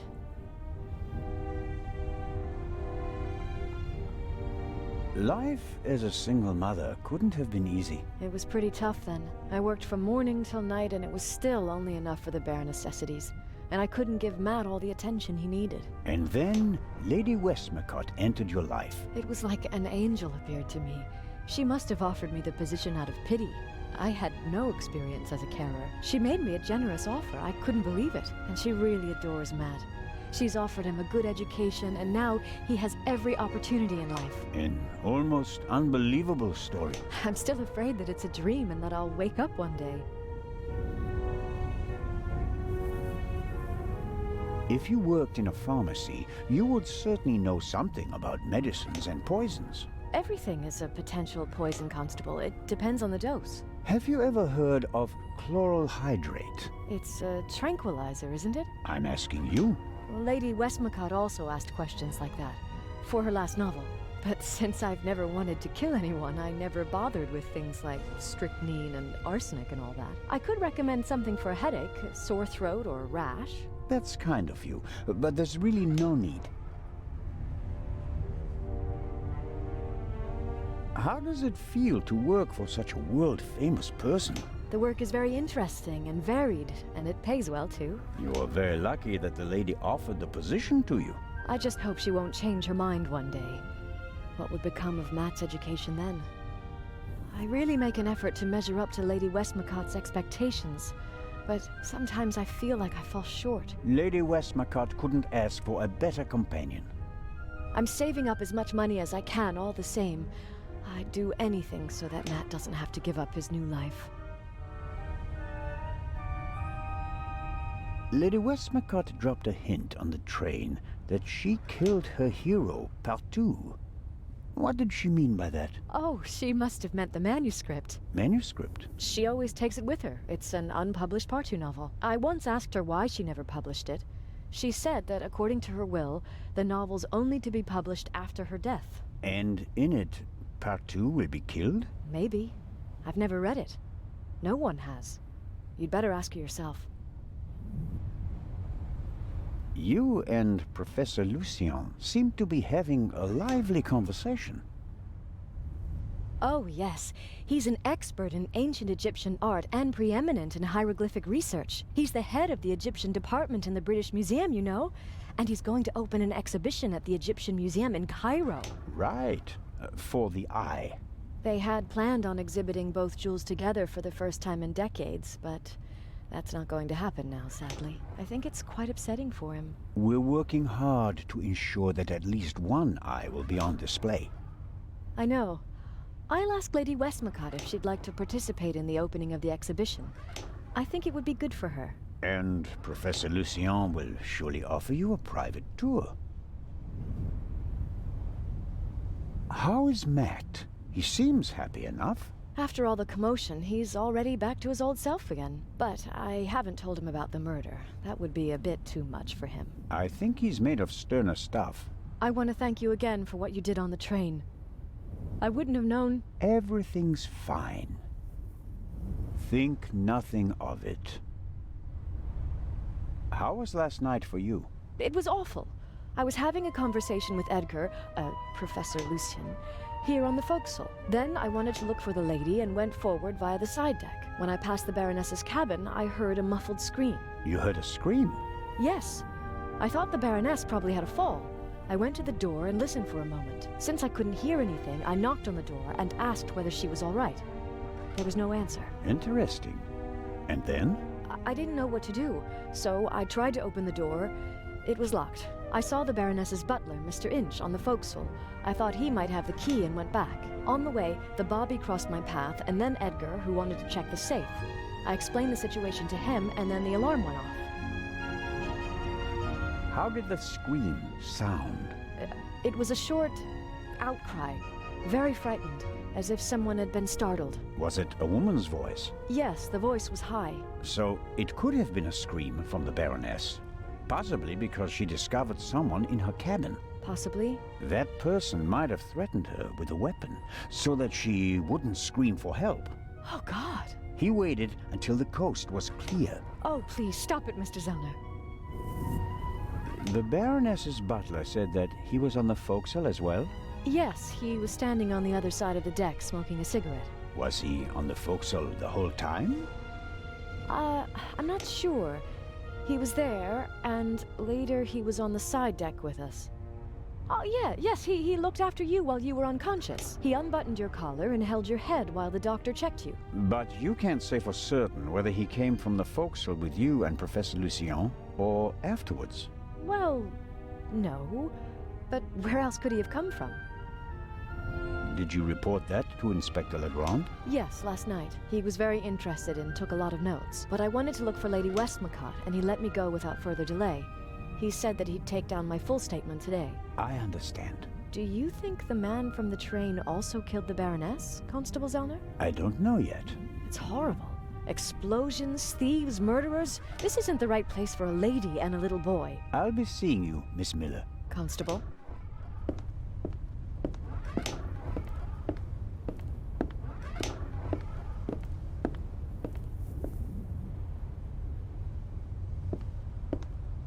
Hello there, partner. Hi. Are you all right? Uh-huh. Have you recovered from our adventure? Mm-hmm. Mr. Zellner. Hmm? What's going on? What do you mean? Everybody's acting so strange. And there's tape across that door. I saw that in a movie once. You don't have to be worried. Is it about the man from the train? It might be about the thief, yes. Haven't you caught him yet? I'm working on it. Okay. I heard you and your mom used to argue a lot. We did. Everything was bad. The house, school, the other kids. We didn't have much money, and I was always alone. You do know that your mother would love to have been with you, don't you? She had to go out to work to earn money. She wouldn't have had to, if Dad were still around. And how do you get along with her now? I'm always happy when we do something together on vacation. She has more time for me now, and I like my boarding school. I have lots of friends, and the teachers aren't so bad. Your mother and Professor Lucien seem to be on very good terms with each other. Don't you like him? Il n'y aurait pas une liaison entre les deux? Don't know. He seems to be very nice. I guess. Bizarre par contre. Lady Westmacott is all by herself in the saloon. Maybe you'd like to visit her later. Sure, the lady tells exciting stories. I know. She's my favorite writer. She told me that it's not much fun to write detective novels. She'd rather write something else, but her fans always want the same thing. They made her rich and famous. I told her to write what she wants to write. If it's good, someone will buy it. And if not, at least she had fun writing it. Then she smiled and nodded. She said it was a good idea. What are you playing there? I'm playing shuffleboard. At least I'm trying to. Never played it before. It's easy. Professor Lucien explained it to me. And who won? We didn't play. You didn't want to play with him, did you? Do you want to play a game with me? Sure. I think you'll have to explain the rules to me first. Okay, you play with the blue pucks and I play with the red ones. You have to push the pucks with this stick into the zone over there and score as many points as possible. Sounds easy. How many pucks do I have? 6. Now here comes the kicker. First it's your turn, then mine, and so on. But everyone is allowed to shoot the other person's pucks out of the zone. Then let's get started. Oh yeah. What are we playing for? I thought we'd just play for fun. That's boring. We have to bet something. Otherwise it isn't fun. You English people. So I'll bet my brand new slingshot. And you? I don't want to gamble. How about ice cream in Cairo? Okay. If I win, I get the slingshot. If I lose, I get an ice cream in Cairo. Hey! Never try to cheat Matt Miller. So, what do you say? Ice cream versus slingshot? All right. Let the games begin.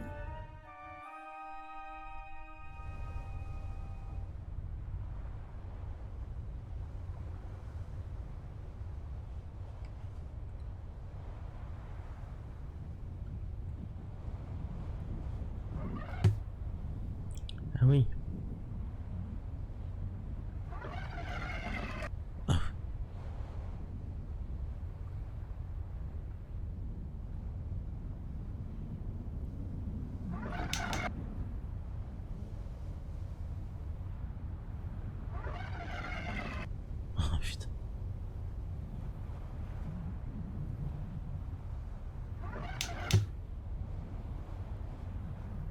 C'est chaud. C'est chaud, c'est chaud.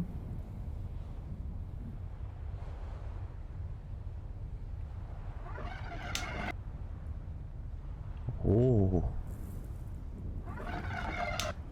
Oh.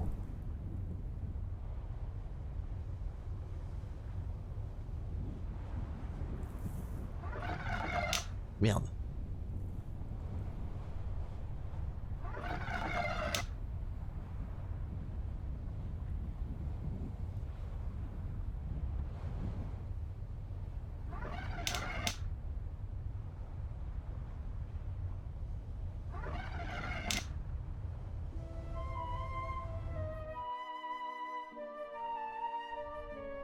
That's it. Oh, man. The athlete wins the day. One more time. No, that's enough for me. All right. Here, Are you sure? gambling debts are debts of honor. I'll give it back to you when I don't need it anymore, okay? Okay, but make sure my mom doesn't catch you with it. She thinks it's dangerous.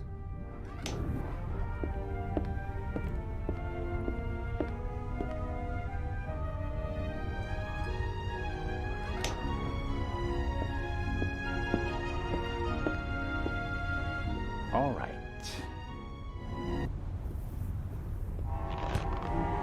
Ow! Ow! Ow!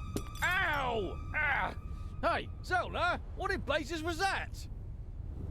What? Something hit me! You mean someone shot at you? Yes, well, no. I don't know. Didn't you notice anything? I was riveted by the fantastic view. We Swiss aren't used to seeing the horizon like this. Et on est un bon menteur en plus. And my bottle's broken too. Oh, I don't believe this.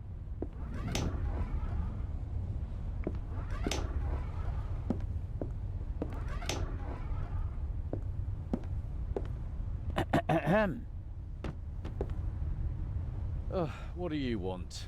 Inspector Legrand is questioning the first of the passengers in the saloon. And? It will be hours before he gets to the stowaway. And? We'll save time if I question him. We'd also save time if you stopped asking me the same things over and over again. I will not let you in. What time is it, by the way? Got an appointment? No, but I'm hungry. Go and get yourself something. I'll mind the door in the meantime. Ha. You could bring me something, though. So, what do you want to eat? Oh, anything. An apple or something like that. There's ham and eggs in the saloon. Can't touch him. Why not? Sergeant Mills. Hmm? He's responsible for the fitness of the unit, and he'll chew you out if he thinks you've packed on a few pounds. I see. Leave it with me. Yeah, thanks.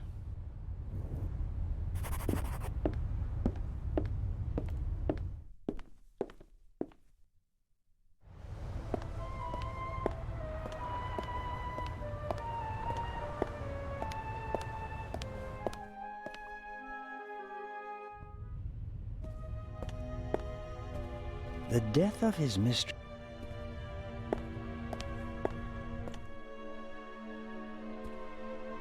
Ok.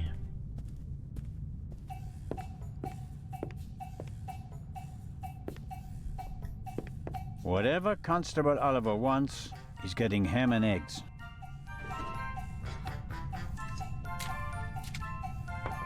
And just a pinch of salt for our friendly constable. Ah ouais, il met la dose, cet enfoiré.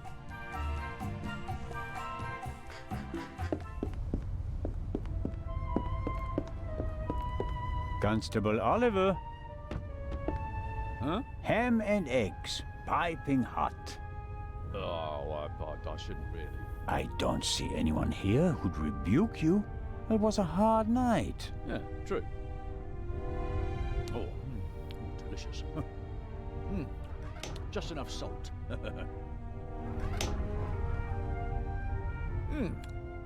Oh, that was good of you. Cheers. You don't expect me to wash your dirty dishes as well, do you? Oh, of course not, Your Majesty.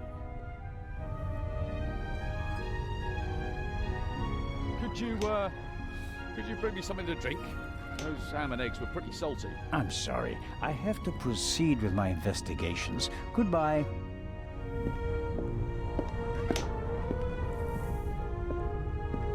Let's see how long he can resist his thirst.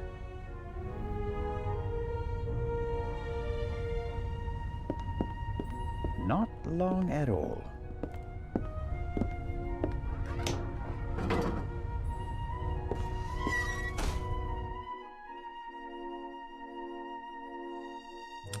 Tellement prévisible, ce jeune garçon qui ne voulait pas nous laisser descendre. Nervous? I would be too in your position. Who are you? My name is Adil, and you are... Constable Zellner. Why did you sneak onto the ship, Adil? I wanted to go back home. You're Egyptian? There's no work for me in Italy. I want to see my family again. And since you don't have money, you stowed away. So what if I did? So, it was you who knocked me out. Me? Never. No? Where were you when I was attacked? Well, I couldn't take anything with me on this trip, so I snuck into the kitchen and took some canned goods. Interesting. And how do you know when I was attacked? Well, I thought it was yesterday, shortly before we set sail. I take this bump personally. It's hard for me to believe a single word of your story. Because I'm a foreigner? Because you seem to have learned our language in the space of a day. Accent-free. Believe what you want. Who paid you to distract us? What?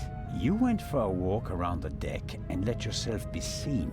Everyone goes off hunting you, and in the meantime, your partner shoots the Baroness in peace. No, I didn't do anything. I didn't want to distract anyone.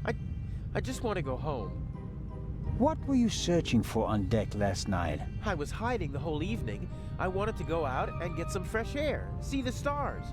But then suddenly, they were looking for me. Were you in one of the cabins? No. Did you see anyone on the deck or on the roof? No. And after we arrested you? The English policeman put me in this cell. Then he left. I've been here ever since. And you didn't notice anything along the way? No, nothing. What about the gunshot? Didn't you hear it? Yes. The English policeman had already arrested me. We heard a bang and looked around.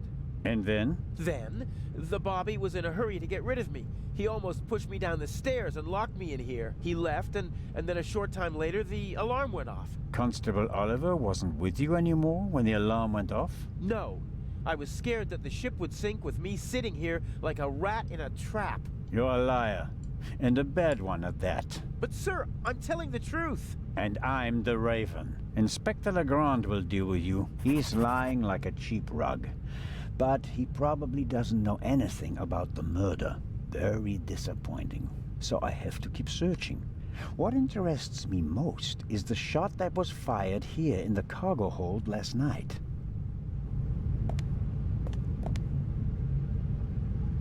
The young man is lying like a cheap rug. That much is clear.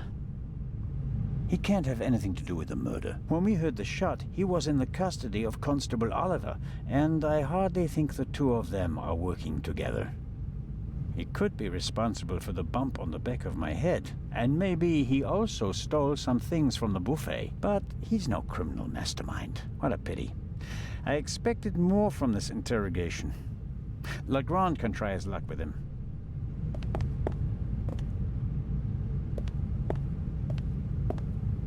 The cargo hold also seems to, at least for the ones...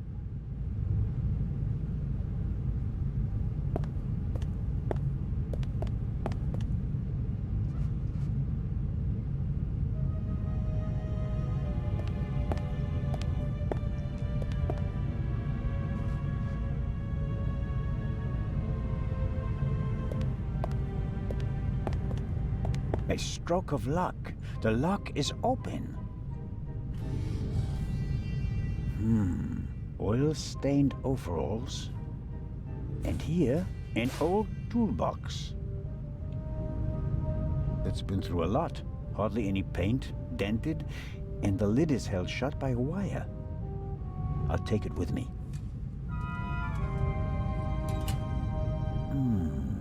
Some wrenches, a bit of wire wool, an oily cloth, and here, a screwdriver.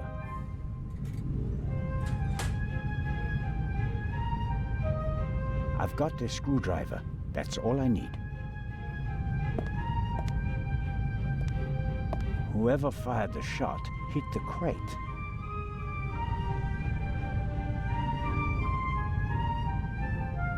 Well, I think the bullet is still in the wood. I'm not a weapons specialist, but at first sight I'd say that this bullet looks exactly the same as the one Dr. Gebhardt gave me for Legrand. That would mean that the murderer also fired a shot here in the cargo hold before the murder. But why? Did they just want to make sure the old guns still worked? Or was it something else? And did the bullet really come from the same gun? I can only check that in Legrand's cabin.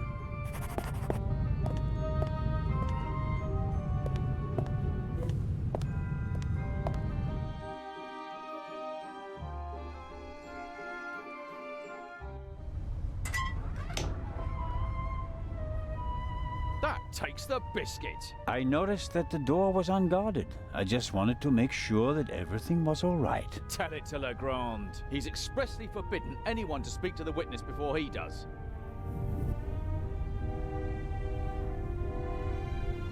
Don't act like that. Legrand can't manage all this alone.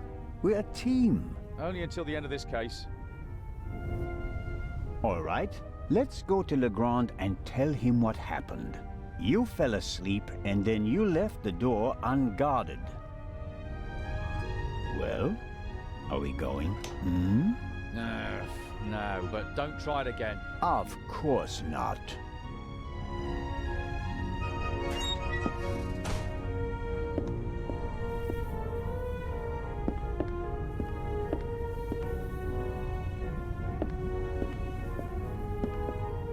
The constable is battling exhaustion. For his sake, I hope he wins. He can't expect any leniency from Legrand.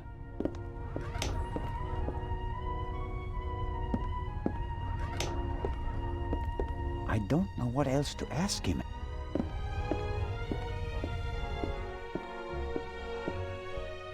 Okay.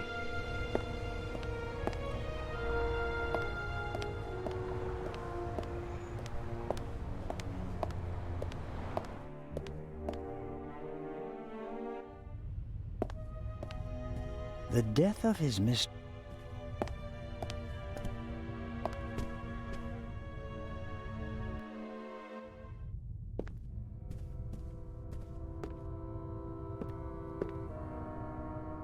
The lock isn't especially secure.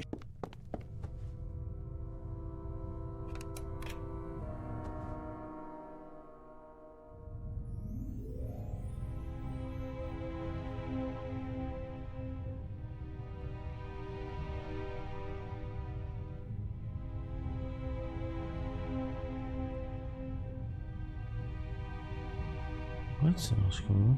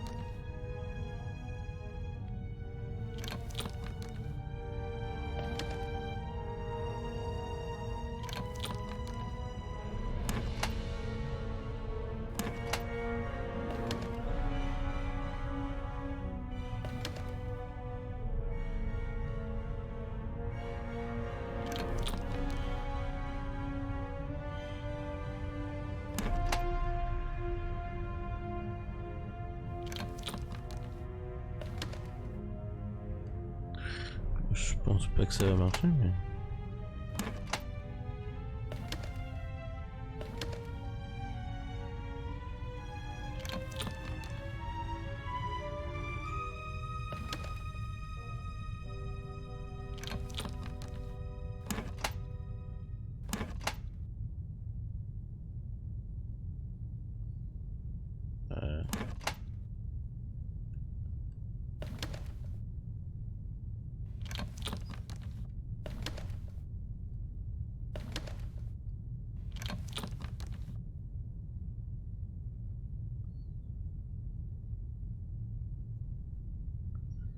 Faut que je les mette toutes... Je me souviens plus.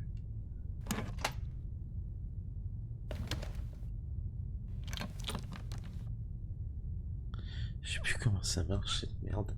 C'est tout con, mais je me souviens plus comment ça marche.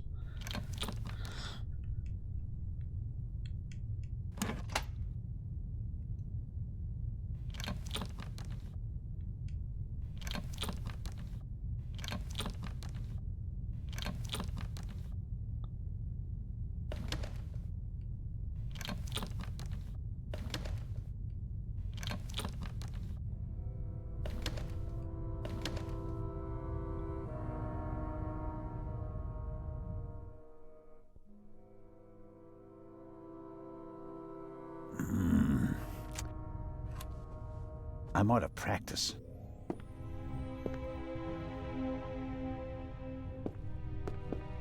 The lock isn't especially secure. I should be able to open it with the wire from the cargo hold.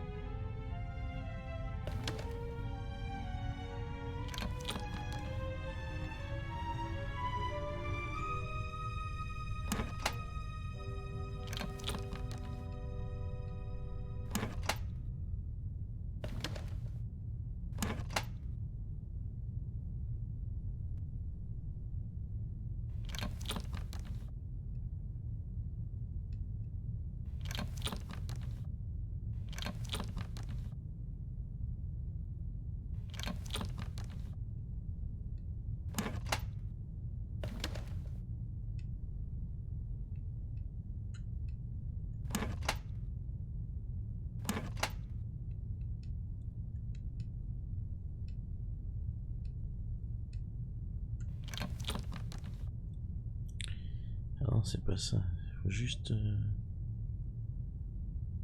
Je sais plus si c'est...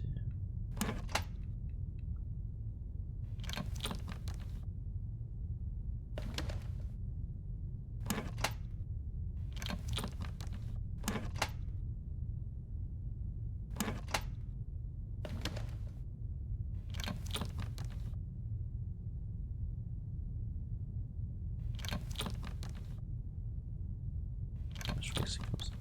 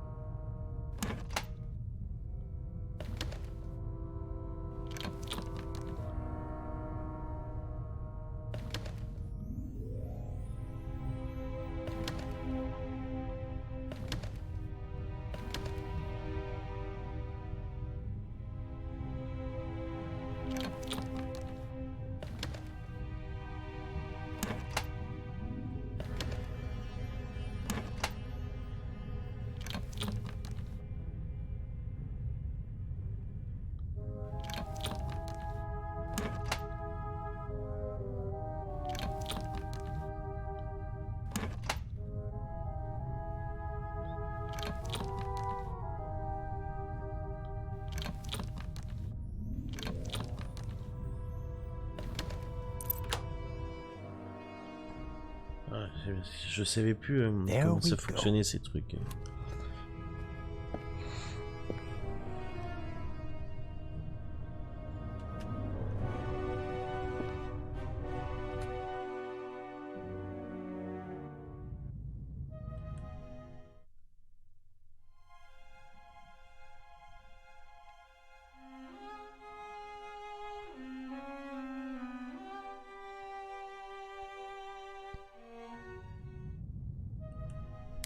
Bon, on va faire une petite pause de temps de quelques minutes. Et on revient juste après pour la suite de The Remastered. Salut Mirage, excuse-moi, je n'avais pas vu ton com. J'étais à fond dedans. Merci à toi pour les bits. Et puis, ouais, de la difficulté, je me souvenais plus, si tu veux, comment ça fonctionnait, les crochetages de serrure. Je m'en souviens je m'en souviens en avoir fait sur les jeux comme les Splinter Cell et tout ça à l'époque. Ou des jeux de ce genre, et j'avais perdu le truc, et c'est tout con, faut juste que ça soit sur la ligne, et qu'il y ait une partie qui soit dedans, pour que ça croche. Je m'en souvenais plus, du coup j'étais comme un con à me dire putain, et ça marche comment déjà ce truc de crochetage? Parce qu'en soi il n'y a rien de difficile, hein. Juste trouver les bons trucs et puis ça se passe tout seul. Du coup on se dit dans quelques minutes, et puis on va pouvoir poursuivre notre enquête à bord du navire, pour résoudre ce meurtre et peut-être cette affaire avant d'arriver au Caire. Donc je vous dis à tout de suite.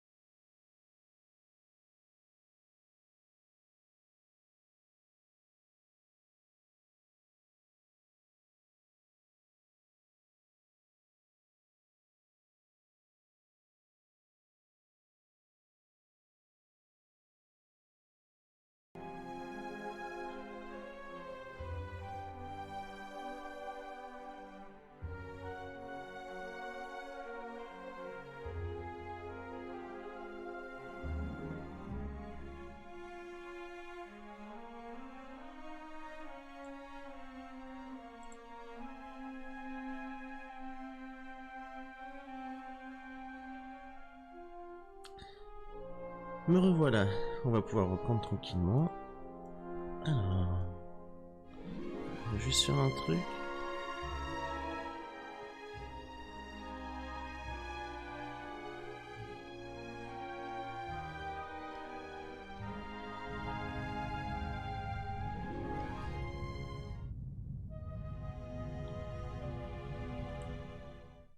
C'est fort dans mes oreilles, alors je vais vérifier ici. Ah, j'ai changé, j'ai mis les écouteurs, ce qui fait vraiment trop chaud avec le casque. C'est atroce.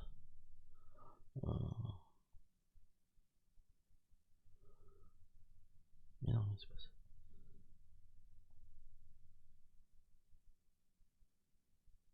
Merde, qu'est-ce que je veux faire?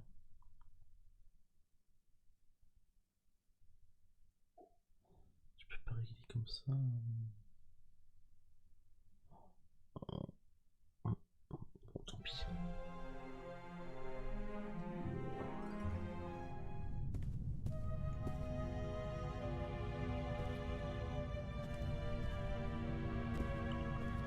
A lock master and son. Tough to crack. If I wanted to steal the eye, I'd concentrate on getting the 3 keys.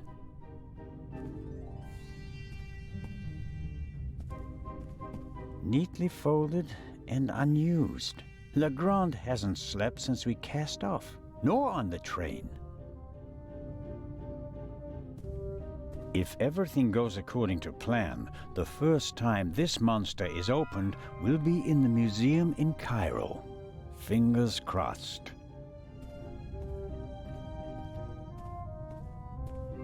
Legrand must have taken and developed the photos himself.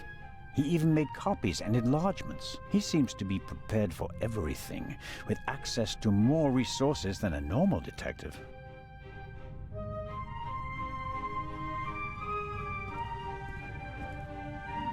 Another alarm. It was tripped at some point, but there's no way to determine when.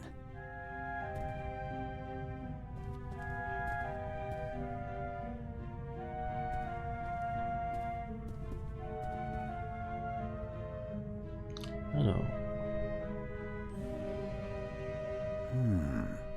There's nothing written on the bottle. I suppose it's some sort of stimulant, legal or not. Legrand has been awake for at least 30 hours straight, maybe more. I shudder to think what kind of side effects this stuff might have. A policeman on a murder investigation should have his wits about him. The risk that he could miss evidence or endanger himself and others is too high.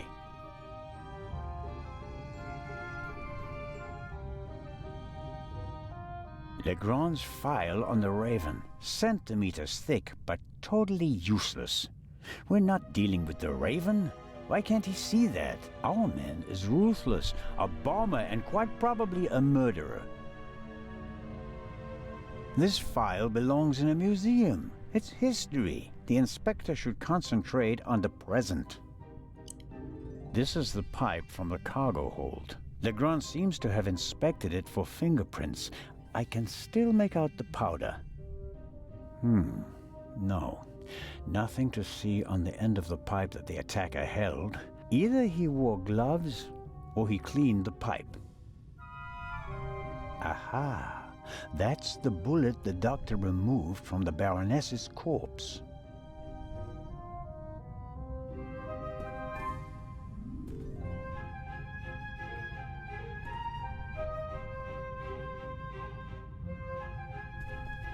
A masterpiece. Forensic teams use kits like these, placing increasing importance on the preservation of evidence.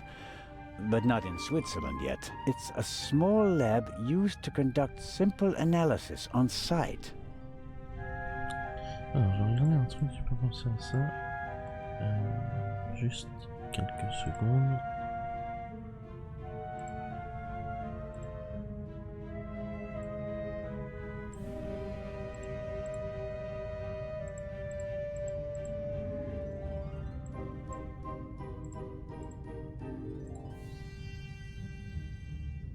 Ça sera peut-être mieux comme ça.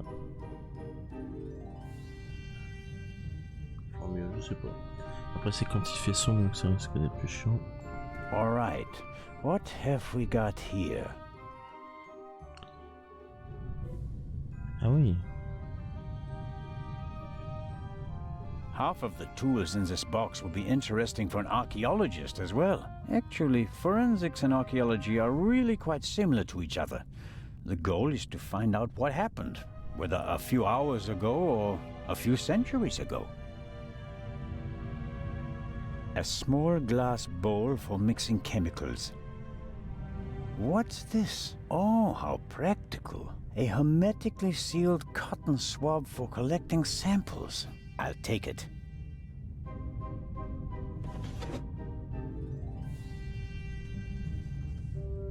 Aha! This is some kind of inventory list. For each chemical it lists the chemical composition and a short comment on how to use it. And here's a list of the most important procedures. Fingerprints, gunshot residue, blood. I don't have to analyze the pillow and feathers to determine whether there's gunshot residue. I can smell it. And I don't have any other clues at the moment.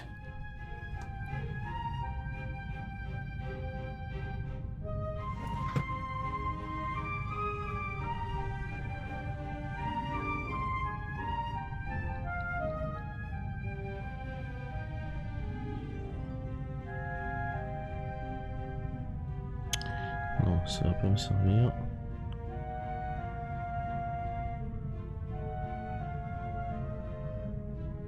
Good Lord. Good Lord. Good Lord. Good Lord. Je crois qu'il aime bien ces mots. Good Lord. Good Lord. For forensics in the woods or the open country, I suppose.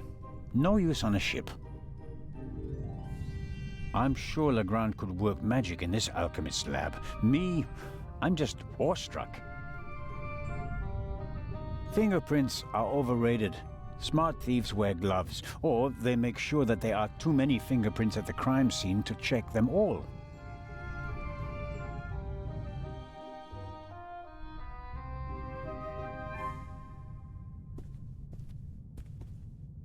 Legrand must have taken them yesterday at the crime scene.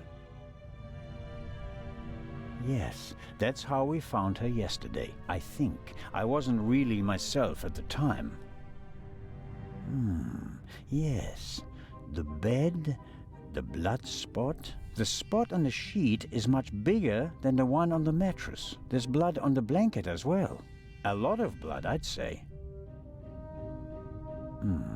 No. Nothing suspicious. The blanket and the sheet are gone. I guess they're in the medical center. A rough diagram of the ship. Legrand marked the Baroness's cabin. Seems like he didn't turn up anything else of note. Shot in her sleep. She didn't feel a thing. She went to sleep and never woke up. This photo provides an overview of the crime scene.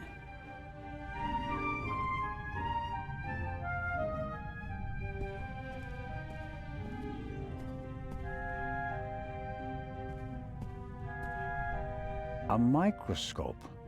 Looks like the one that Lutz Reichinger uses in his pharmacy, just more modern.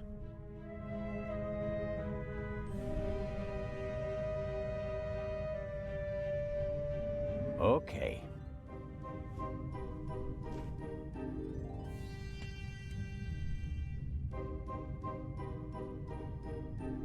All right.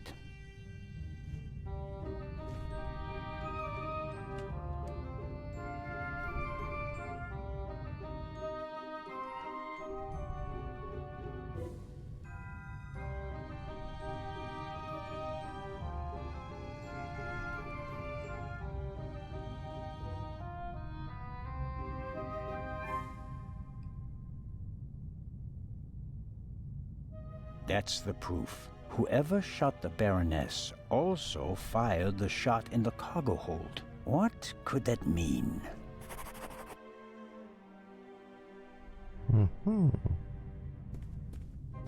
On est des détectives en herbe. Ou pas. Smells like chemicals. Legrand probably developed the photos in here. There are still fragments of the syringe that the inspector broke in the sink. Why is he pushing himself like this? Even if he catches the Raven, is it worth ruining his career and his health?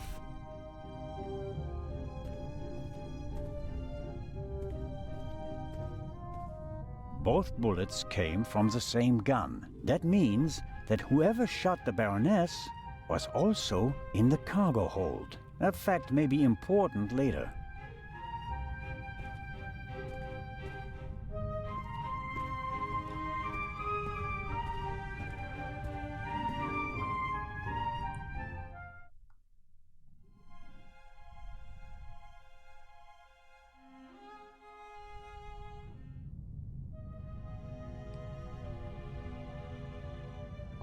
On n'a plus rien à examiner ici, et je crois que de toute façon on a fait le tour, il me semble. Je sais pas, je sais pas.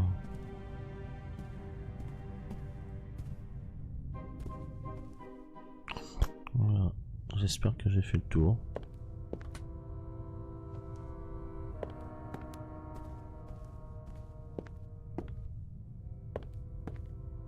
Dr. Gebhardt locked the door. Something tells me that...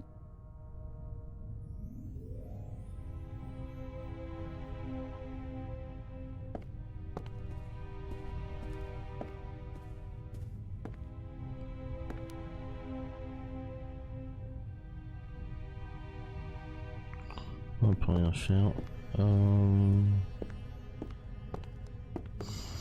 Où est-ce qu'on pourrait aller maintenant?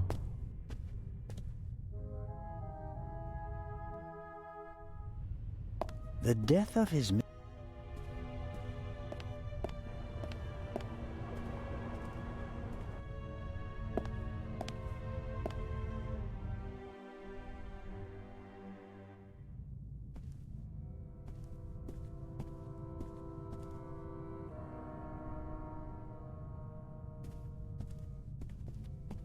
I always wanted to do that. That should be enough.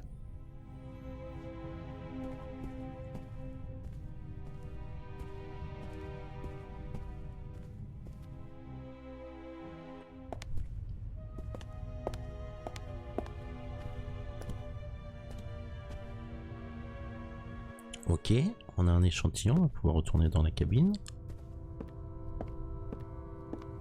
de l'inspecteur.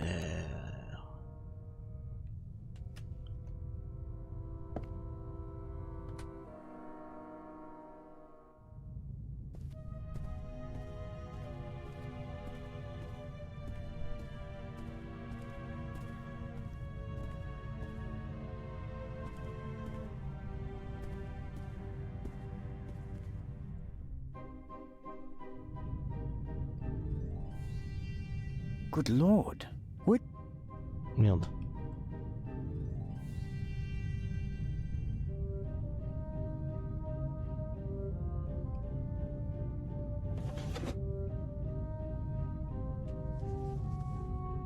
Wasn't there something about blood samples?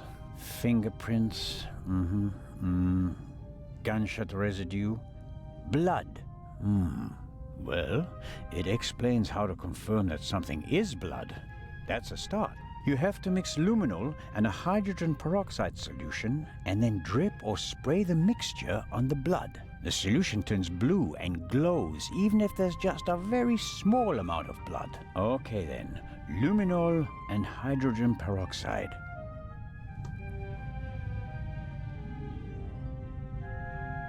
Aha! Hydrogen peroxide solution.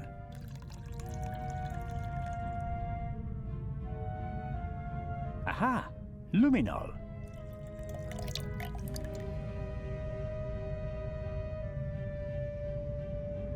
So, let's see what we have here. No blood. Not the slightest reaction. If I didn't make a mistake, and it wasn't that difficult, then the spot on the Baroness's bed isn't really blood. But if it isn't blood, what is it? And more importantly, why didn't Dr. Gebhardt notice anything? He was supposed to have examined everything. I'd say it's time to visit the medical center.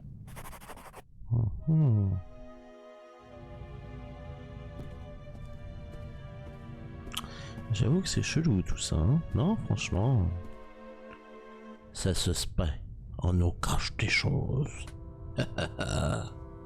Qui est le meurtrier? Ça se trouve, c'est nous. On va découvrir à la fin que c'est nous. Je déconne. It seems impossible that Dr. Gebhardt could have shot the Baroness. He was with me when the gunshot ran out. But he must have noticed that the Baroness was lying in a pool of fake blood. Maybe he's Je crois que c'est covering déjà for arrivé dans someone. jeu, Let's série find ou out. film, je sais plus, où une des soi-disant victimes est en réalité la tueuse ou le tueur, je crois.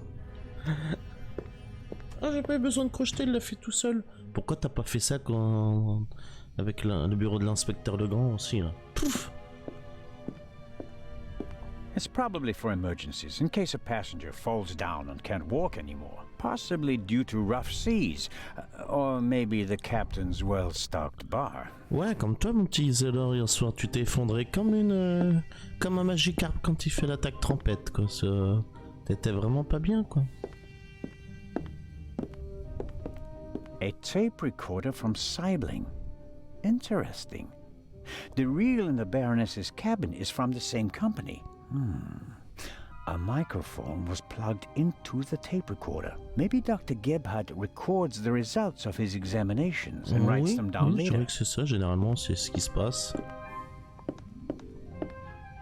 The sink looks like it's been cleaned recently. I can't say whether it was cleaned to comply with the hygiene regulations or whether there was another reason. Étant donné qu'on est une infirmerie qui peut servir aussi de morgue et tout, de salle d'autopsie, je dirais hygiène, hein, mon petit Isolor, il faut pas non plus voir le mal partout. Hein.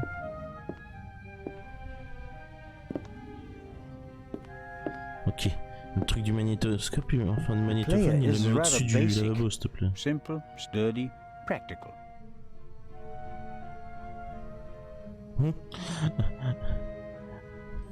Ouais, examiner le magnétophone. Ah ouais, donc pour toi le magnétophone c'est limite le robinet, quoi. Interesting. Interesting. A tape on a reel. The reel belongs to a much better player, like the one from the Baroness's cabin. I can't be certain that this is the reel that was missing from the Baroness's cabin, but it seems quite likely.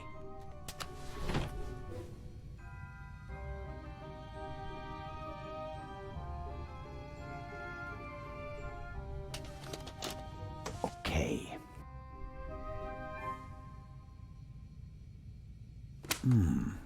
Nothing. Strange. There.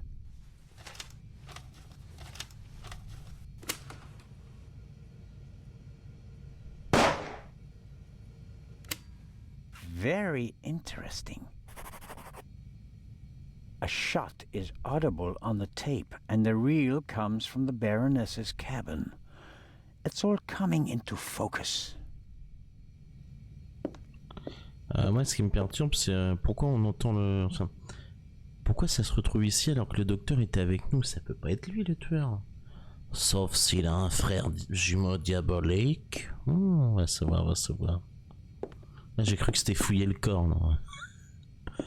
Vas-y, on va fouiller le corps. Trash bin is in here.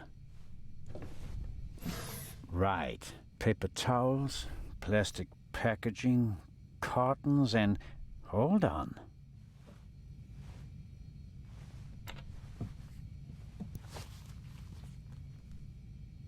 What's this? A burst rubber glove. It's knotted, and there's a red liquid all over the inside that looks like blood. I bet good money that it's the same fake blood I found in the Baroness's cabin. Dr. Gebhardt will have trouble explaining how rubber gloves full of fake blood got into his trash bin. First, the fake blood he missed in the Baroness's cabin, and now this. It doesn't look good for you, La question que je me pose, c'est est-ce que la baronne est vraiment morte, quoi? That's proof enough for me that the doctor is involved in this. I should report to Legrand. Il n'écoutera rien.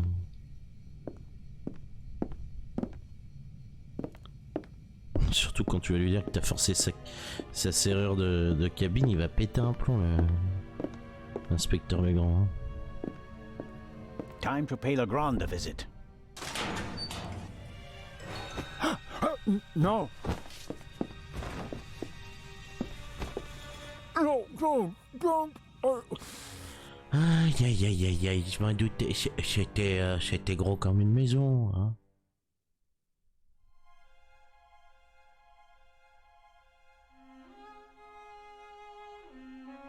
Ouais, mise en évidence des éléments clés, moins 30, parce que je l'ai fait 3 fois. Bah ouais, ça me mettait dans les astuces, faire ça pour mettre en surveillance, mais il se passait rien, à part que je perdais des points. Je fais, ah d'accord.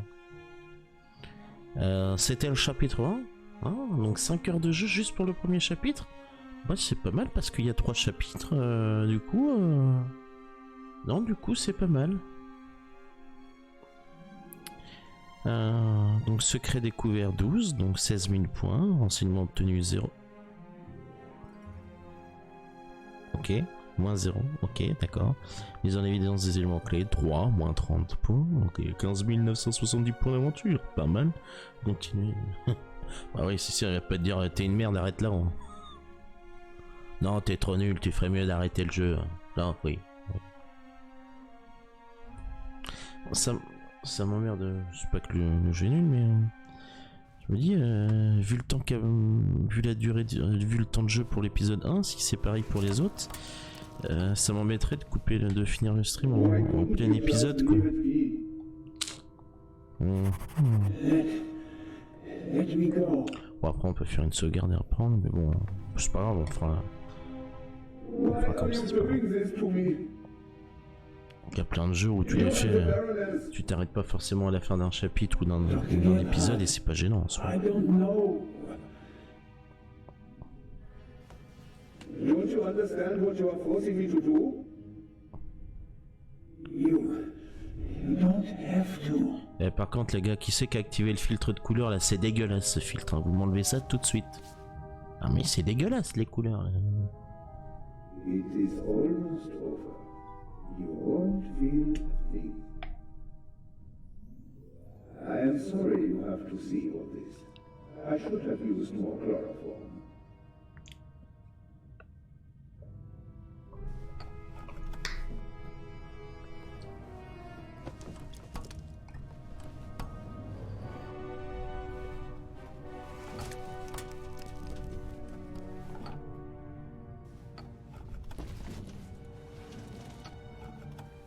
Pair of scissors. All ready.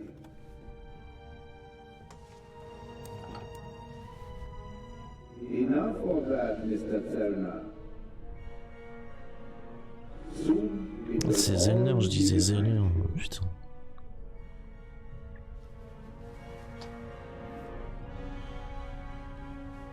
Je crois qu'on n'a pas été assez rapide, il nous a tués. Game over. Ah non.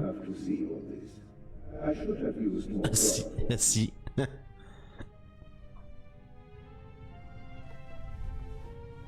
Chloroform.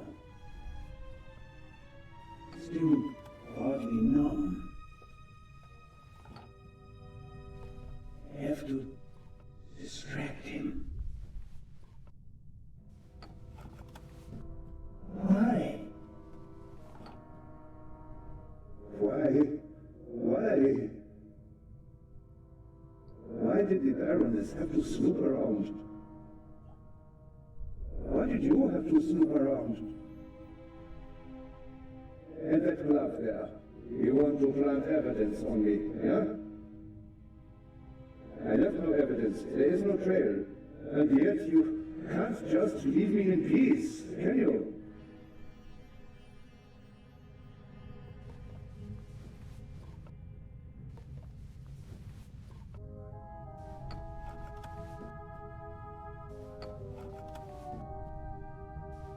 Can't reach it.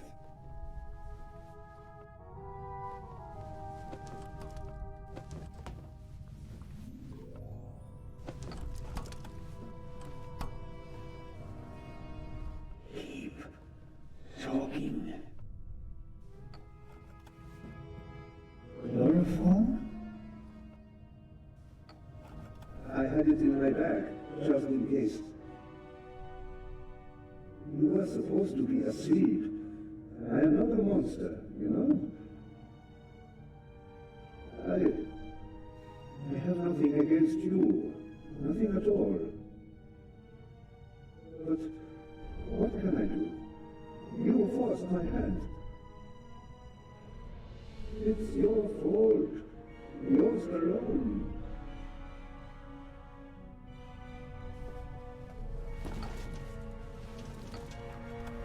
A pair of scissors.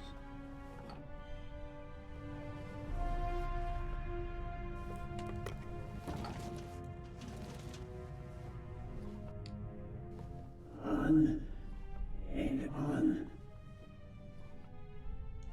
And what next?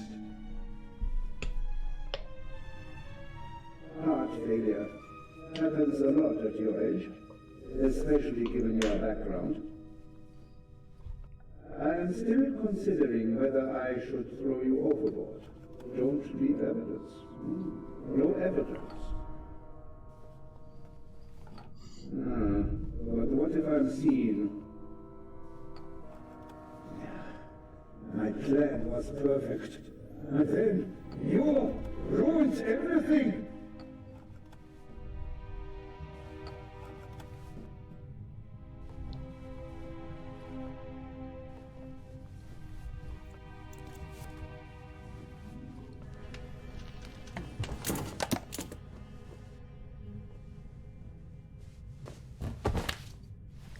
Ah merde.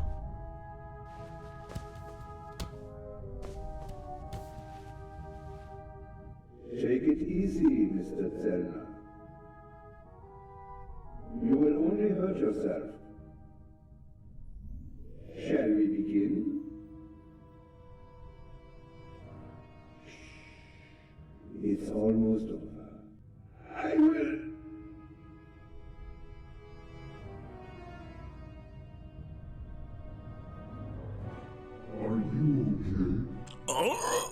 Oh, ça va bien. Pardon. Si vous n'arrivez pas à progresser, faites une pause pour vous détendre. Ok.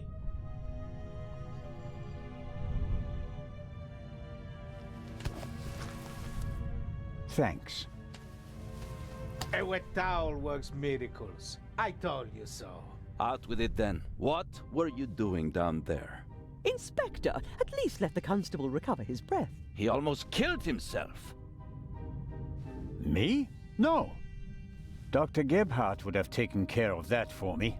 Where is he? Gebhardt? He's vanished without a trace. We're searching the ship from top to bottom. One at a time.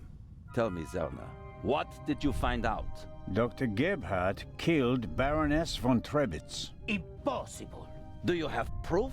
Besides the fact that he wanted to kill me? But wasn't the doctor with you when the shot was fired? The shot that we heard was a recording. The Baroness had a tape recorder and good speakers in her cabin. Good enough to make the noise audible on the upper deck. Is that just your suspicion, or do you have proof? There's an audio tape in the medical center. The reel belongs to the tape player in the Baroness's cabin. And there's a sibling reel in her cabin that belongs to the recorder in the medical center. He recorded it in the cargo hold. His tape recorder has a microphone, and I removed a bullet from one of the boxes down there. And it came from the murder weapon? All right.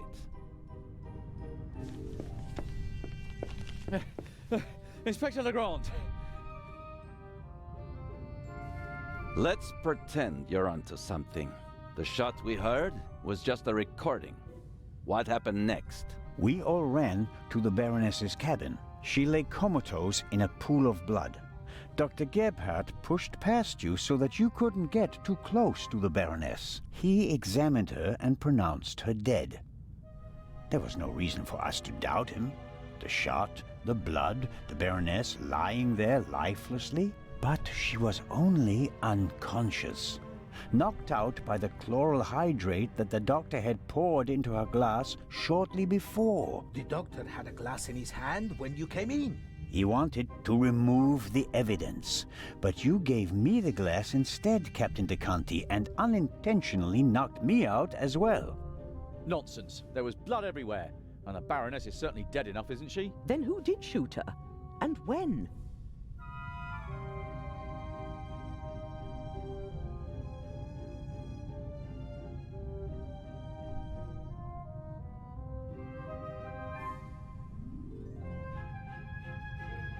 As I already said, it was Dr. Gebhardt. He shot the sleeping Baroness in her cabin, barely 10 meters away from us. What are you saying? The doctor was alone in the cabin for a while. When the alarm went off, it was deafening. I couldn't even hear myself. And I found a pillow with burn marks. Could have been used to muffle a gunshot. And the blood? The blood wasn't real. Dr. Gebhardt mixed up a liquid that looked like fresh blood to the casual observer, but the liquid remained red instead of becoming darker and browner from exposure to the air. That meant he had to clean the body and get rid of the bedding. But the blood was already there when we first entered the cabin. Dr. Gebhardt was in the Baroness's cabin before the murder. He hid a surgical glove full of the red liquid under her sheet. The Baroness, dead tired, fell onto her bed, the glove burst, and the blood spread across the bed. I found the burst glove in the medical center. But why did he do it? What was his motive? Inspector?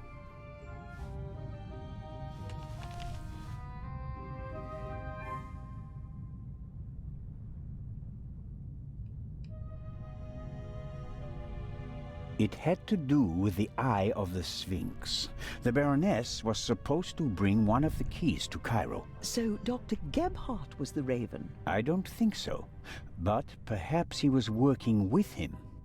No, no, no. Do you have anything to contribute, Constable? Confession, sir. Dr. Gebhardt was the Raven. It's all here. He admits to everything. What does it say? It says, "Do you still remember, my dear Nico? The streets were wet with rain and the scent of roasted barley and fermenting yeast wafted over to us from the brewery. A dog barked until your shot struck down the innocent one. After that silence, not a single sound except for my soft steps fading on the wet cobblestone street. They made a hero of you, and I, at last, found peace. At least until the urge returned. Some of us are not made for retirement, my friend. I thought they would assign this case to you, and that thought pleased me. We'd finally find out who was truly the better man. And it pains me now to have to admit that you and your little gumshoe got the better of me. You drove me into a corner, forced me to make mistakes. I congratulate you on your triumph, but no one will confine the Raven to a cage. There is but one way out, and that is by my own hand. Farewell, Raven Hunter R.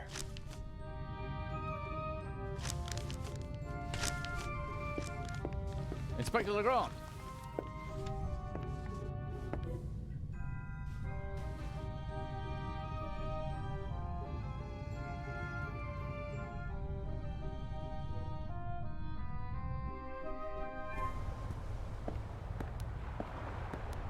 Inspector? I was right. I told them all, over and over again. But no one would listen. You think that Dr. Gebhardt was really the Raven? The things Gebhardt describes in his letter aren't part of any police report.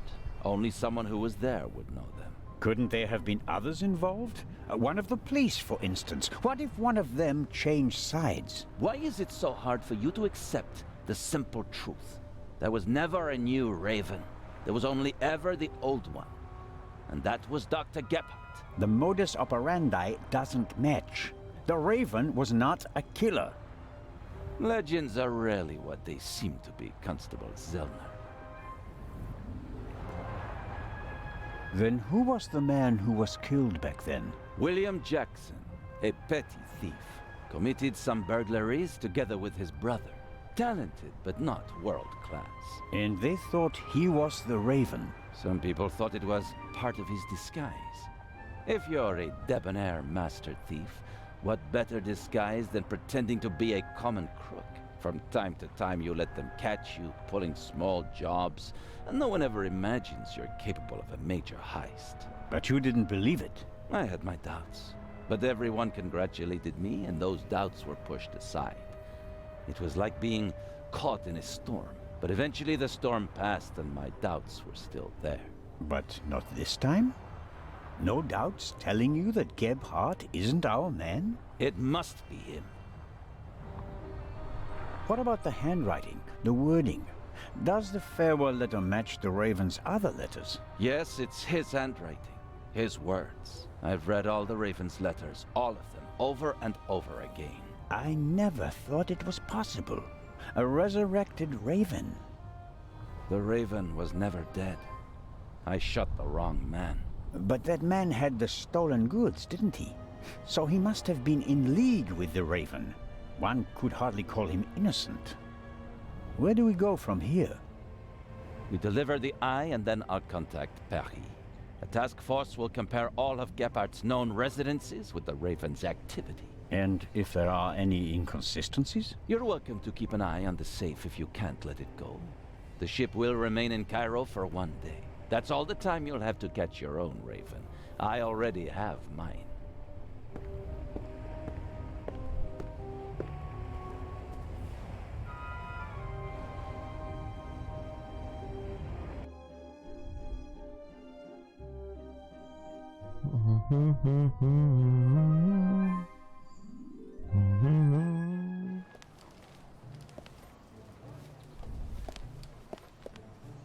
Ah, you're one of Legrand's men, aren't you? My name is Anton Jakob Zellner. You've come just in time. Grace, my dachshund, is missing. There may be more important matters for me to attend to, Mr. Director Abbas Mokhtar. And Grace isn't just a common dog. She's a purebred German dachshund, a champion. Inspector Legrand, Professor Lucien, and Constable Oliver are overseeing the transportation of the safe. They should be here at any moment. I'll have a look around in the meantime. Do you think that's necessary? The Raven is dead, after all. If you mean Dr. Gebhardt, his body was never recovered. Nor the stolen eye of the Sphinx, for that matter. It does us a great honor that the Inspector is concerned about us. But we have everything under control. Legrand isn't as concerned as he should be. But I am. Is the museum closed? Yes. Only carefully selected guests may enter the museum during preparations for the gala. And of course, you're one of them, Mr. Constable. What can you tell me about the museum's security system? One of the best on the market. And the second eye will still be exhibited in our special treasure chamber, which is extra secure. Treasure chamber? See for yourself, to the right of the entrance. The eye is as safe as the British Crown jewels. Alors, je fais la traduction. Leur système de sécurité, ils l'ont pris sur Wish. Voilà. J'ai du très bon, mais vu que c'est un truc qui coûte rien, bah ça vaut rien. I think I'll have a look around the museum. Please do. There's a lot to see. And you'll let me know if you see Grace, won't you? I hope we find her before the great inspector arrives. Isn't it fantastic how he solved the murder on the ship? Legrand? Of course. It's in all the newspapers. The murder of the wealthy Baroness von Trebitz, and how the great Inspector Legrand identified the murderer in cool, just one day. Zellner s'est cassé le cul pour rien, surtout qu'il a failli se faire tuer 2 fois. You should count yourself lucky to have the chance to learn from him. What exactly do the newspapers say? Everything. It's fantastic. Someone on board must have informed the press immediately. Of course, it's a great advertising for us. The reporters will queue up tonight. And it was reported that Legrand found the murderer. Of course! Who else? Well, I wasn't exactly uninvolved. Of course. Legrand surely has assistants, but honor to he who deserves to be honored, right? Well then. Be seeing you, Constable. Grace! Here, Gracie. My sweetheart. Where are you? Oh, Mr. Inch. Mr. Inch.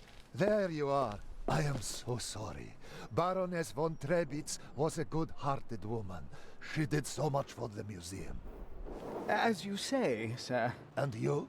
Are you leaving so soon? I'd like to go back to my hotel. These last days have been such a strain.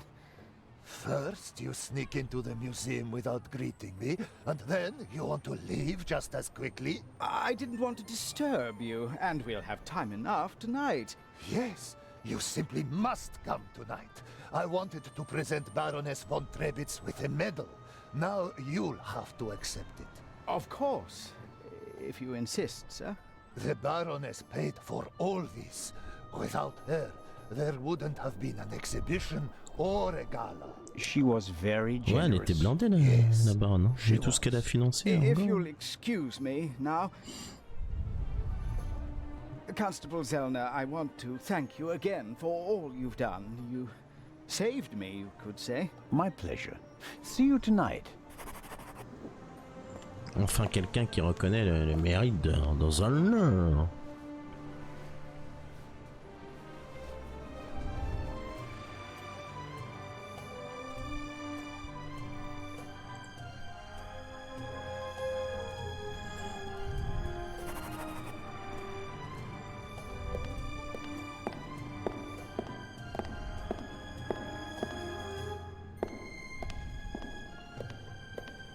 Miss Miller, I'm glad to see you here. Oh, Constable Zellner. I heard what happened to you on board. Awful. Truly awful. All's well that ends well. You are waiting for Professor Lucien? Mm-hmm. Tomorrow you'll be sailing down the Nile, if I heard correctly. That's right. I'm sure it will be an amazing experience. But you don't seem to be very excited. Oh, but I am. It's very generous of Lady Westmacott to invite me, and especially Matty. He'll learn a lot. But? Well, Professor Lucien offered to join us. Then Matt will learn even more. And I'm sure it won't be unpleasant for you either. No, I just don't know how Matty would react if Edgar came with us. I understand. I could test the water to see how he'd feel about it. Would you do that? Oh, thank you, Constable Zellner. Were you able to find out why Professor Lucien left the forecastle so suddenly last night? No, not really. We only had a brief conversation. He was still very nervous. He was like that on the train as well. Seems to be typical of him. It must be something to do with the burglary at the museum. It really affected him. But he told me not to worry about anything. He said, soon this would all be over. Really? How did he mean that? Oh, I didn't ask him, Constable.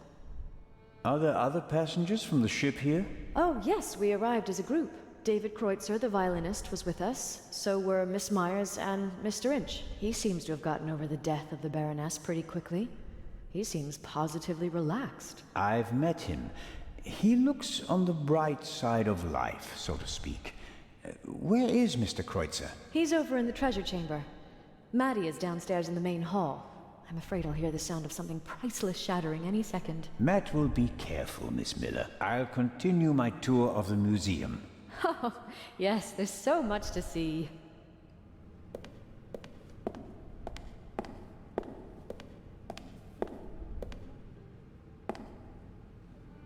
Locked.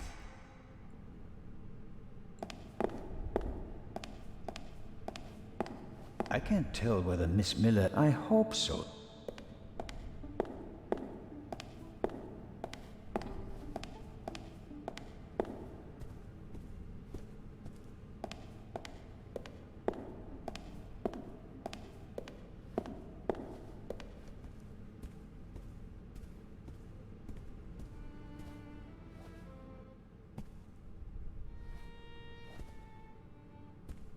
Mr. Kreutzer will provide the background music tonight at the opening.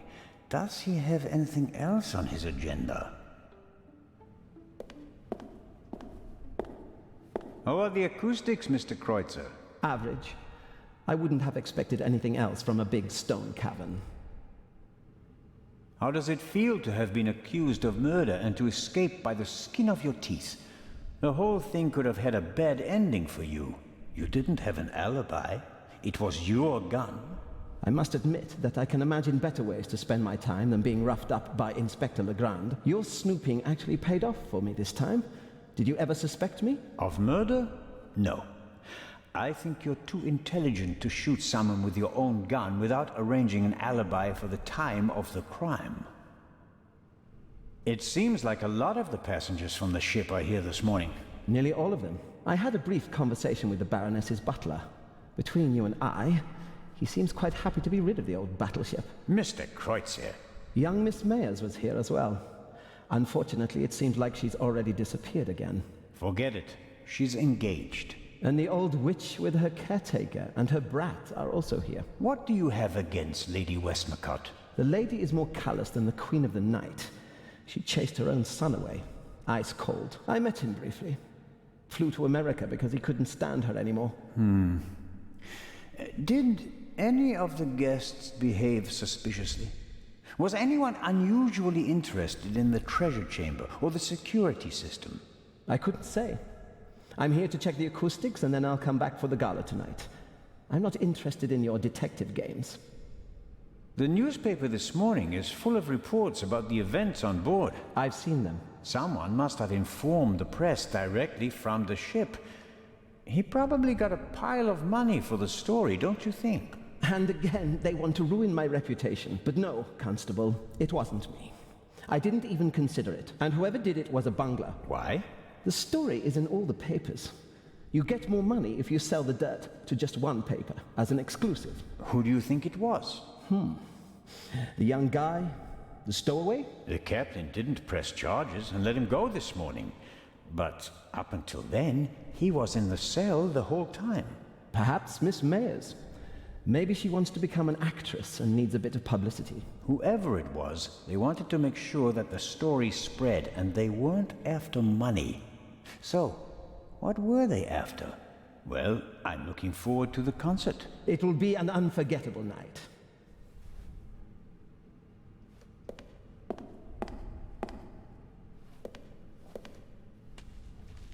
I can't read what it says, but the cover features a dashing picture of Legrand. It shows an energetic young man photographed from beneath, against the sky. That's the look of a man who can catch a thief and murderer in a single day.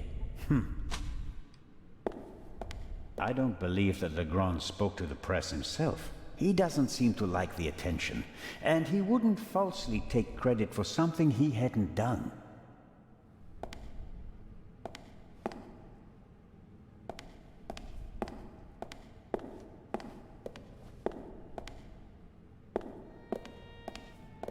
Ancient Egyptian jewelry.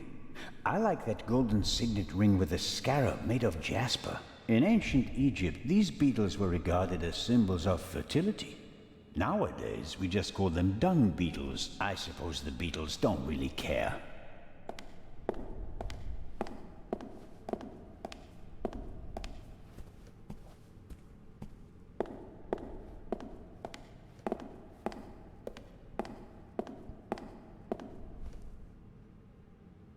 Exclusive and unique. The eyes of the Sphinx, exhibited together for the first time ever.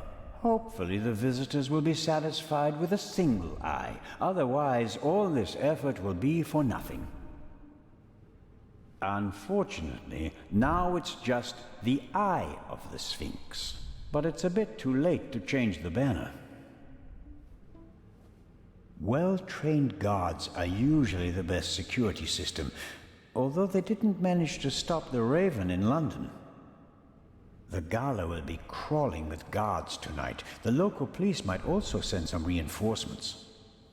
Well-trained guards are usually the best. The gala will be That must be the treasure chamber where the Eye of the Sphinx is due to be exhibited. The display case is already prepared.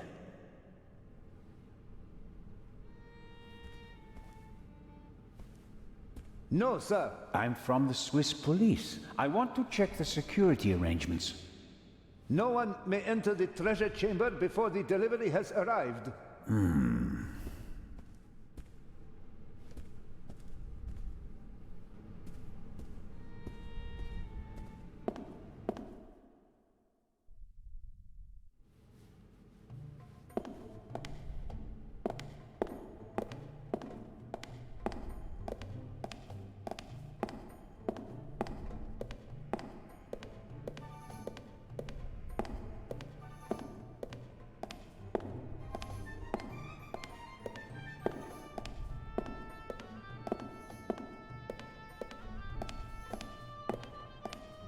Ah, I've heard of this. Desert glass. In the great sand sea of the Libyan desert, there's a region where natural glass is found. Nobody knows how it formed. The valuable material was often used for jewelry in ancient Egypt.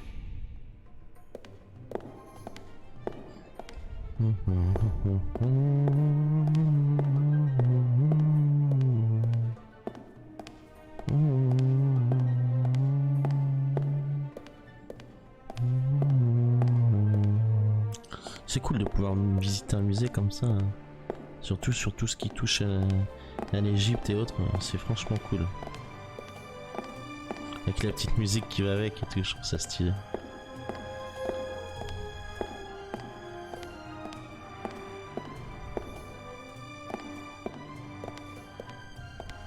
Several daggers in a row. Their shapes and patterns look timeless, elegant. What does it say here? The dagger on the left is a replica of the dagger from the tomb of Tutankhamun. It must have been incredibly precious during his lifetime because it's made of iron. Thousands of years before the Ice Age, meteorites were the only source of pure iron. So a star that fell from the sky, bringing a substance that's harder than anything they'd known before, would have been a dramatic event. No wonder they used it to forge a weapon for the godlike pharaoh.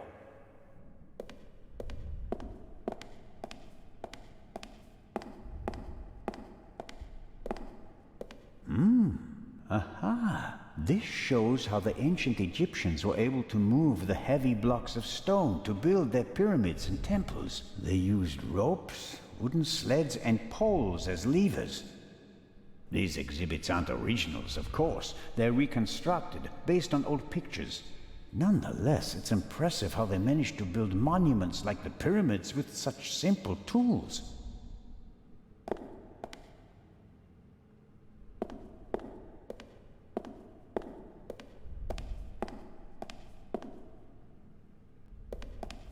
Impressive, isn't it? Thousands of years old and still beautiful. That it is. They dug it out of the sand near Thebes over 50 years ago.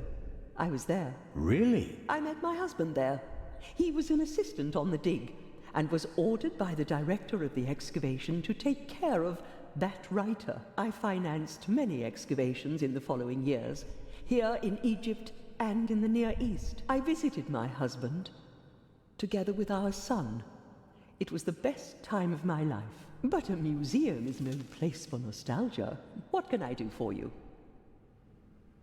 You've had a long and successful life, Lady Westmacott. What's that supposed to mean, Mr. Zellner? That I should be ready to leave the stage? Because I'm not. Oh, I didn't want... I'm here because life is here, Constable. Or was. I have never lived as much as I have here. No fame, no money can buy that. I understand. I'm sorry, Constable Zellner. Such an outburst isn't fitting for a woman of my age, and an English woman at that. Let's talk about something else. Your son. You haven't said much about him. Or perhaps you did, just not by name. You're an attentive listener, Mr. Zellner. I was wondering why you knew so much about Miss Miller's unhappy marriage. I stopped paying his bar tabs. stopped paying reporters to hush things up. He got to know her and went with her to America to start a new life. You can change your name easily, but not who you really are. He has my eyes, doesn't he? The Part 2 novel is for him, isn't it? If I couldn't provide Matthew with a good father, then at least I can provide him with a good start in life. When I was working on the ship, I felt like one of the detectives in your novels. You were lucky. It was an unusual murder. Most murders happen in the heat of the moment or are committed by idiots. They're uninspired. But Gebhardt thought it through. He could have succeeded. I don't know. He made too many mistakes. He couldn't have known that the Baroness, almost unconscious from the drugs, would lock her cabin door. But that was a risk. The plan was too complicated and sloppily executed. You certainly are a harsh critic, Mr. Zellner. He could have shot her on the side deck and thrown the weapon into the sea. With no witnesses, no one would have suspected him. How boring. Or if it had to be a complicated plan, then he should have worked more carefully. Should have thought of everything, had a plan B in place. Maybe he didn't have enough time. He had only a few hours to plan and commit the murder. Still, he should have covered his tracks more carefully. The audio tape, the bloody glove, none of that should have stayed in the medical center. Do you think that Dr. Gebhardt was the Raven? Was? Do you think he's dead? The letter sounded like he committed suicide. There's your answer. Does that sound like the Raven? Being unmasked? Taking the easy way out? My sentiments exactly. The Raven wouldn't commit murder, get caught, and then jump into the sea. You don't want everything to be over, do you? It's my chance to do something great. It can't be over yet. At least you solved the murder of the Baroness. You're a hero. That's not how the newspapers see it. Nor I. Something's missing. I can achieve more. Careful, Constable. He who flies too close to the sun... Is that the myth of Icarus? To be honest, no. The story is Greek, and was only written down 1,000 years later. I was counting on the dramatic effect. Oh, worked well enough. Let's assume that the thief is still out there. Who is he? If all this were a novel, then it would be the one you least expect. Is that intended to be a confession, Lady Westmacott? What do we know about the new Raven? He's a man who would stop at nothing. Must it be a man? And how do we know that it's just one person? There could be several people collectively pretending to be the Raven. So, we don't know anything. That's not completely true. We know that he or she wants the Eye of the Sphinx, and will probably strike here, assuming he or she hasn't already gone. It may be the end of the story for me, Lady Westmacott. Inspector Legrand will arrive soon and send me to the hotel.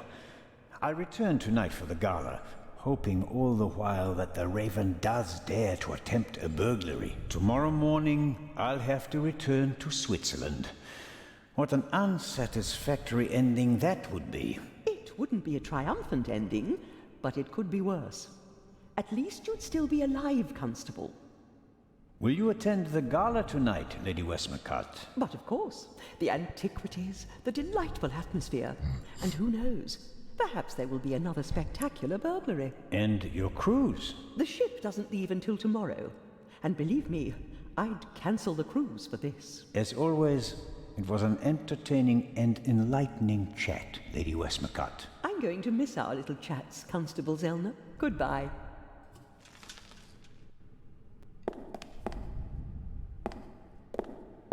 A figure of Imhotep, who comes in peace from around 2700 BC.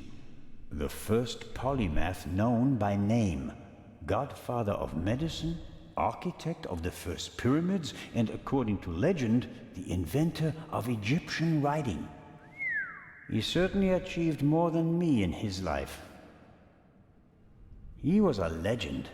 The Greeks called him a god. The Romans still honored him 3,000 years after his death. Even today, scholars offer a drop of ink to Imhotep when they begin a new project. Really impressive. This is Akhenaten, the only pharaoh whose portrait I always recognize. He has a very unusual head. Akhenaten was the husband of Nefertiti and the father of Tutankhamen, a famous family. But he went down in history as the pharaoh who wanted to eliminate the old gods and replace them with a single god. The priests took offense, and he died of unknown causes. Cool. On a combien de trophées? On est 11 sur 35, ça avance bien. Ahoy, Matt! The statue was talking. The statue was talking? Yes. And what did it say? It said it was... That's a very bad word. I know. And an English one. Don't you think it's odd that an old Egyptian statue speaks English? Don't you think it's odd that a statue speaks at all? That would have been my next question. And, is the statue talking to you right now? Do you think I'm nuts? No, of course not. I just thought you might have much better ears than me.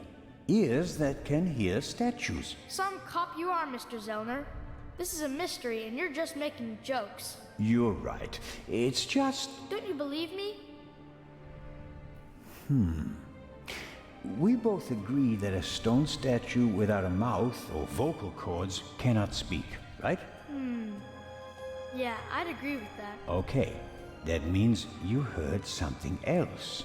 And we have to find out what or who it was. Roger. I'm almost a bit envious of you. Going up the Nile on a ship, it must be great. Yeah, I guess. You don't sound so keen. I think my mom wants the professor to come too. And you don't? You can't tell me. What if Mom marries the professor and doesn't work with the lady anymore? We'd have to move to London, and I'd have to go to a new school.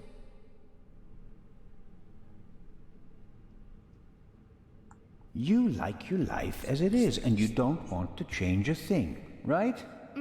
But have you ever thought about whether your mother is happy? The world doesn't revolve around you, you know. If you're unhappy, you have to do something. Sometimes you have to take a chance. And in that case, you need all the help you can get. Do you mean Mom isn't happy? I don't know.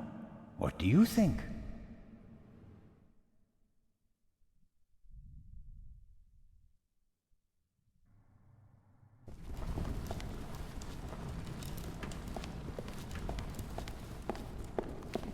This will all be over soon. Then I'll finally have time for you. We wanted to head back to the hotel. Certainly. And tonight at the gala, I'll show you around the museum, okay? And have you made up your mind about the cruise? Well, I don't really know.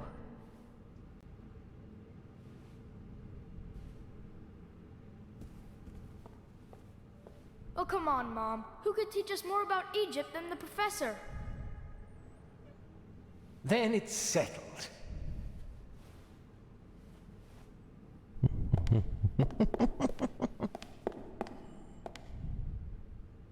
I didn't expect you to say that. Well, Mom, sometimes you have to take a chance.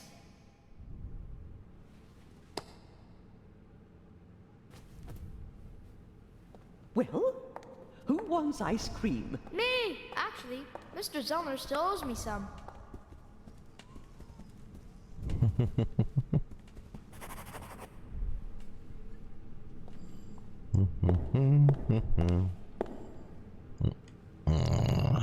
The door is closed if the guard room isn't occupied. That makes sense. Though I would have expected the guard room to be occupied all the time, especially on a day like today. Ça c'est vraiment bon la mise en lumière.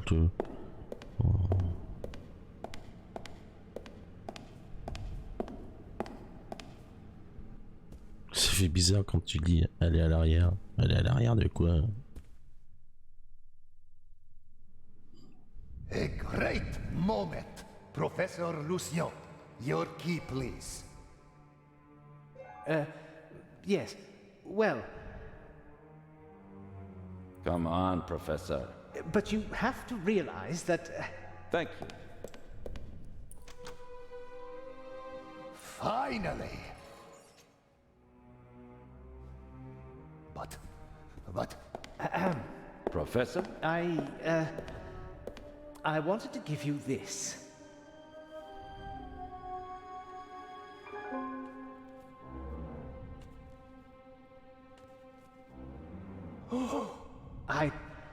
Well, after the burglary in London, I thought the Eye might not be safe on its way to Egypt. So I secretly took it when I was supposed to place it in the safe in London. How dare you? I felt that I should leave the jewel to someone I trusted completely. Myself. But the jewel was safe. From London to here, no one had an opportunity to steal it. I beg your pardon, my dear colleague. But if that were true, I wouldn't have had it. Congratulations, Professor Lucien. You fooled everyone, it seems. The honor is yours.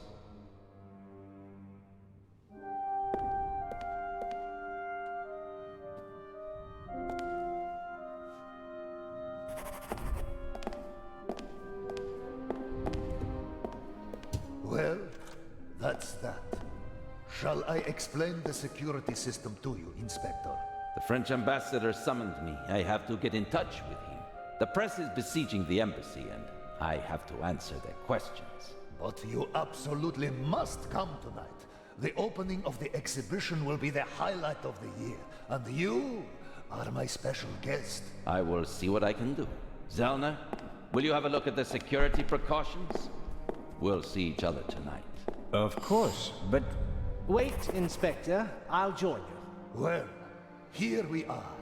The Inspector will answer the reporter's questions for the next few hours. And well... I won't take up too much of your time. I'll take a look around and then go lie down so that I'm ready for tonight. What's in the other display cases? Other valuable originals. The eyes of the Sphinx would have been the highlights of our exhibition. Now that we only have one left, it doesn't really outshine the other valuables anymore. This room is full of world-class treasures.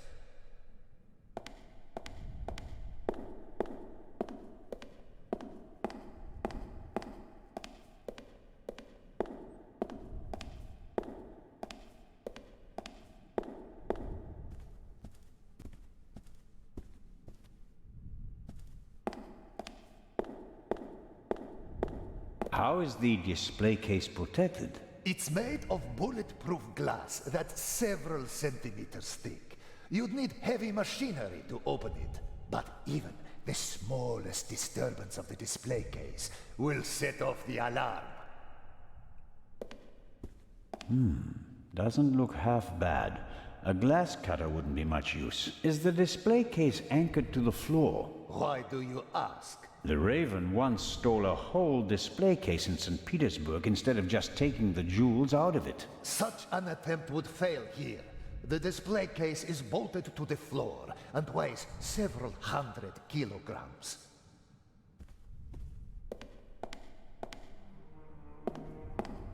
Many people picture a stone coffin when they hear the word sarcophagus, but this one is wooden. As usual, an ornamental representation of the deceased is painted on the outside in gold and other colors.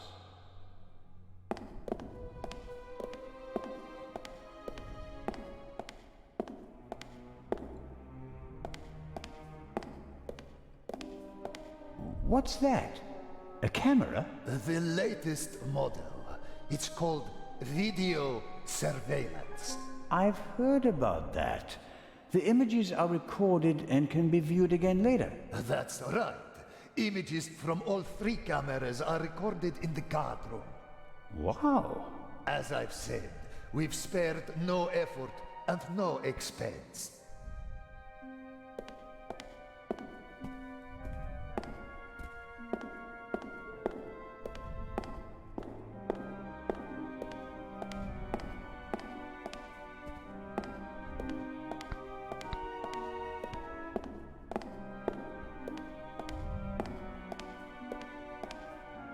Bon, je pense qu'on a fini.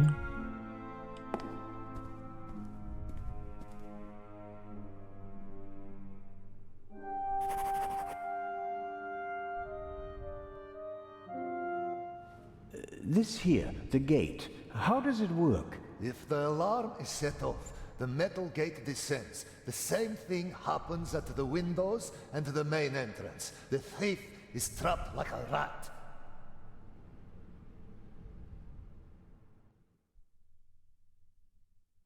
As are we. Next, I'll show you our guard room, the heart of the whole security system. And after that, I'll have to excuse myself.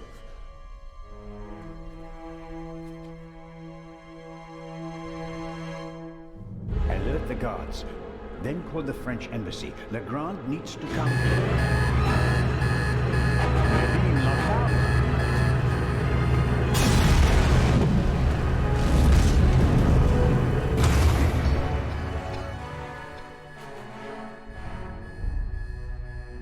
C'est prévisible, mais j'ai hâte de découvrir la suite et la fin pour connaître toute l'histoire, parce que c'est captivant et on est à fond dedans, quoi.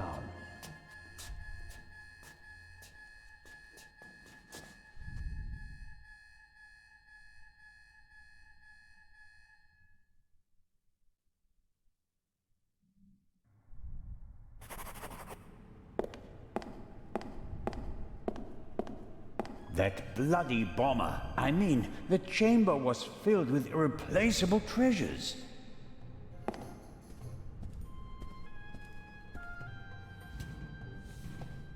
The gate is massive. I can't open it myself.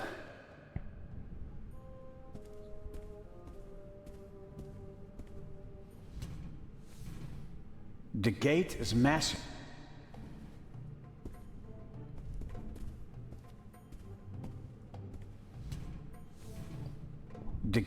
Ok, on dit la même chose à chaque fois.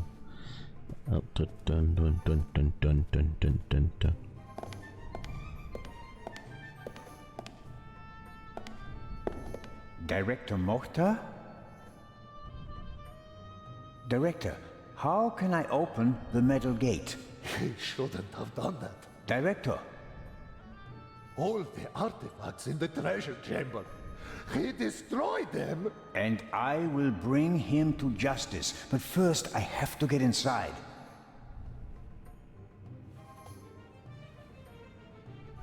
He's pale and shaking, probably in shock. Perhaps I'll get something out of him in a couple of minutes. He's pale and shaking. Perhaps. Ok.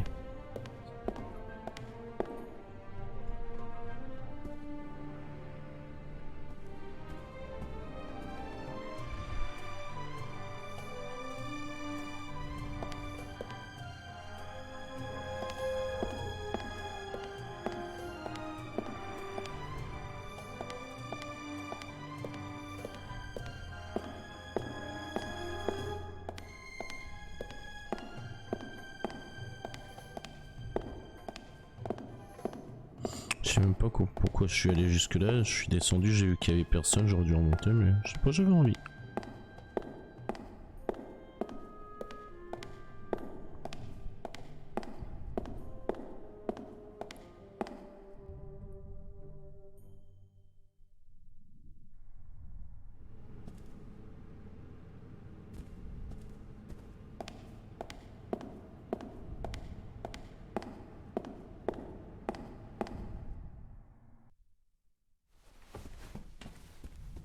Constable Oliver!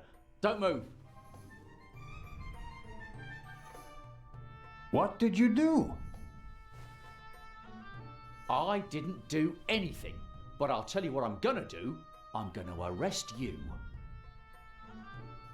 Put the pistol away. Oh, you'd like that, wouldn't you? Robert, be sensible. Shut it! Is he dead? Just unconscious.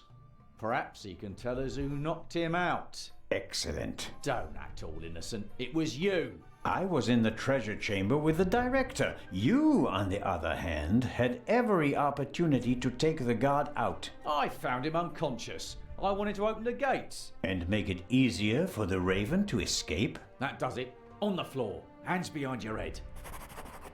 Why aren't you in the embassy with Inspector Legrand talking to the press? What are you talking about? Legrand refused to do it. What? He told the ambassador that he'd rather walk through the desert for 40 years than give interviews for 40 minutes. We have to open the treasure chamber's gate. I suspect there's a secret entrance. No. We should open the main entrance and call for help. Robert, think. The Raven is inside the museum, and so are we. We could catch him, but we have to give chase immediately. The two of us can finish it here and now. You just want to confuse me. Robert, I don't think you knocked this man out, but neither did I. I was with the director the entire time. Ask him. That doesn't mean you aren't involved somehow. You could be working with the Raven. So could you. We can suspect each other, open the exits, and offer the Raven every possible escape route. Or we can bring him to justice right here, right now. No, okay. But just get this straight. I don't trust you. I'll keep an eye on you, and if you try to get away... Understood. I'll try to open the gate to the treasure chamber now. I'd appreciate it if you'd refrain from accidentally shooting me. No tricks, Zelna. And if we don't find anything in the treasure chamber, we'll open the gate at the main entrance and call Inspector Legrand. Of course.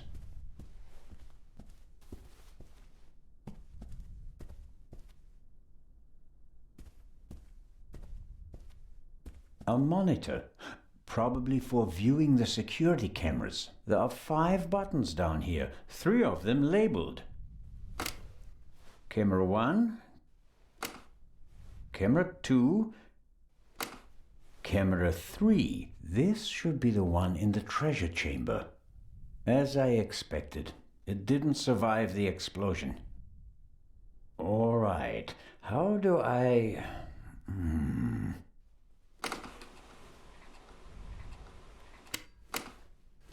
Fantastic.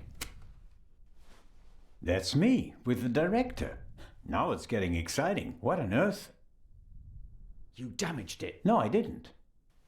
Someone must have turned the camera off. Or... No, it's still recording, but something's covering the lens. There. That was the explosion. Interesting. Why is it interesting?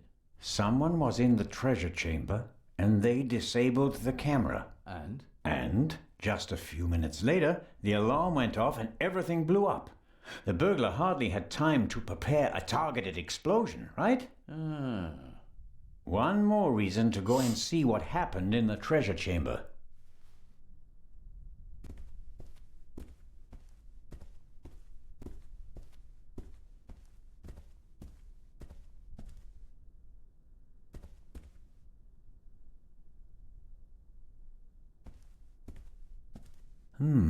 Various bits and bobs for the office routine.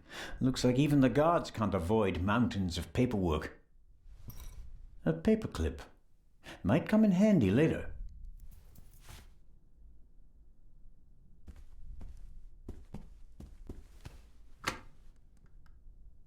Dead. We can't call for help. The line's dead. Does the alarm system call the police automatically? If not, or if it was also disconnected, I'm not sure that anyone out there knows what's happening inside the museum. I guess no one heard the explosion from outside. The treasure chamber doesn't have any windows, and the metal gates that came down could just be part of a test. We can't call for help. The line's dead.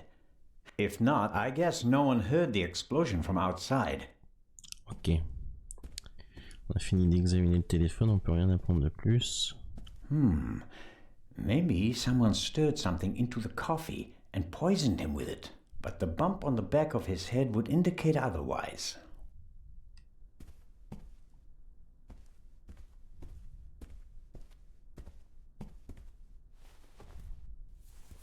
What are you doing? I was looking for this. I think he's okay. After we've checked the treasure chamber, we should call an ambulance.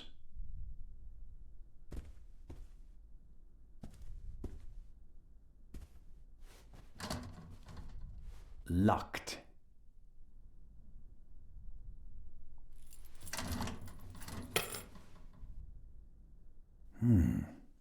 blueprints for a museum. Every gate seems to be controlled by its own switch. This should be the gate for the treasure chamber.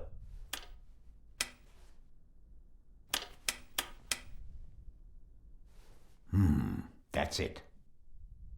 There's nothing more I can do here.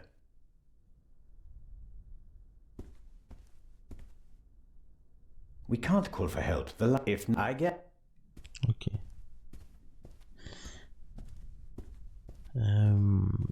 Est-ce qu'on a tout fini ici?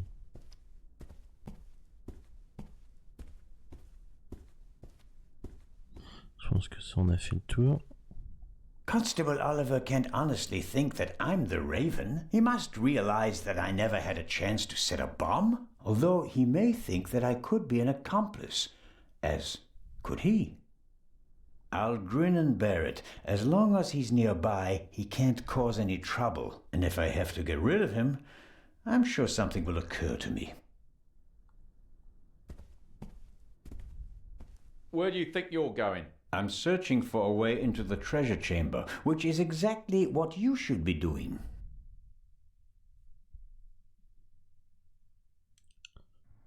Le mec est pas du tout parano, quoi. Then we'll follow my plan. Open the main entrance and call for backup. Let's hope for both our sakes that I find a way into the treasure chamber before then. I don't want to be responsible for the escape of the Raven.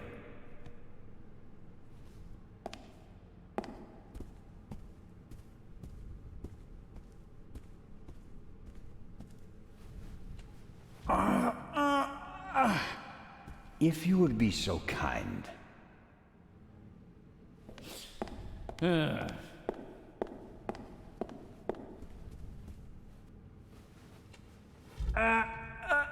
No, that won't work. I could have told you that.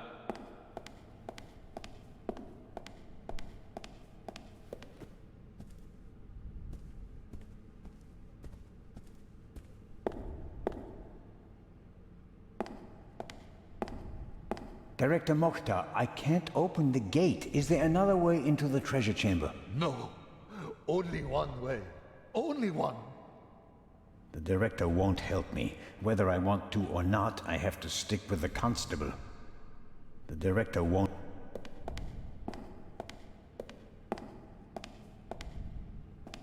Do you have any idea how we can open the gate? We've got to open the main gate and call for backup. No. You gave me 5 minutes and my time isn't up yet. The clock is ticking. Sooner or later, the constable will lose his patience and I'll lose my chance to get into the treasure chamber alone. The clock is ticking.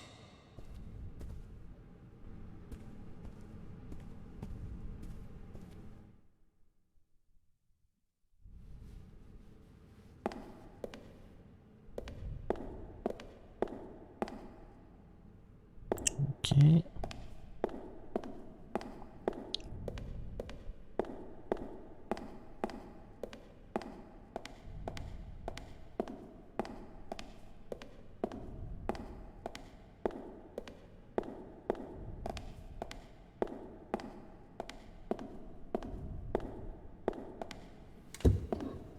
Locked.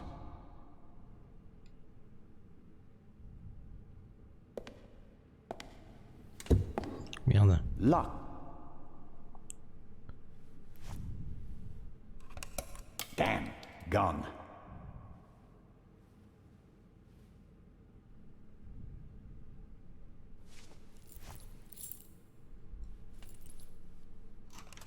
It fits.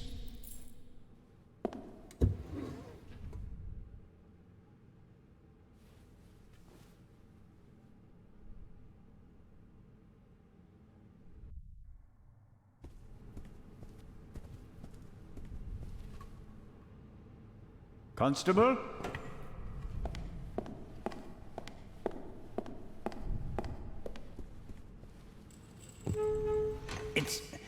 It's moving.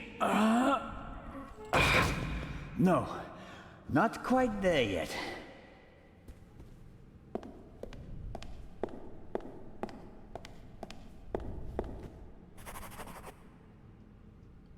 The explosion wasn't strong enough, but maybe it's a bit warped.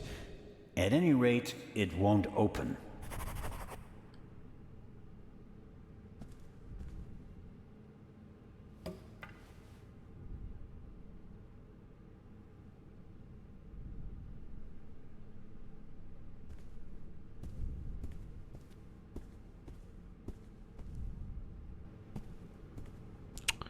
Bon. J'espère qu'on va avoir le temps.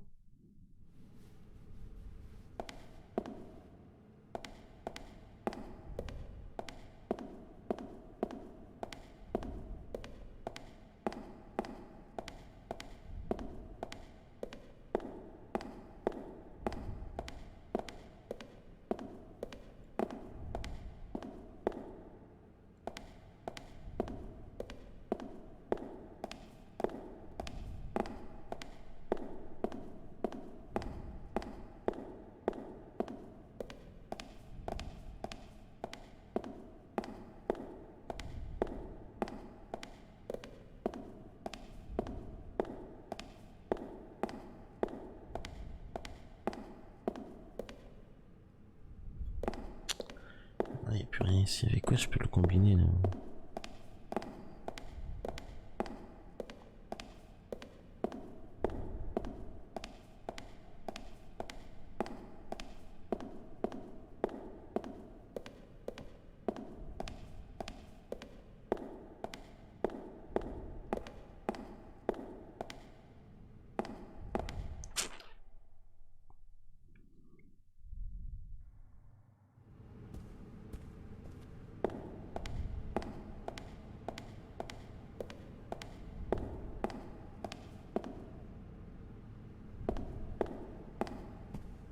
This security gate is also closed.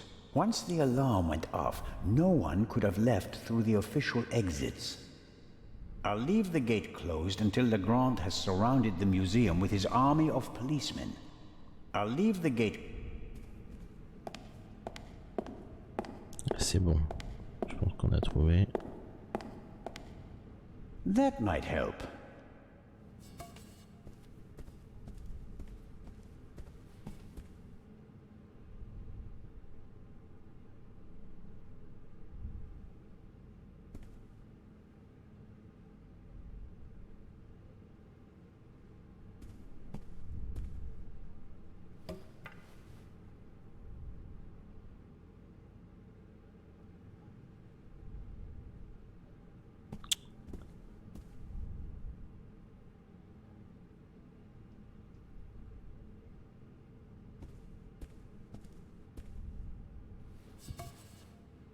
All right. It has to work. Constable Oliver, could you lend me a hand?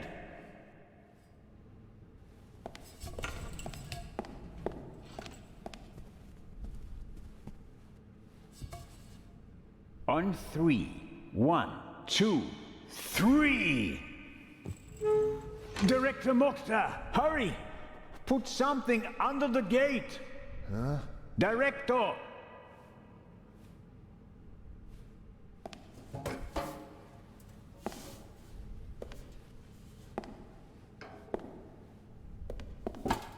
No luck. It won't open any further. Put it down, quick! That'll hold it. I wouldn't bet on it. We should hurry. And inform Inspector Legrand. First, I'll get an overview of the situation. You don't think I'm going to leave you all alone with a jewel, do you? I doubt that the jewel is still in the treasure chamber. But how? I'll be watching you. Then you'll have to come with me. If you haven't heard anything from me in 5 minutes, me, not Constable Zellner, then open the entrance and call for help. Understood? Okay.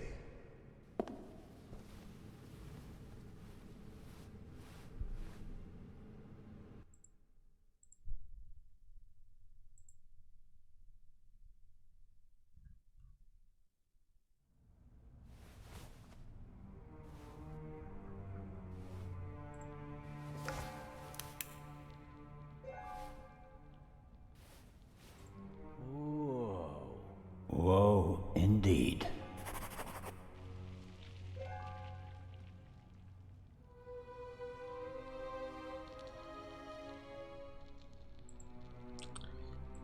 Alors.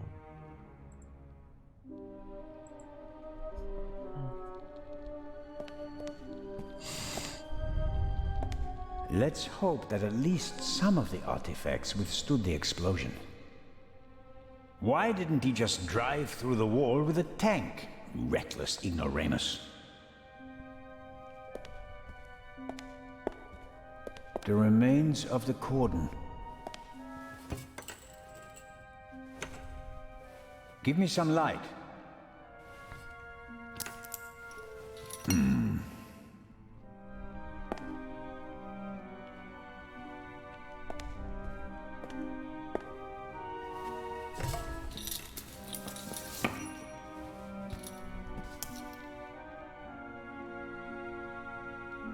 I suppose the camera was hit by a chunk of flying debris. Fortunately, the ceiling is quite high, and the gate was still ajar. Otherwise, nothing in this room would have survived the shockwave. It will take a long time to clean and restore everything, and some things are surely lost forever.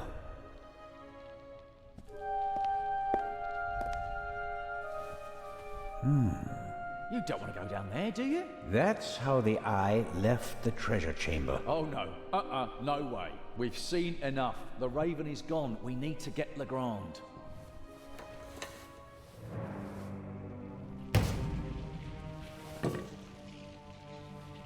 Great.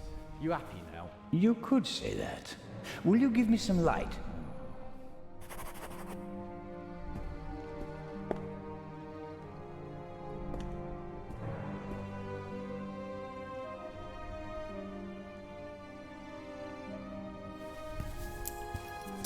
The clasps aren't really made for heavy weights, but I think they're strong enough. What do you think about this? It's a right mess. You can say that again.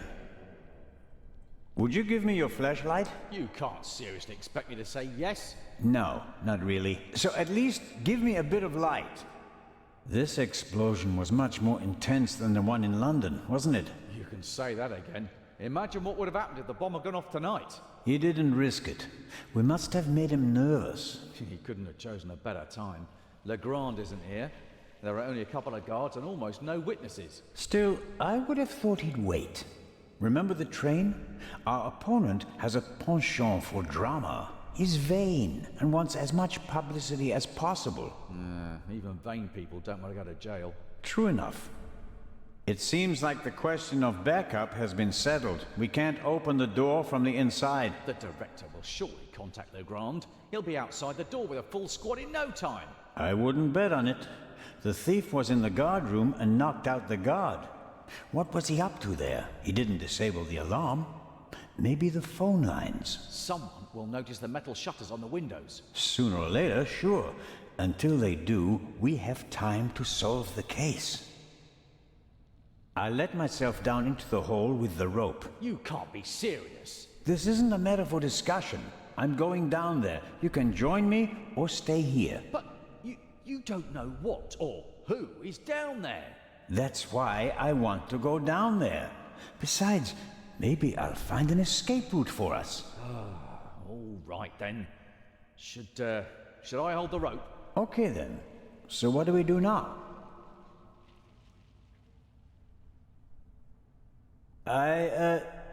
Yes, thanks.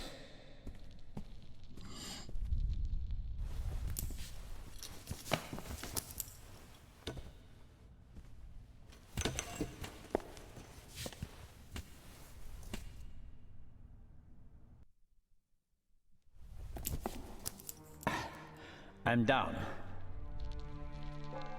Give me some light, Robert.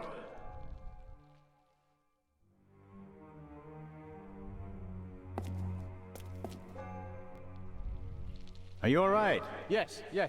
Have you found an escape route? I'm working on it.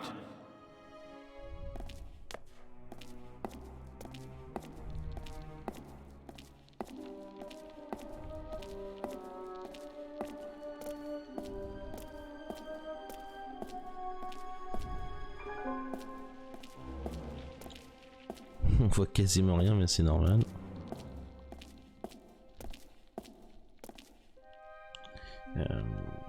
Je vais modifier un petit truc.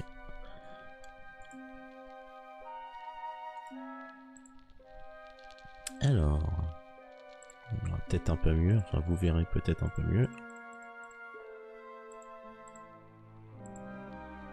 Voilà, c'est mieux comme ça.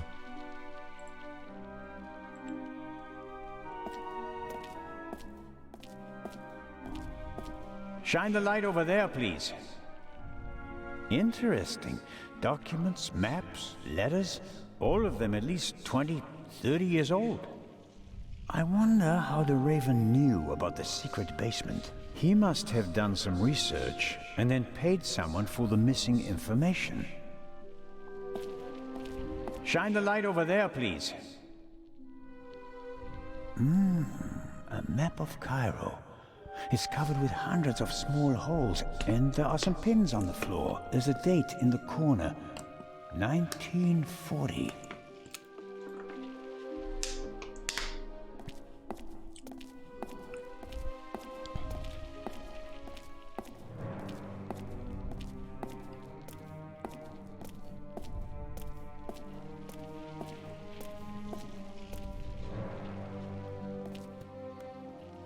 There are cracks in the wall and scarf marks on the floor. A secret door? And probably the Raven's escape route. Can you open it? There are several panels and kind of a handle. But I can't turn or pull or push it. Something's written here, but it's too dark. Hurry down with the light. No, the Raven is trapped. We should call Legrand.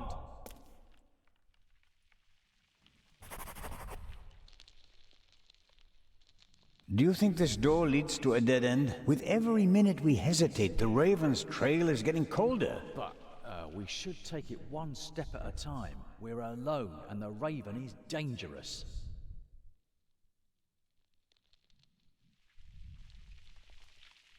What would Nicholas Legrand do in this situation?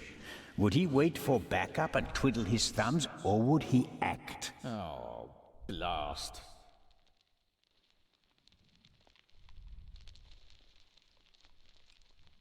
Robert, this is our moment. Time to show them all. When the others arrive, they'll see that we didn't just dare to enter the basement. No, we also found an escape route and opened it. How do you think that will sound on the police report? Constable Oliver and Constable Zellner laid the foundation for the arrest of the Raven with competence and quick thinking. Okay, here's what we do. I'll hand you the lamp and you open the door. Then we guard the door and wait for backup. I couldn't have put it better myself. Right. Catch, but hurry. I don't want to think about the fact that I'm standing here in the dark surrounded by mummies.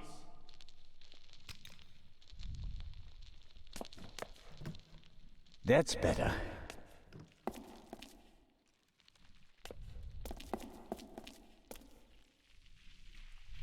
Constable Oliver has his heart in the right place, but that doesn't make him the right man for the job. Everything okay, Robert? Or did the mummies get you already? Aha.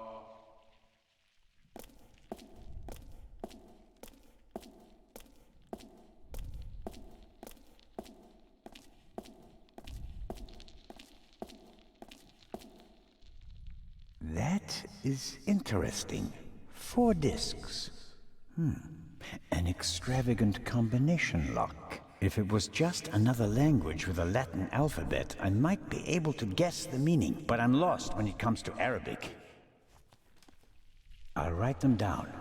It could be a hint about how to open the door.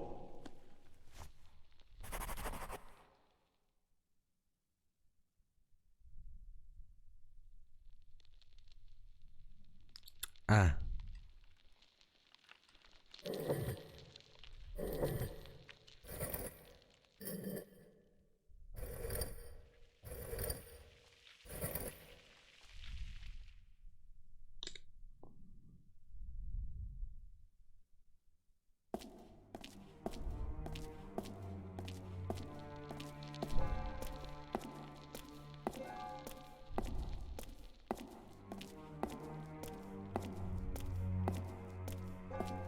What's that? Hey, Don't go too far away. Come down and stop me. Interesting. Some kind of wooden hatch. There are 2 hinges on this side. There's a kind of metal hook holding the hatch closed.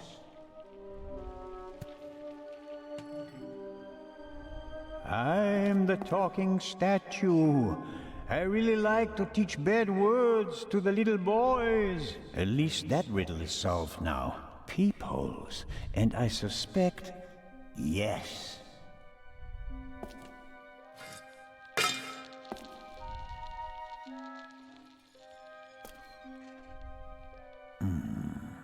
The Raven couldn't have gone this way. We'd have seen him and he couldn't have closed the bolt from outside. I'm positive he escaped through the other secret door. Why is it suddenly so bright down there? I found the light switch.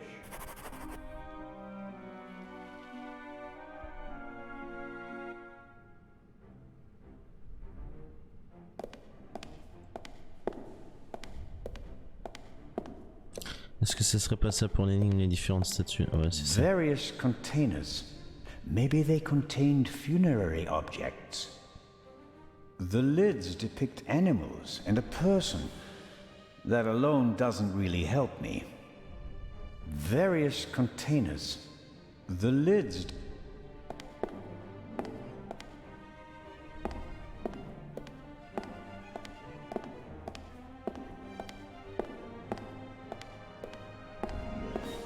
The museum still has plenty to offer, despite the senseless destruction in the treasure chamber. The museum's... Ok.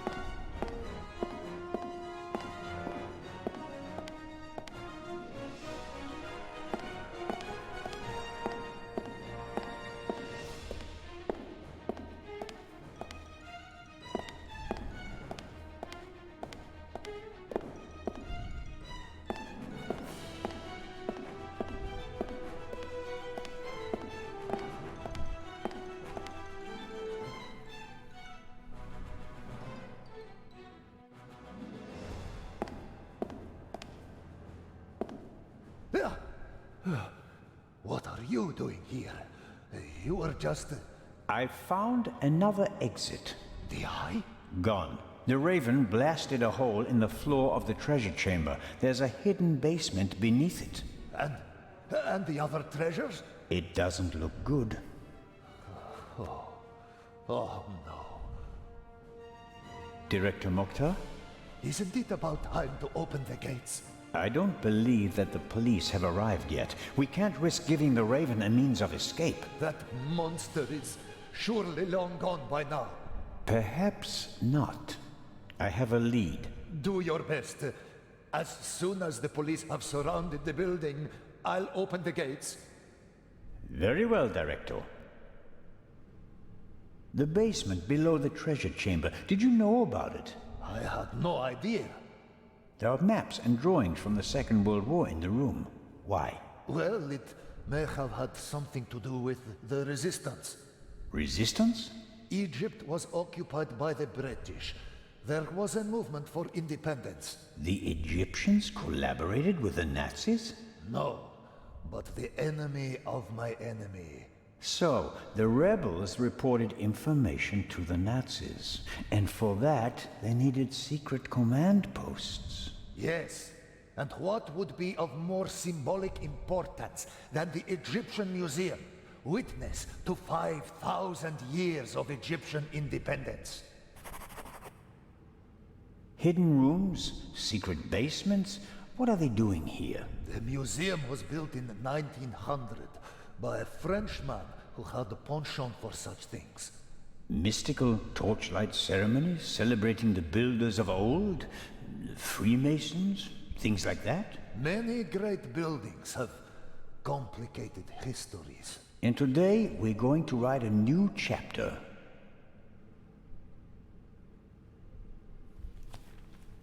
I found this Arabic writing. What does it mean? It says, the sons of Horus. And that means... Is this really the time to discuss history? It's important. The sons of Horus played an important part in the burial ritual. 4 suns, 4 canopic jars, vessels in which the liver, lungs, stomach, and intestines of the body were stored.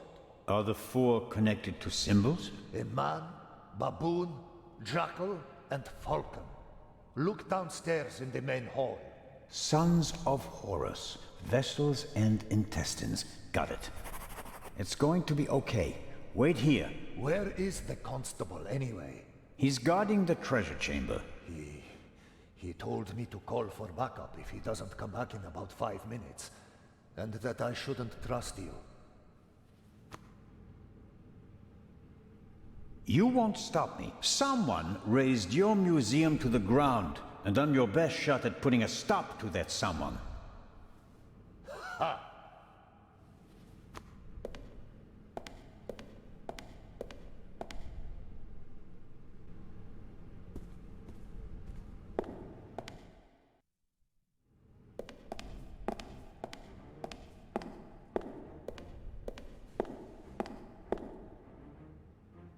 Sarcophagus from the Old Kingdom.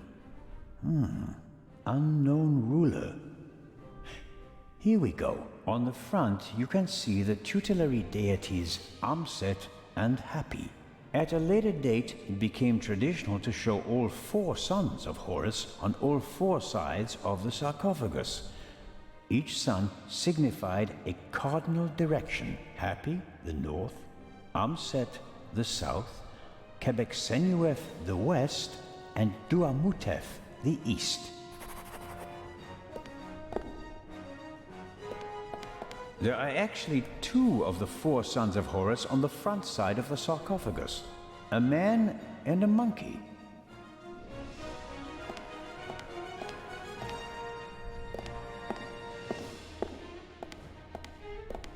Must be the canopic jars the director was talking about. 1 jar for each of the 4 sons of Horus.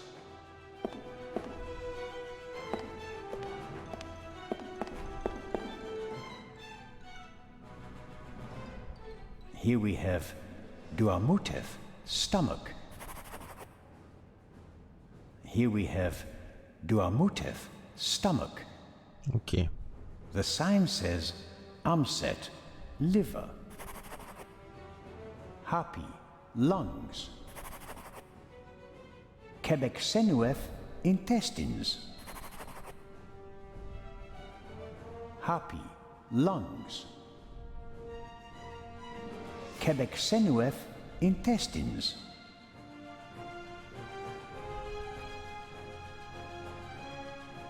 Happy, lungs. The sign says Amset, liver.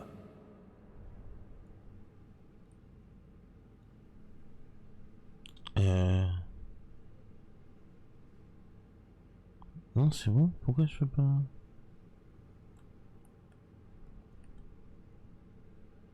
Merde.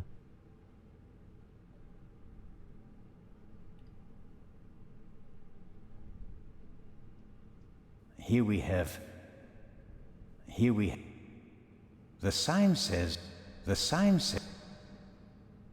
Ah, pardon, j'avais pas fait gaffe que c'était tout en bas. Sorry. Je cherchais sur un côté. Oh, ouais.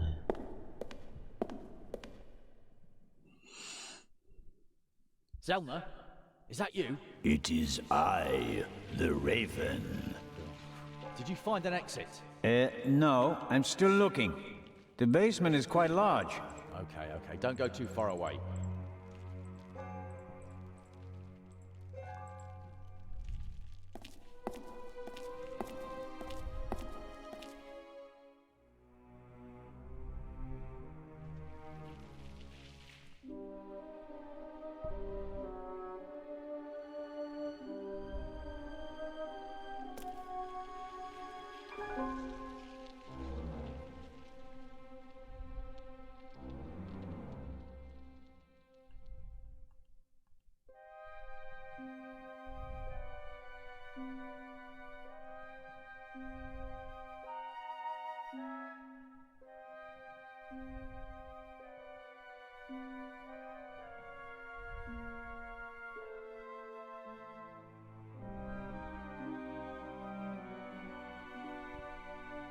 Alors.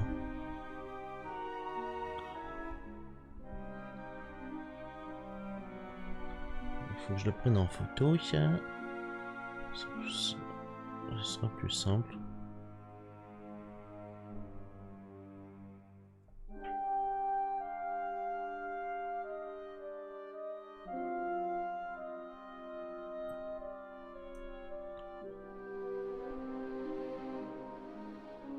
Ok.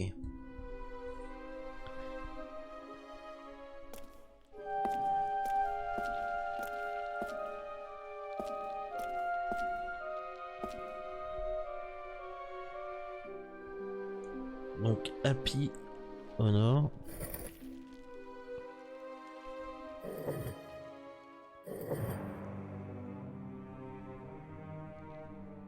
Ok.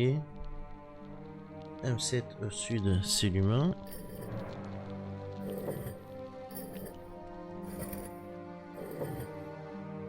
Ok.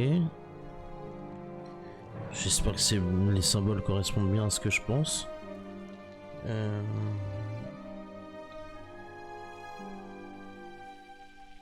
Québec à l'ouest, c'est un faucon. Voilà.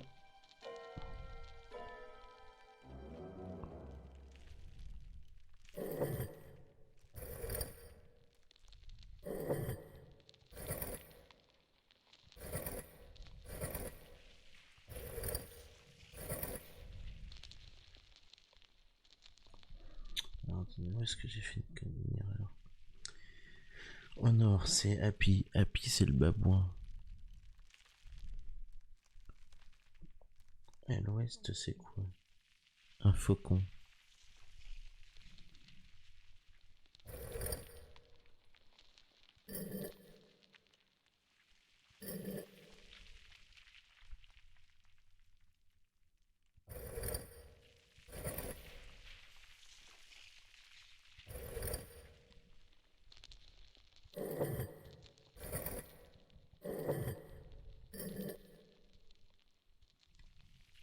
Putain.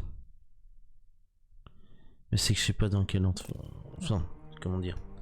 Je sais pas... Je veux dire, je sais pas, là par exemple, le premier engrenage, celui du haut là pour le nord, c'est genre le symbole que tu dois mettre, il faut le mettre où, en haut, en bas, à gauche ou à droite? Je pense que c'est tout con, hein. Celui du haut c'est le nord, celui du bas le sud, et ça c'est pour chaque mécanisme. Donc si on fait Happy pour le nord, le babouin.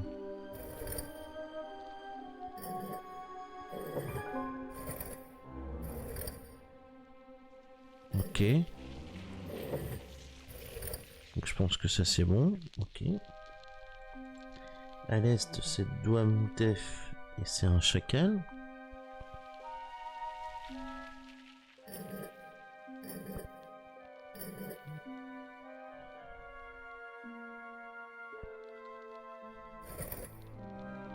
Ok. Au sud, M7, un humain.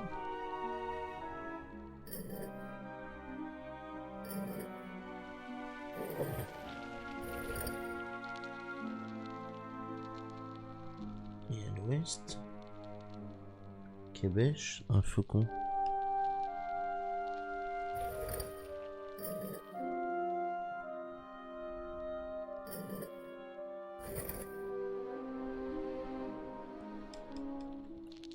Comment c'est si on a vu bon?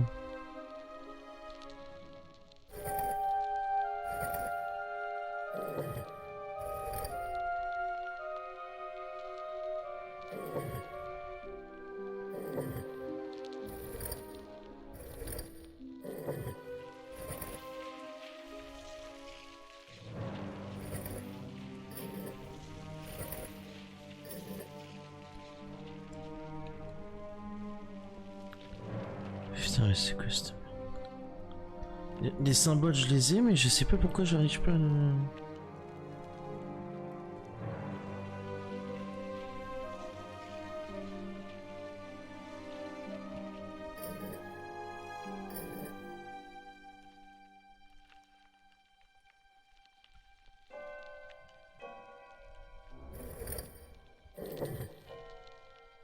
Ouais, si, c'est ça.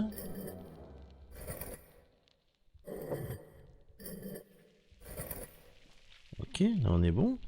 Et puis c'est le bas bon, donc ça je pense que c'est bon. Au sud, M7, c'est l'humain.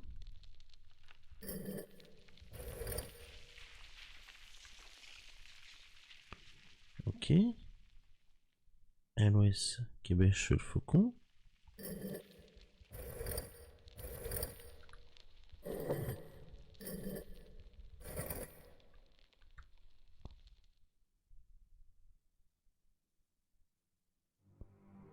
Putain, pourquoi ça fonctionne pas?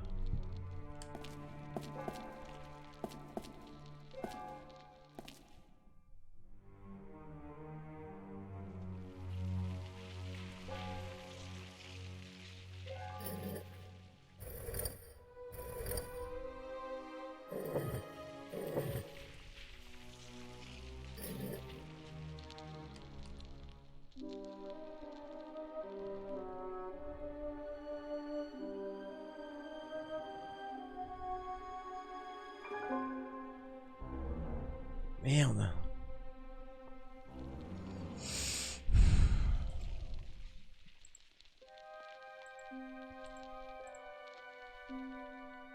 C'est un truc tout bête, hein. Je les ai, hein, les trucs, hein, mais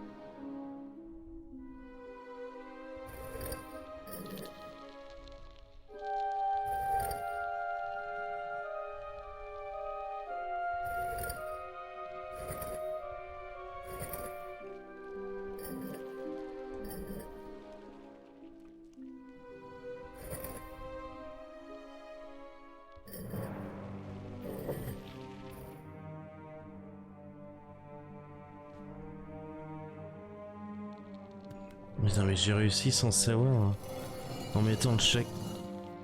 Le chèque. There we go.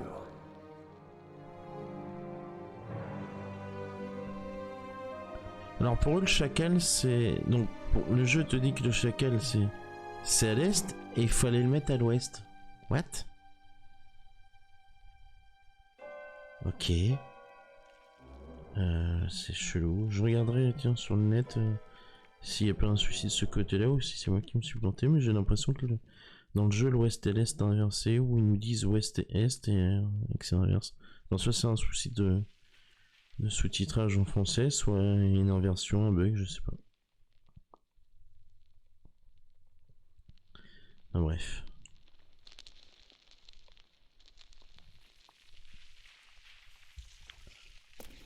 C'est chelou, c'est pas grave. He's up there, Robert. I know that. That may be. Go into the guard room and open the gates. Tell the director. Zelna, don't do it. It's too dangerous. You can't stop me. Not anymore.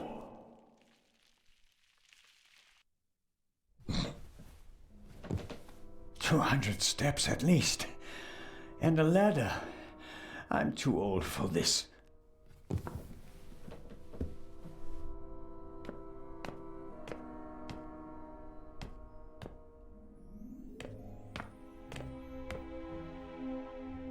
An old roof like this must be paradise for pigeons.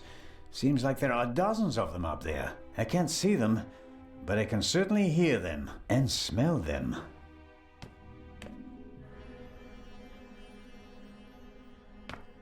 Must be unbearably hot up here in the summer, but it's bearable at the moment. I'd better leave it off. It'd probably just stir up dust. Left over from the war, if I had to guess. And why not? So high above the city, it's the perfect place for a secret radio installation.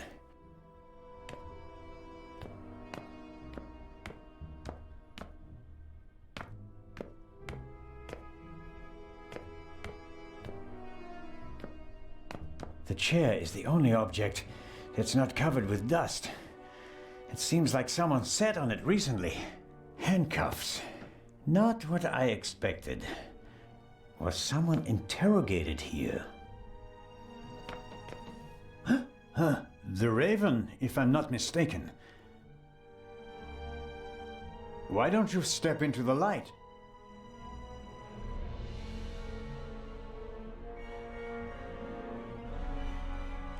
Inspector Legrand. Legrand. Wouldn't it be easy if I could lay it all on his shoulders? Oh, Wrong, Constable Zellner. Mr. Inch? It is astonishing how far you've come. I thought young Legrand would be my most dangerous opponent, but it seems I should have had more respect for age. The bomb on the train. Since when does the Raven risk human lives? I knew that Legrand would be hot on my heels after the heist in London. He's a dangerous man, Mr. Zellner. He almost caught me once. Is that a reason to resort to murder? It wasn't my only reason. An eye for an eye, Constable Zellner. What about the murder of the Baroness?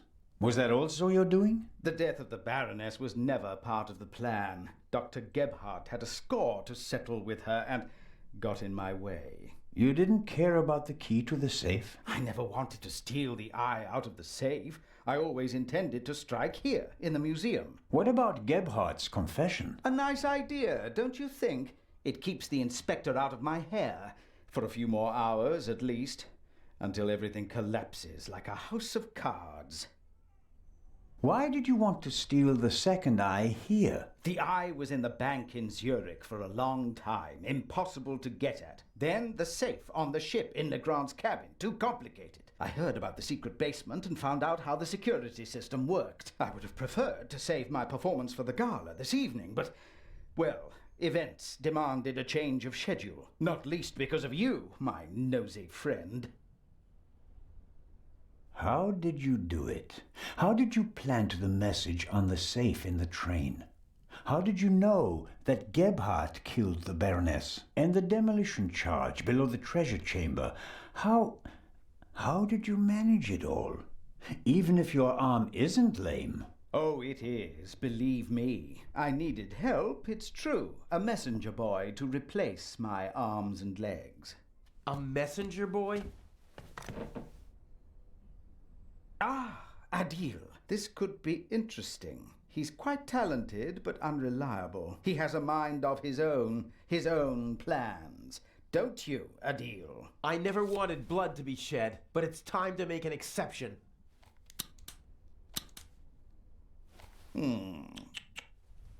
He only forgot one thing. I keep things firmly in hand. Always. End of story.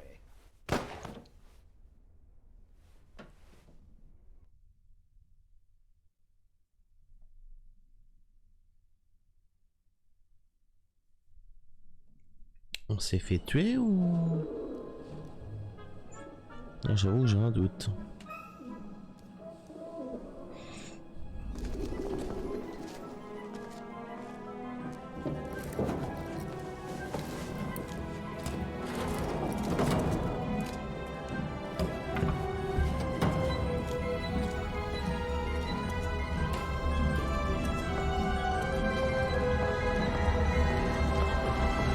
I told you not to get off. What if the train had gone without you? So, you're taking a job as a ship's doctor? I am excited but nervous too. I'm not exactly a champion swimmer. If you wind up in the water on board a ship, something's gone terribly wrong.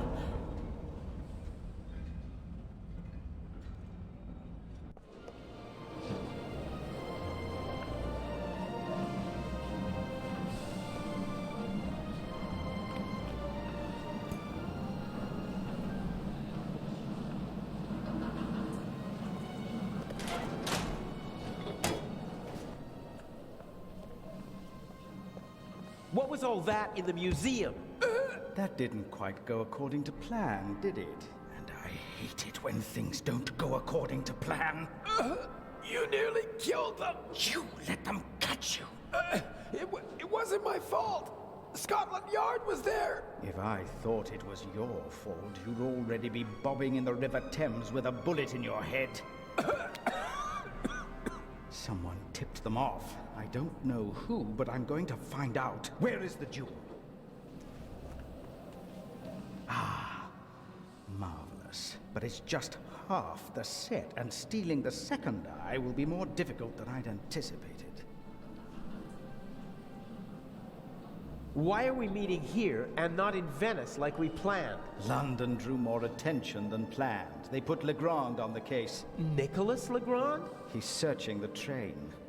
Shouldn't we postpone the plan under these circumstances? On the contrary, I gave him an anonymous tip. A tip? I told him that the train will be robbed.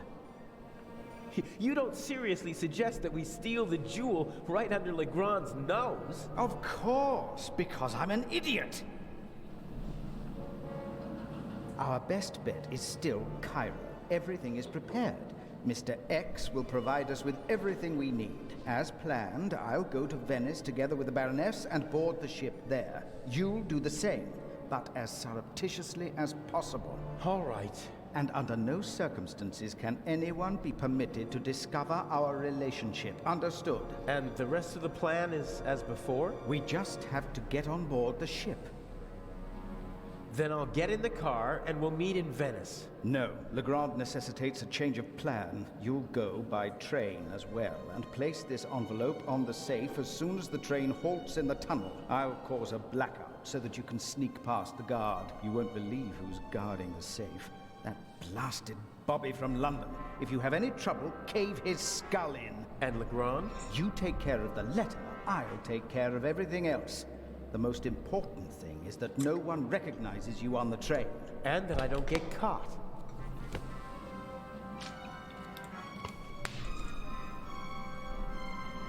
What's the purpose of the letter? That's not your concern. I'd just like to know whether I'm risking my life for some game of yours, or whether it's worth it. Any one of my games would be worth your life. You just do what I tell you. Stick the letter on the door of the safe or leave it on top of it, I don't care. But the letter has to be there as soon as Legrand shows up after the blackout to make sure everything is in order. Understood? Yes. What? Yes, understood. Hasn't the Baroness grown suspicious? She's wrapped up in a veil of alcohol, arrogance, and disinterest. Only flattery, gossip, and Belgian chocolate can penetrate it. Ideal conditions. I'll be glad to be rid of that old hag. She's my ticket to the most important museums in Europe. But these have been the longest 6 months of my life. How are the injured guards doing? How the devil should I know?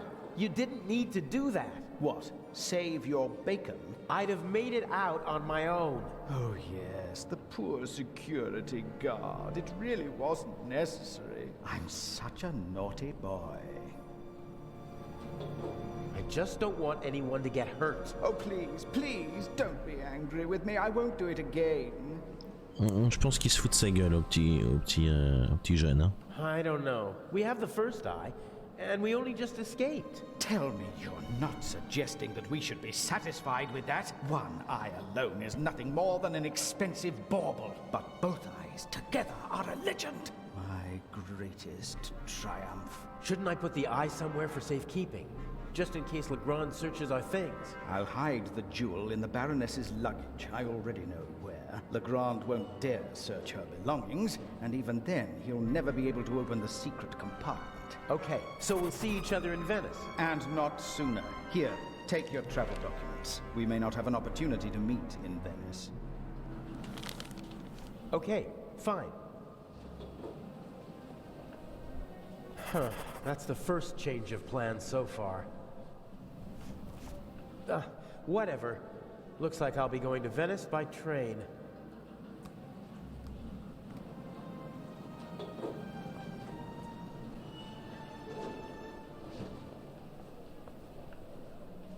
Sometimes you can find useful things in a waste bin, but this one seems to have been emptied recently.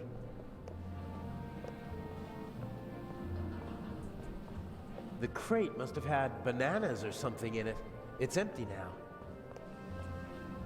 There probably isn't a single newspaper between Moscow and Madrid that's not reporting on the burglary. I'm famous.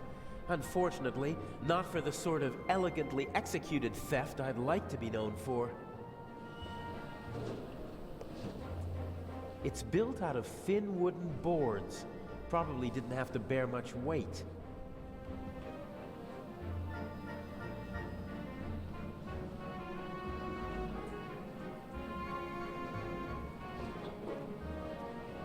Burglary in British Museum, 1 casualty, £5,000 damage, culprit unknown.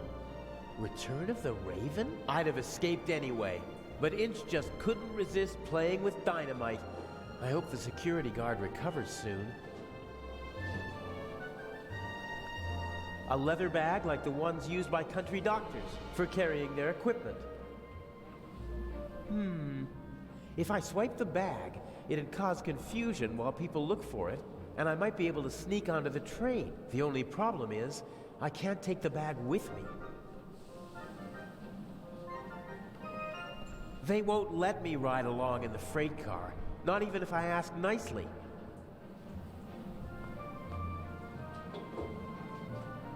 Some of the passengers got off the train to stretch their legs, but this man started his journey right here in Zurich. He waited a good 10 minutes for the train and began to get impatient. Judging by the bag, he's a doctor. He radiates self-confidence, almost arrogance. Clothes maketh the man. Put a uniform on a short, old, rather chubby little man, and they'll show him all due respect, even if he's only a constable. The uniform alone gives him power, and that counts for a lot in this part of the world. I'd better not interrupt their conversation. As long as they're talking to each other, they're distracted and paying less attention to their surroundings. This is the saloon car, fully furnished with a bar and all the niceties. The ladies and gentlemen would have a fit if I just waltzed in there wearing these clothes. If I try to just get on the train, the conductor would probably stop me and might even turn me over to the police. I can't risk that. Even if I was able to distract the conductor and slip onto the train, I'd stick out like a sore thumb with these shabby clothes. I have to find something more suitable. If I try to just get on the train, I can't risk...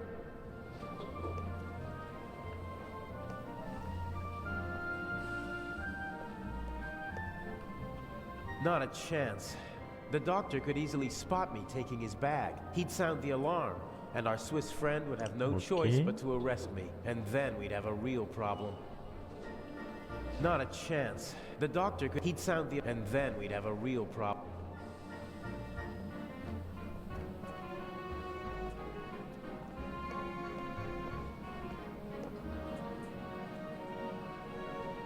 I can't board the train like this. I'd stick out like a sore thumb, and they'd throw me off without a second thought.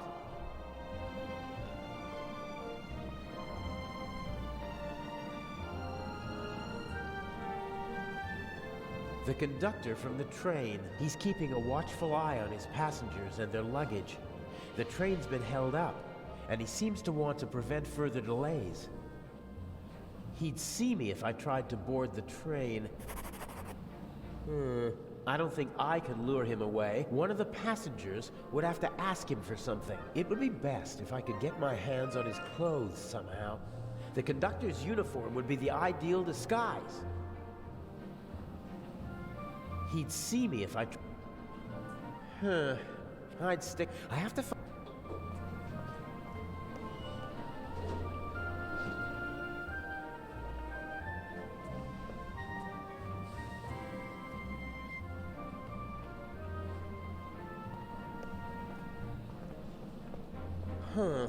I could probably pry the bottom boards off without too much effort. They're thin, and the nails are short.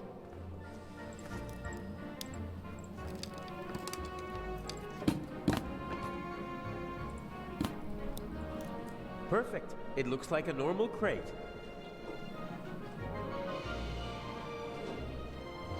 It's now or never.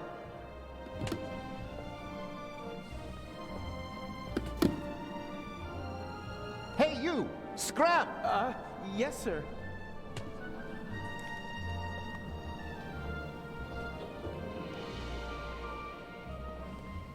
Let the games begin. Excuse me, gentlemen.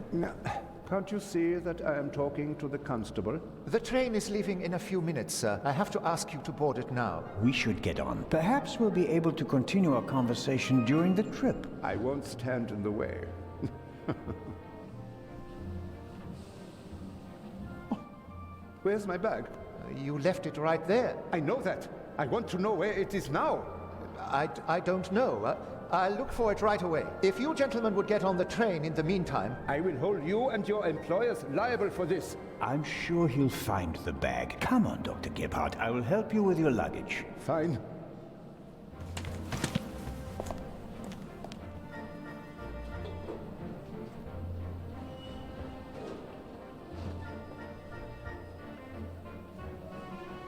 The conductor doesn't really seem to know where to search for the lost bag. Finding a particular piece of luggage at a railway station is like finding a needle in a haystack.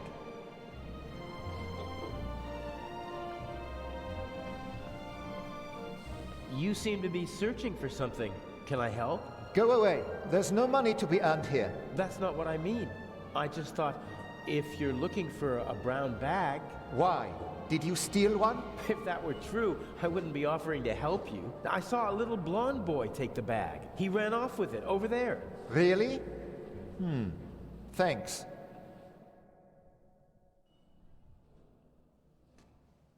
Isn't that the bag?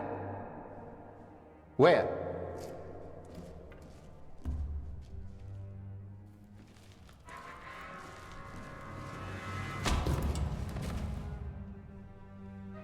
Nothing personal.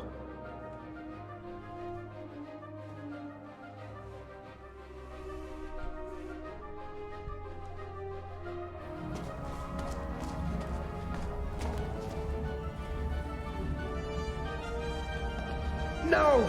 Oh, man!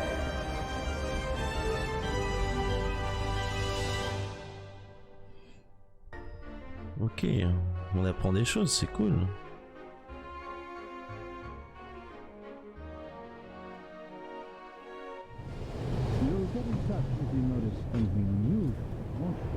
Of course.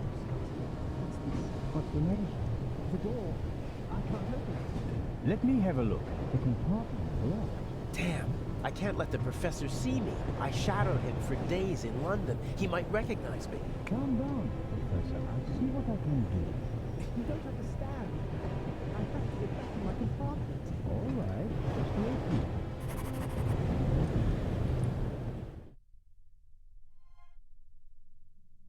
Ok.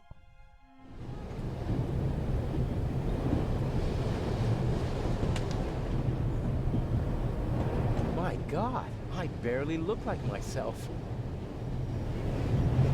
I'm not as good as the Raven, slipping into other roles. He's had decades to perfect it. Whatever. It'll be good enough for the people on the train. Professor Lucien hasn't slept a single night in the cabin yet. The towel is unused. If I twisted it, then I'd have a sort of rope. The sink, the sink.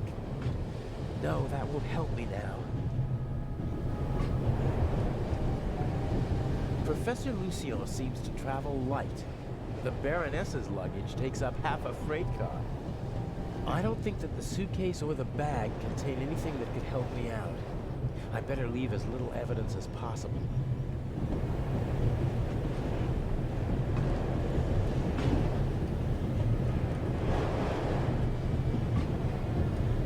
He doesn't give up easily.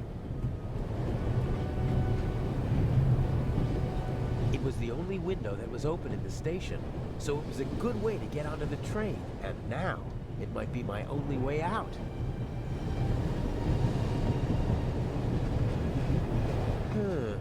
The window to the right should be the Baroness's cabin, and the one on the left is the saloon car. The roof could be my escape route.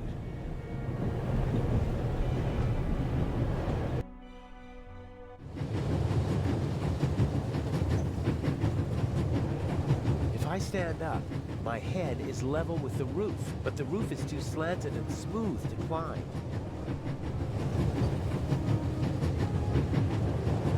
Those are air ducts or something, but I can't reach them with my hands. Those are air ducts. That's the Baroness's cabin. Inch is probably with her. This is the saloon car. The coal car and an old-fashioned steam engine are in front of it. I wouldn't mind jumping through the window and giving them both the surprise of a lifetime, but then the Baroness would freak out. And Inch would be forced to report the event to the police.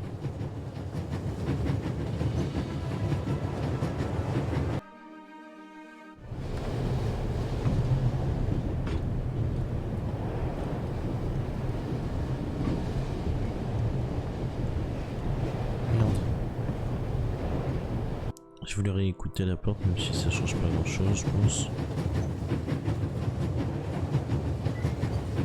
Those are air ducts.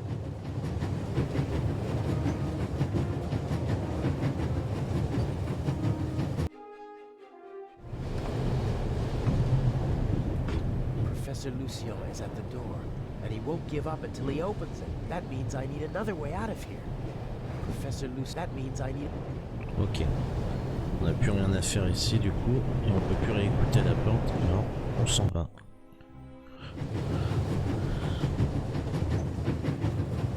There must be someone in the saloon car. They'd see me if I climbed along the side of the train.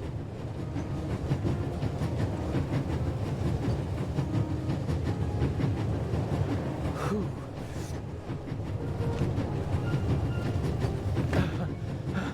There's nothing quite like traveling on a train.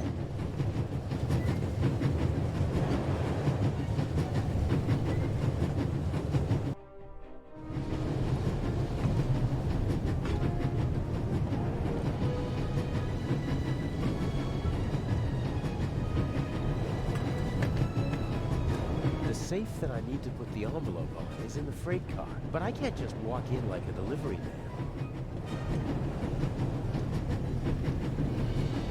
The safe is guarded by my old friend, the Bobby from London. Even he would be curious to see a conductor in the freight car. The safe is guarded by... Even he... Looks like a toolbox. Ugh. It's secured with a heavy padlock.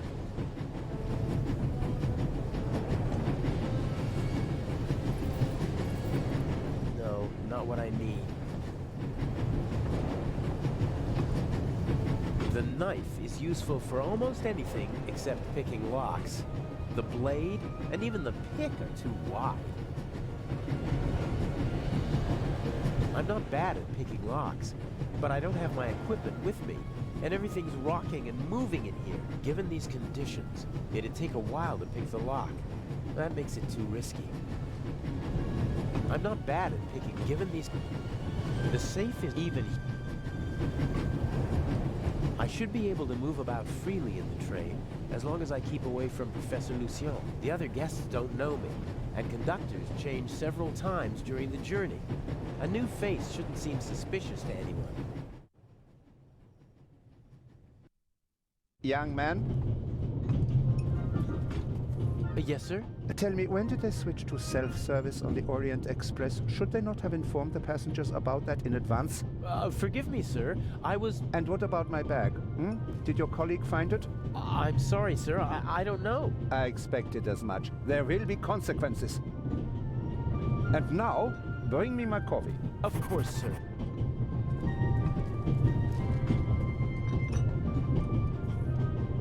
Asshole. Huh. A dish with old people's candy. Butterscotch, I think.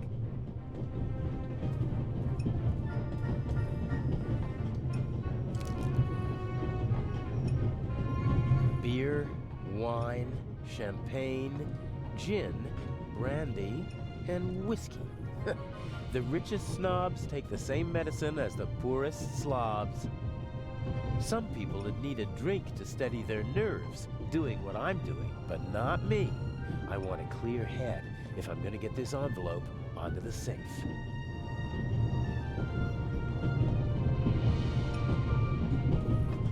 locked.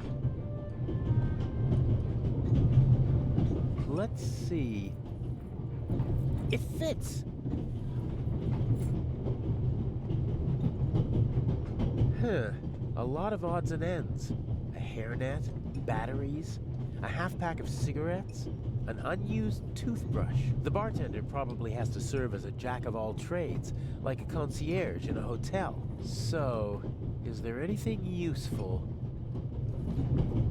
Here we go. A small shaving mirror. No, I don't need anything else. A small portable radio. The reception is surprisingly good here in the mountains.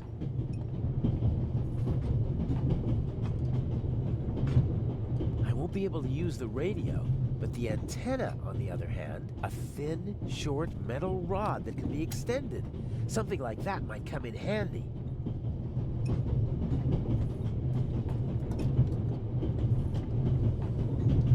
There's still some coffee left.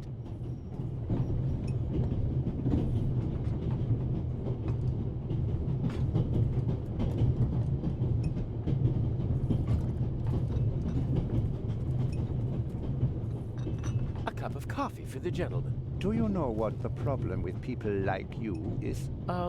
You mean our lack of a sense of duty, or our skin color, or a lack of respect for our elders? We have so many flaws.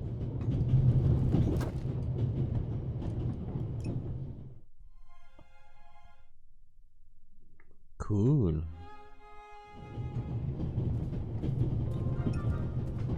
He didn't even want to hear why it took so long to get his coffee. He just wanted to tear into someone.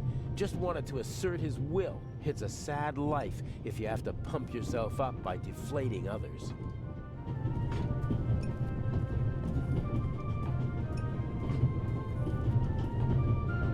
The old lady didn't get on in Zurich, and she doesn't look like someone from Nancy or Basel.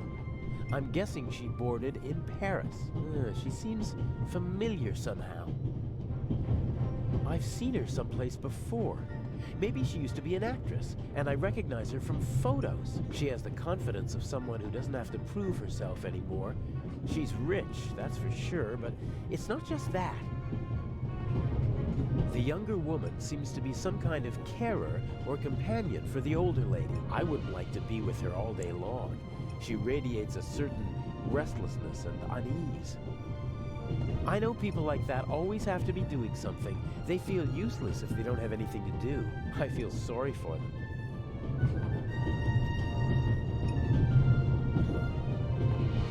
The elderly woman's carer can't keep her hands still, so she's knitting.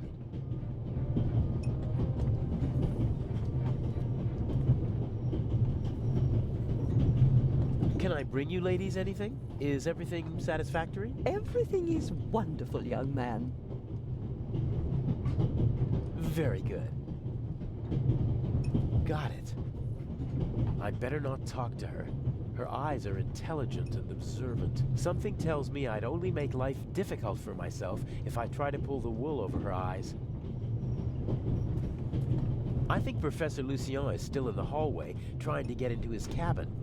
I'd better wait until the coast is clear.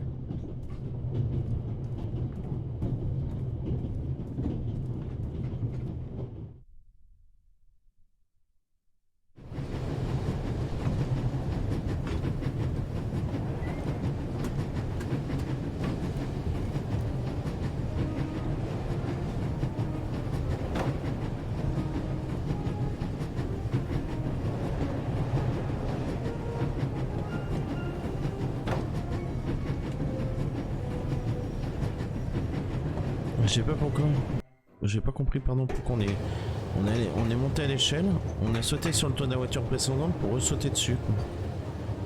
The ventilation shaft supplies the freight car with fresh air. It also seems big enough to climb through. I'd say I found my way in. The cover has 2 hinges on the back. It's possible to open it, but the 2 screws on the front hold it closed. I can't see anything but the rear of the car through the slots. That won't do. What I really need is a view of the front. The cover has 2 hinges, but the 2's... I can't see that one.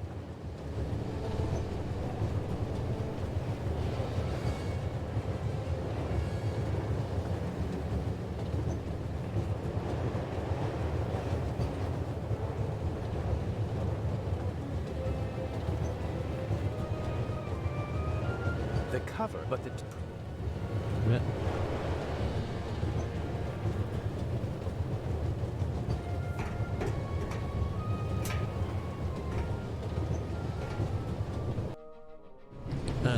Hey, my pistol! You'll get it back in Venice.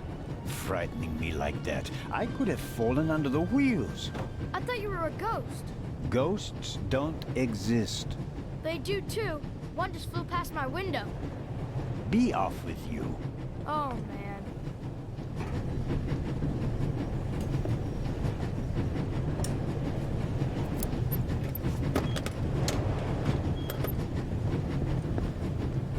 Ah, I can use these. Phew, that was close.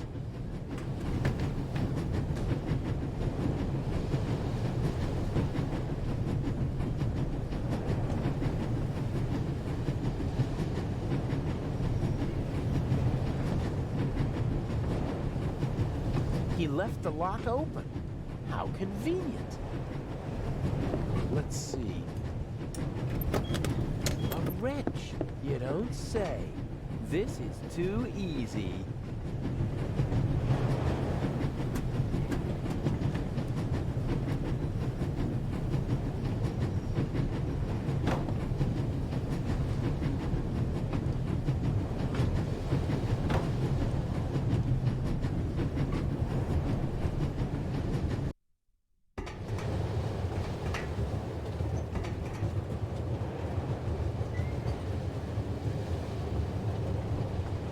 Can't see anything with that one. First, I need to get an overview of what's awaiting me in the freight car, and then I'll take care of the cover.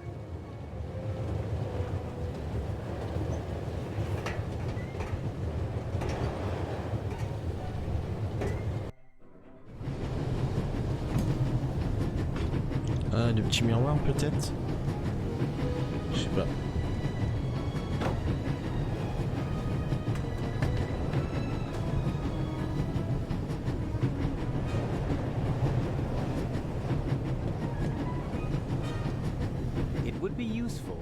But how can I attach the mirror?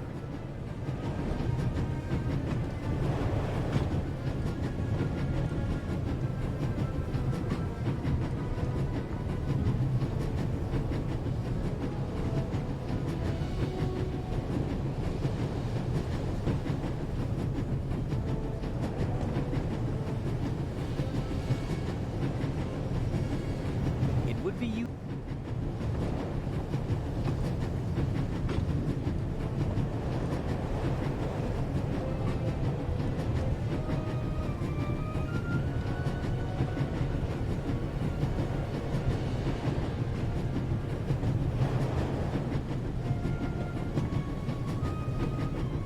Better deliver the letter as it is. Too much depends on ensuring that he trusts me.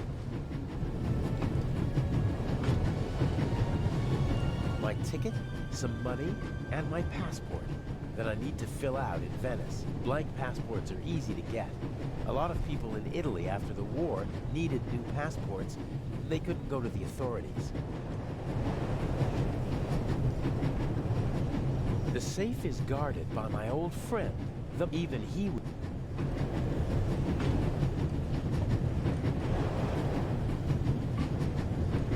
It would be useful.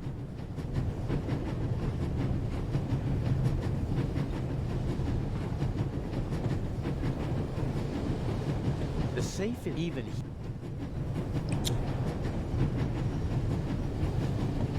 I don't think I need...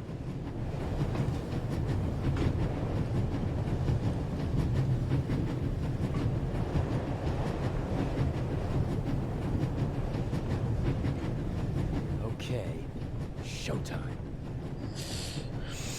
Je sais pas. Pourquoi on peut pas combiner là?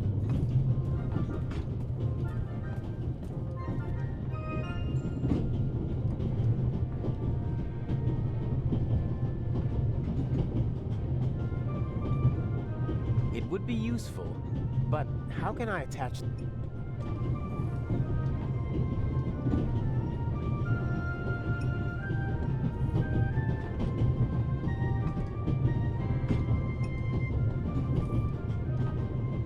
It would be useful.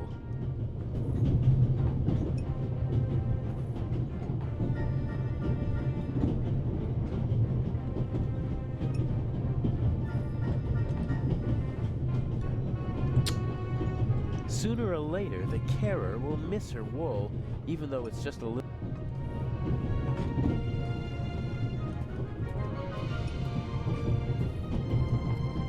They should have been able to open the door with pliers. I think the coast is clear.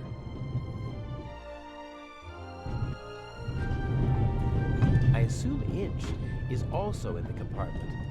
He'll probably find some excuse to sneak out to trigger the blackout and engage the emergency brakes. No idea how he expects to pull that off. He usually leaves me in the dark about such things. Even after months of partnership, he still doesn't trust me completely. Just a few more days, and I'll finally be rid of that creep. And until then, he has to burn in his own personal hell with the Baroness. A nice thought. Obviously, they managed to open the door. I wonder who or what the archaeologist thinks locked it. Did he connect it to the burglary in London? Probably not. Professor Lucien is on his way to Cairo, just like the Baroness. They both know each other. She chairs the Friends of the British Museum Club. I hope he's too shaken up to leave his cabin until we reach Venice.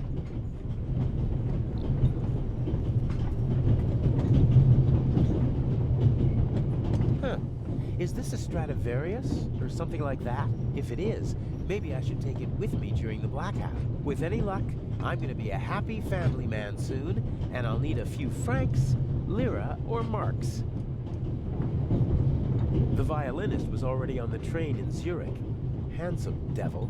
I'm glad my girlfriend isn't here. She loves to make me jealous, and once I'm raging mad, she leans forward and whispers one of those phrases that only she can say. Self-control.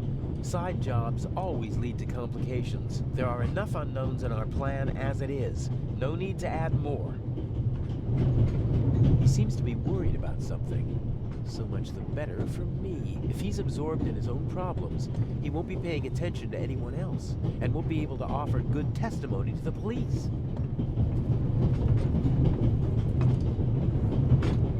We're still in the Swiss Alps. We should reach the Italian border in half an hour.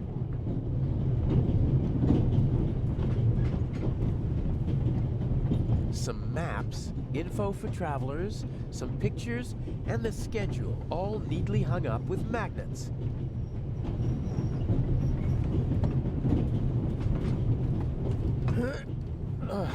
Won't work. There's a lock at the bottom of the window.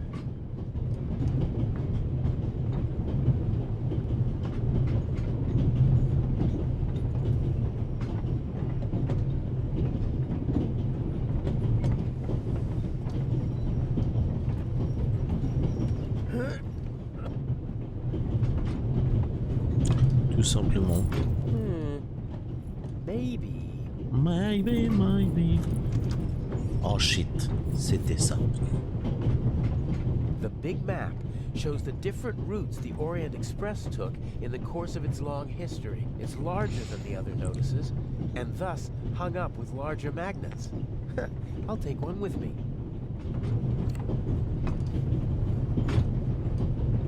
Some of the photos are rather nice. Professional work.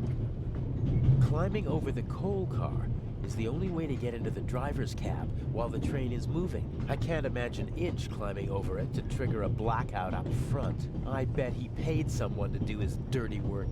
Inch almost never takes personal risks, and usually he tries to keep his hands clean.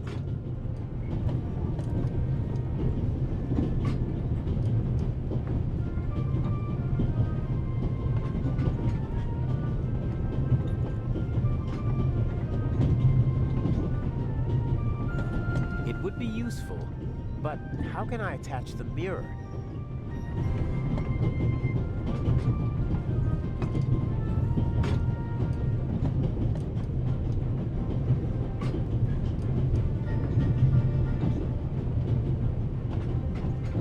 magnet isn't that big, but it's still strong.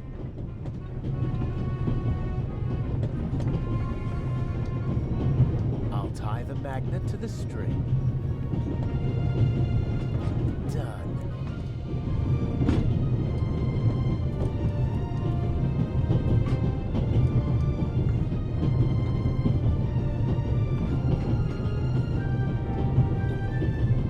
It would be useful.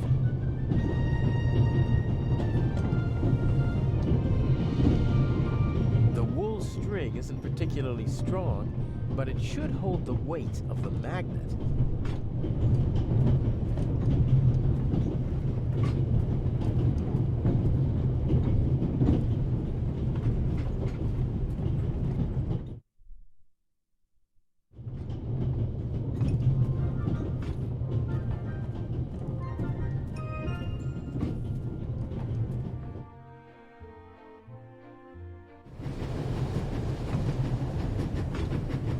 The safe is guarded, but even he would...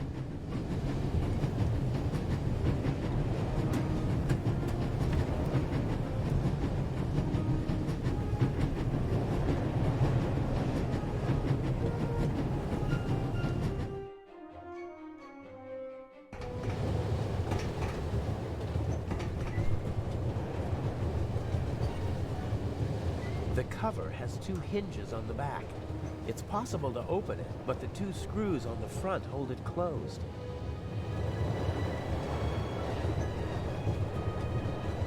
I doubt that I can drag the safe through the ventilation shaft with nothing more than a magnet on a string. And I can't imagine another reason for pushing the string through the ventilation shaft. First, I need to get an overview of what's a...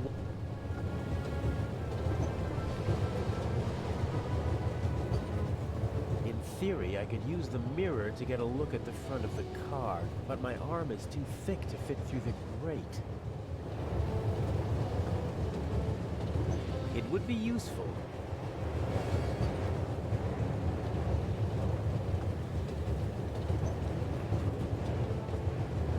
Huh, if I have to. Putain. J'étais emmêlé par la ficelle ou l'aimant, mais non, c'est pas ça. It sticks. Okay, the candy is so sticky that it'll hold the mirror without any trouble. As I expected, it sticks.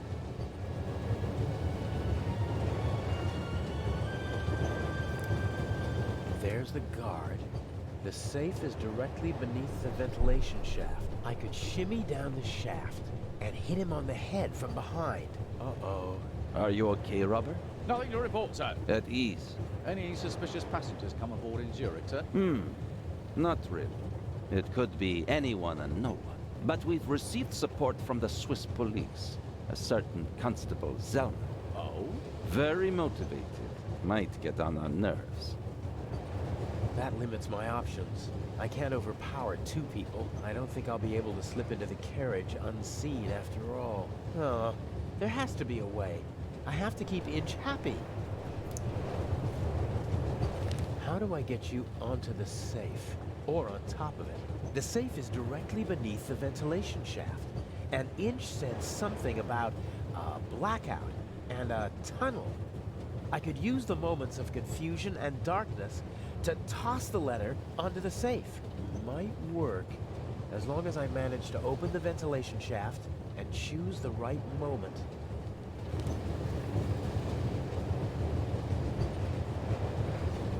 I could unscrew the screws, but I should only open the cover inside the tunnel.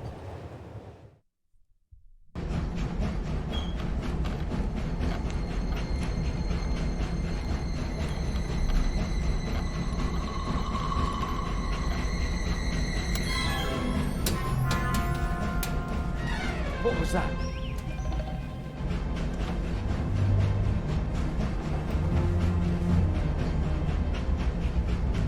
Sir! Must have fallen out.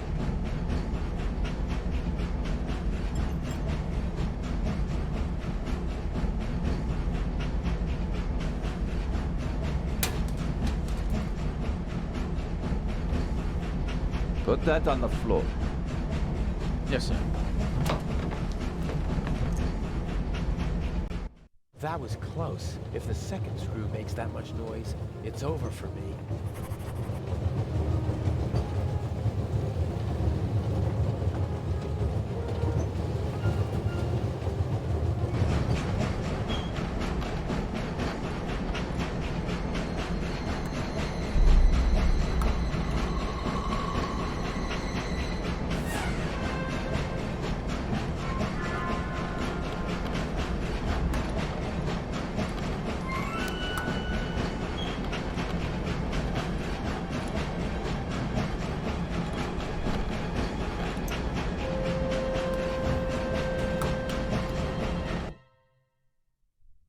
Putain, c'est vraiment cool d'avoir Alright. de rejouer ce passage et de voir comment ça s'est produit. Flashlights!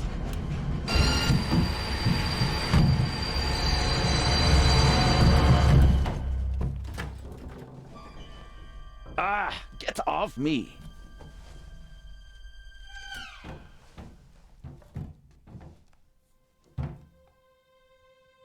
There, sir. An envelope.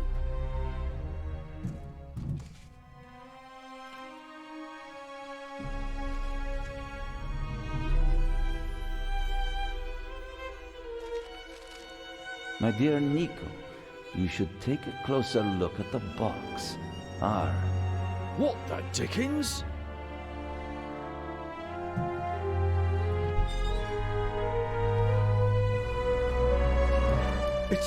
It's a... Away with it! Take cover!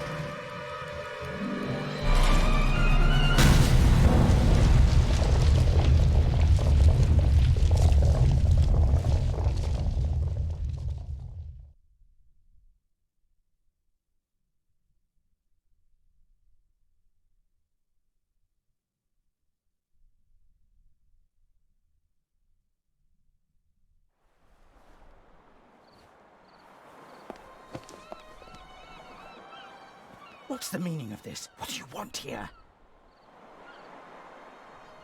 What was the point of the bomb? Isn't that obvious? I wanted to dispose of Legrand as spectacularly as possible. You almost disposed of me as well. Did I not tell you to deliver the letter and leave immediately? People could have died. But of course, that was the point of the bomb. I don't want to hurt anyone. You know that. And you know that I don't care what you want. Obey my orders and nothing will happen to you, and you'll soon be a rich man. I won't blindly obey orders anymore. I want to know what the plan is. You know as much as you need to know. We will steal the second eye in Cairo, before the eyes of the world. The theft of the first eye got everyone's attention. Legrand's death would have increased the excitement immeasurably, but this will do just as well. We'll have a showdown instead. The Raven versus the Inspector. That should also electrify the press. Why are you doing this? I thought it was about the jewels. Why are we making life difficult for ourselves and attracting so much attention? It's about more than that. It's about performing on the greatest stage of all. About the end of a legend. You'll see when it's time for you to see. Until then, just do as I say. And what if I just leave? You knew who you were dealing with the whole time. I don't have time for your hypocrisy. You always knew who you were dealing with. If, for your peace of mind, you have to pretend to be innocent in this situation, so be it. But we both know that you begged me to let you in on the heist, and in this business, one must get one's hands dirty. But James? James!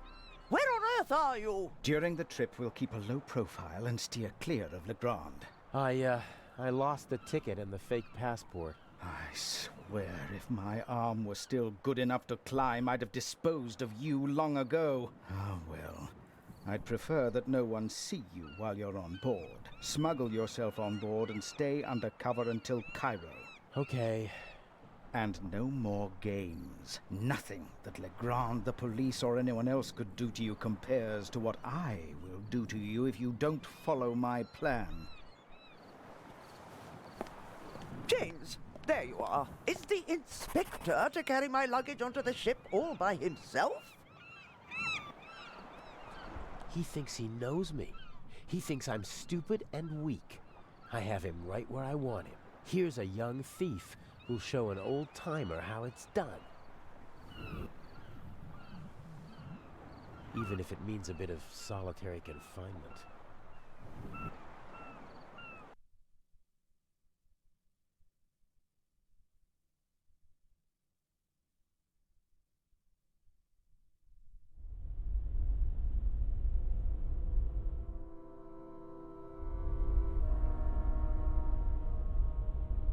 I'm lying on a pile of clothes. Different fabrics. Some rougher, some softer. This one feels like a fine net. No, I don't think this'll be much use. I hope the dock workers have left the cargo hold. I better just take a peek. Or at least, I'd take a peek if it were possible to open it. Feels like metal. Angular. I think it's the trunk lock. This trunk is built like a coffin. There are small round bumps with slots in the middle. Could be screws. Okay, where's the screwdriver? Knife. There's the screwdriver. So, if I just turn this... aha! Oh, you're kidding me!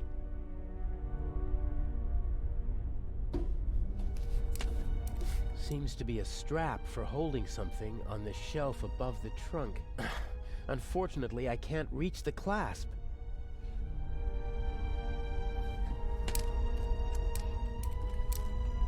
It's fastened tightly, and I can't reach the clasp. The stuff over there doesn't look like it was recently loaded. Probably part of the ship's inventory. Tools and spare parts, I'd say. There might be something in that box that could help me escape from the trunk. Of course, it would be more helpful if it weren't out of my reach. Tools and spare parts. There might be something in that. Of course, it would be... 2 metal pipes. Stable, about 10 meters apart. The ship may be showing its age, but those pipes look more than sturdy enough. The ship may be showing its age.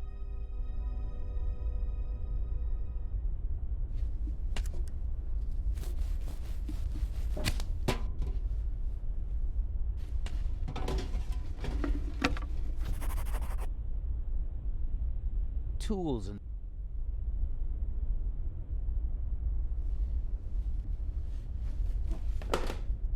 Oh, brilliant! Hopefully the clasp won't slip out of the box when I pull the strap.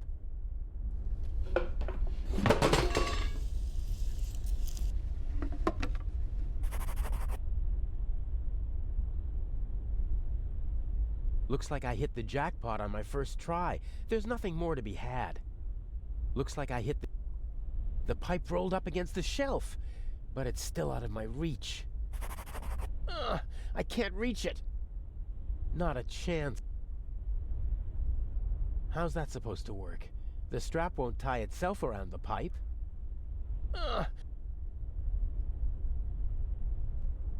Not a chance.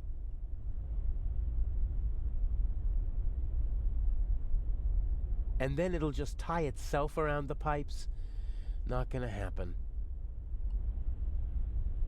Je relance la sangle dessus. Une deuxième fois.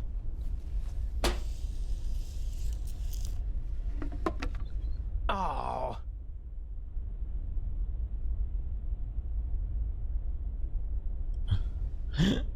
C'est quelque chose.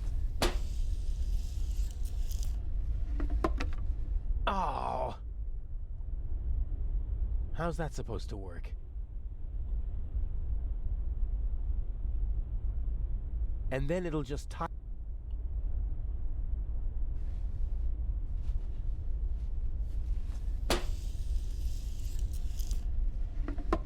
Okay. Oh.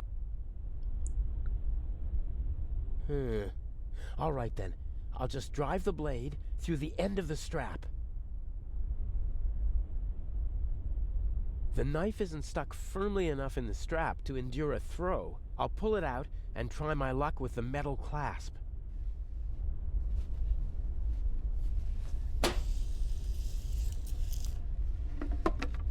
Oh!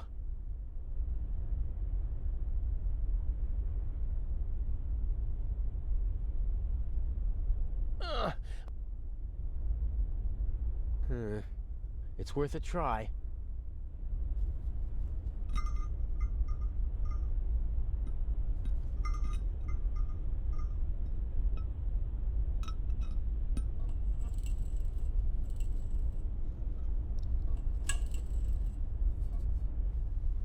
Ta-da! Looks like I hit the jackpot on my first try. There's nothing more to be had. The shipment...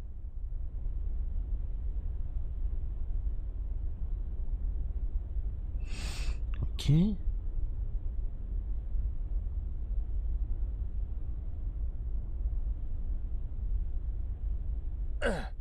That should hold.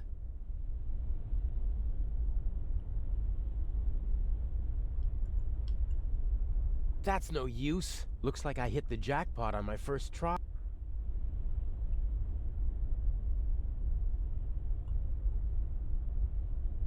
My best chance.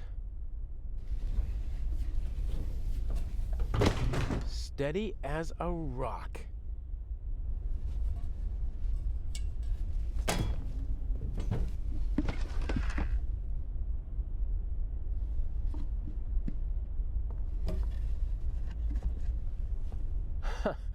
Elegant.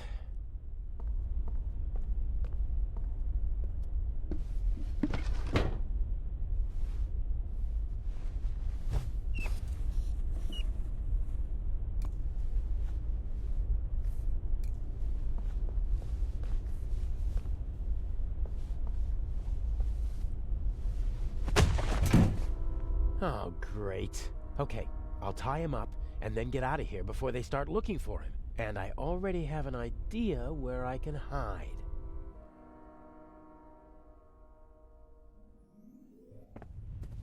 I can't imagine that he'd just leave. Yeah, and without saying goodbye either.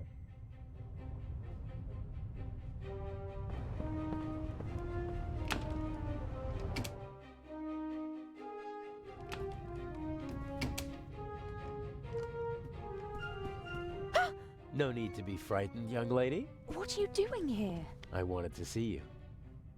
This is hardly the time or the place. What happened on the train? Nothing bad. Everyone is fine. Inch is dangerous. I warned you. I know. That's why we're being careful. And you have a smart and handsome young thief at your side. And humble, too. Don't worry. I'll take care of you. What have I done to deserve luck like this? Ah bah je m'attendais pas à ce que ce soit sa nana et que ce soit son mec. Ok.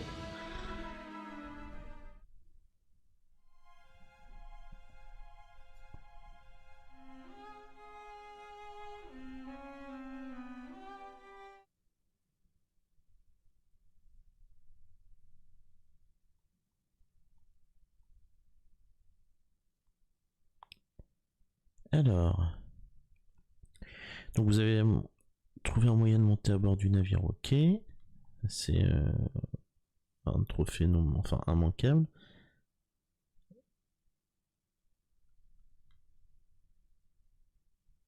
Donc enquêteur amateur, vous avez terminé l'épisode 2, ok. Vous avez terminé l'épisode 2 et fait du bon travail, ok. Vous avez terminé l'épisode 2 et fait de l'excellent travail. Je pense que ça c'est si on a fait vraiment tout ce qu'on devait faire, tout ce qui était... Enfin, tout un tas d'actions obligatoires. Je me demande s'il y a la même chose pour...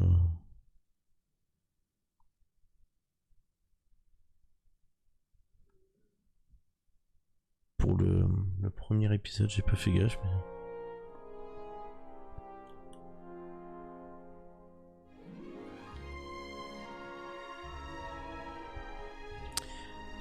Et fin de l'épisode 2, du coup, 7h40 de stream, à peine 7h40, donc on va dire 7h30 de jeu à peu près pour deux chapitres sur 3, c'est pas mal. He's shown what he's capable of. What if he finds out about our plan? How would he? We're careful. He's more ruthless than we expected. The bomb on the train. I don't want to think about it. We need to make sure that we stay calm. You mean that I stay calm? I'm not worried about you. I know you.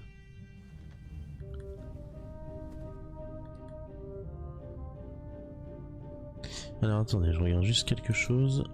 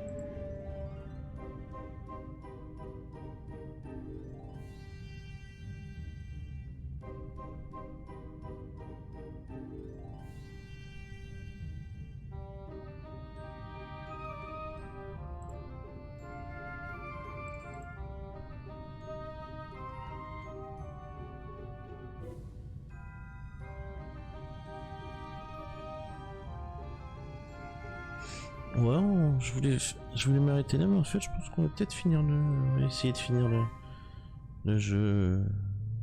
Ouais, on va voir. Ça peut être bien. Mais après, c'est que si ça prend trop de temps... Ah, c'est...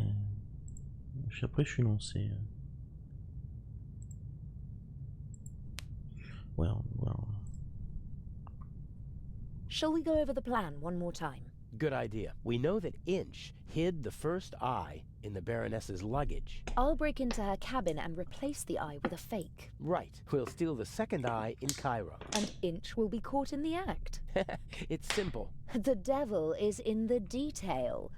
I have to get into the Baroness's cabin undetected, then find the secret hiding place, and I can't leave any evidence behind. Yes. And Inch said something about a combination, so the hiding place might be locked. One step at a time. I think I'll assess the situation first. And I think I'll make myself comfortable for a little while. So this is how married life will be. Works for me. Everything went according to plan in London? Except for the explosion, yes. The Bobby was right on time. Because he had a good tip-off. I had enough time to take the eye, but unfortunately there was no time to replace it with the fake. Where is it? A work of art. Almost as beautiful as the original. I can't tell the difference. Inch could. But if all goes to plan, he won't have a chance to take a closer look at the jewel until after the burglary at the Egyptian Museum. Will Legrand cause any trouble? Everything's still going according to plan. That means he's clever, but not clever enough. And the Bobby? Peasant's cunning, nothing more. He won't be able to solve the puzzle on his own. There's still Inch. He doesn't suspect anything. We laid the foundation well. I've been his assistant for months already. He doesn't trust me, but he thinks he can play me for a sucker. That's enough. Speaking of Inch, I saw him talking to you in Venice. What was it about? He was angry because his attack on the train failed and because I lost my ticket. How did you get on the ship? As a stowaway, locked in a cold, dark cargo hold. Poor boy. I'll go out now and lead the police and master thieves around by the nose. I can think of something else to do. I can't.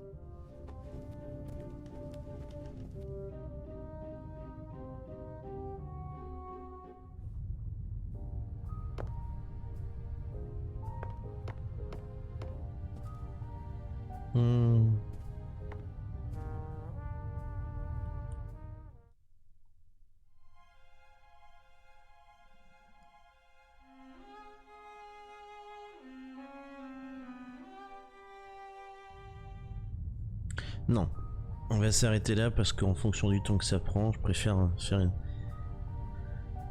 le chapitre 3 qu'on vient juste de commencer une prochaine fois et finir le jeu à ce moment-là. Ça fera 2 parties, ça sera très bien.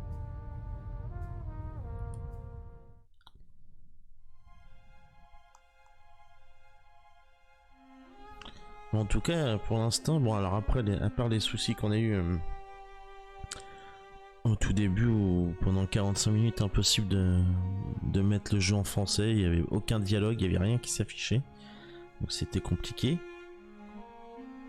Il y avait juste les choix que nous on pouvait faire, par exemple, je sais pas, là on a eu l'échange de la fille et de Adil dans la chambre. Il y avait juste les choix de dialogue, par exemple, plan, etc., qu'on pouvait choisir qui se mettaient bien en français. On avait tout ça qui était en français. Mais tous les dialogues, les différents personnages, on les entendait en audio anglais, mais les sous-titres français ne s'affichaient pas, donc c'était le bordel. Mais bon, une fois que ça s'est débugué tout seul, alors après 3 quarts d'heure, mais à part ça, le jeu est vraiment plaisant, j'aime beaucoup. Point and click, il y a du... Ça fait beaucoup penser à l'univers Agatha Christie. Enfin, c'est même l'univers d'Agatha Christie parce que le train est haute et tout ça. Meurtre à bord, c'est franchement. Enfin, pas meurtre à bord, pardon, mais vu tout ce qui s'est passé à bord sur le navire après, c'était très sympa. Après, il y a quelques petits bugs, mais pas grand chose. Et franchement, le jeu se fait, on avance bien. Alors. Le scénario est assez simpliste, mais je sais pas, j'ai quand même envie de découvrir la suite à chaque fois. Et on a envie de connaître le fin de mois de l'histoire. Et j'aime beaucoup pas ce twist, mais ce changement pendant l'épisode 2 où l'on change de personnage, où l'on joue Adil, et là on joue la jeune fille désormais. Donc il y a plusieurs changement de personnage, à voir s'il y en aura d'autres d'ici la fin du jeu, mais ça c'est plutôt sympa. Par contre, je m'inquiète un petit peu pour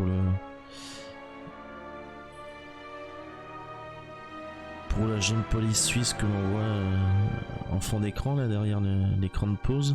J'ai bien peur qu'il soit mort, donc on verra lors de la suite et fin du jeu, lors du prochain stream dessus, ce qui lui est arrivé, s'il s'est fait tuer ou non, et puis on découvrira à la fin du jeu aussi. Mais pour l'instant, ouais, c'est super plaisant, et j'ai hâte de faire la suite, de découvrir la suite et la fin de ce bon petit point and click, malgré quelques petits soucis, mais pas grand chose. Très franchement,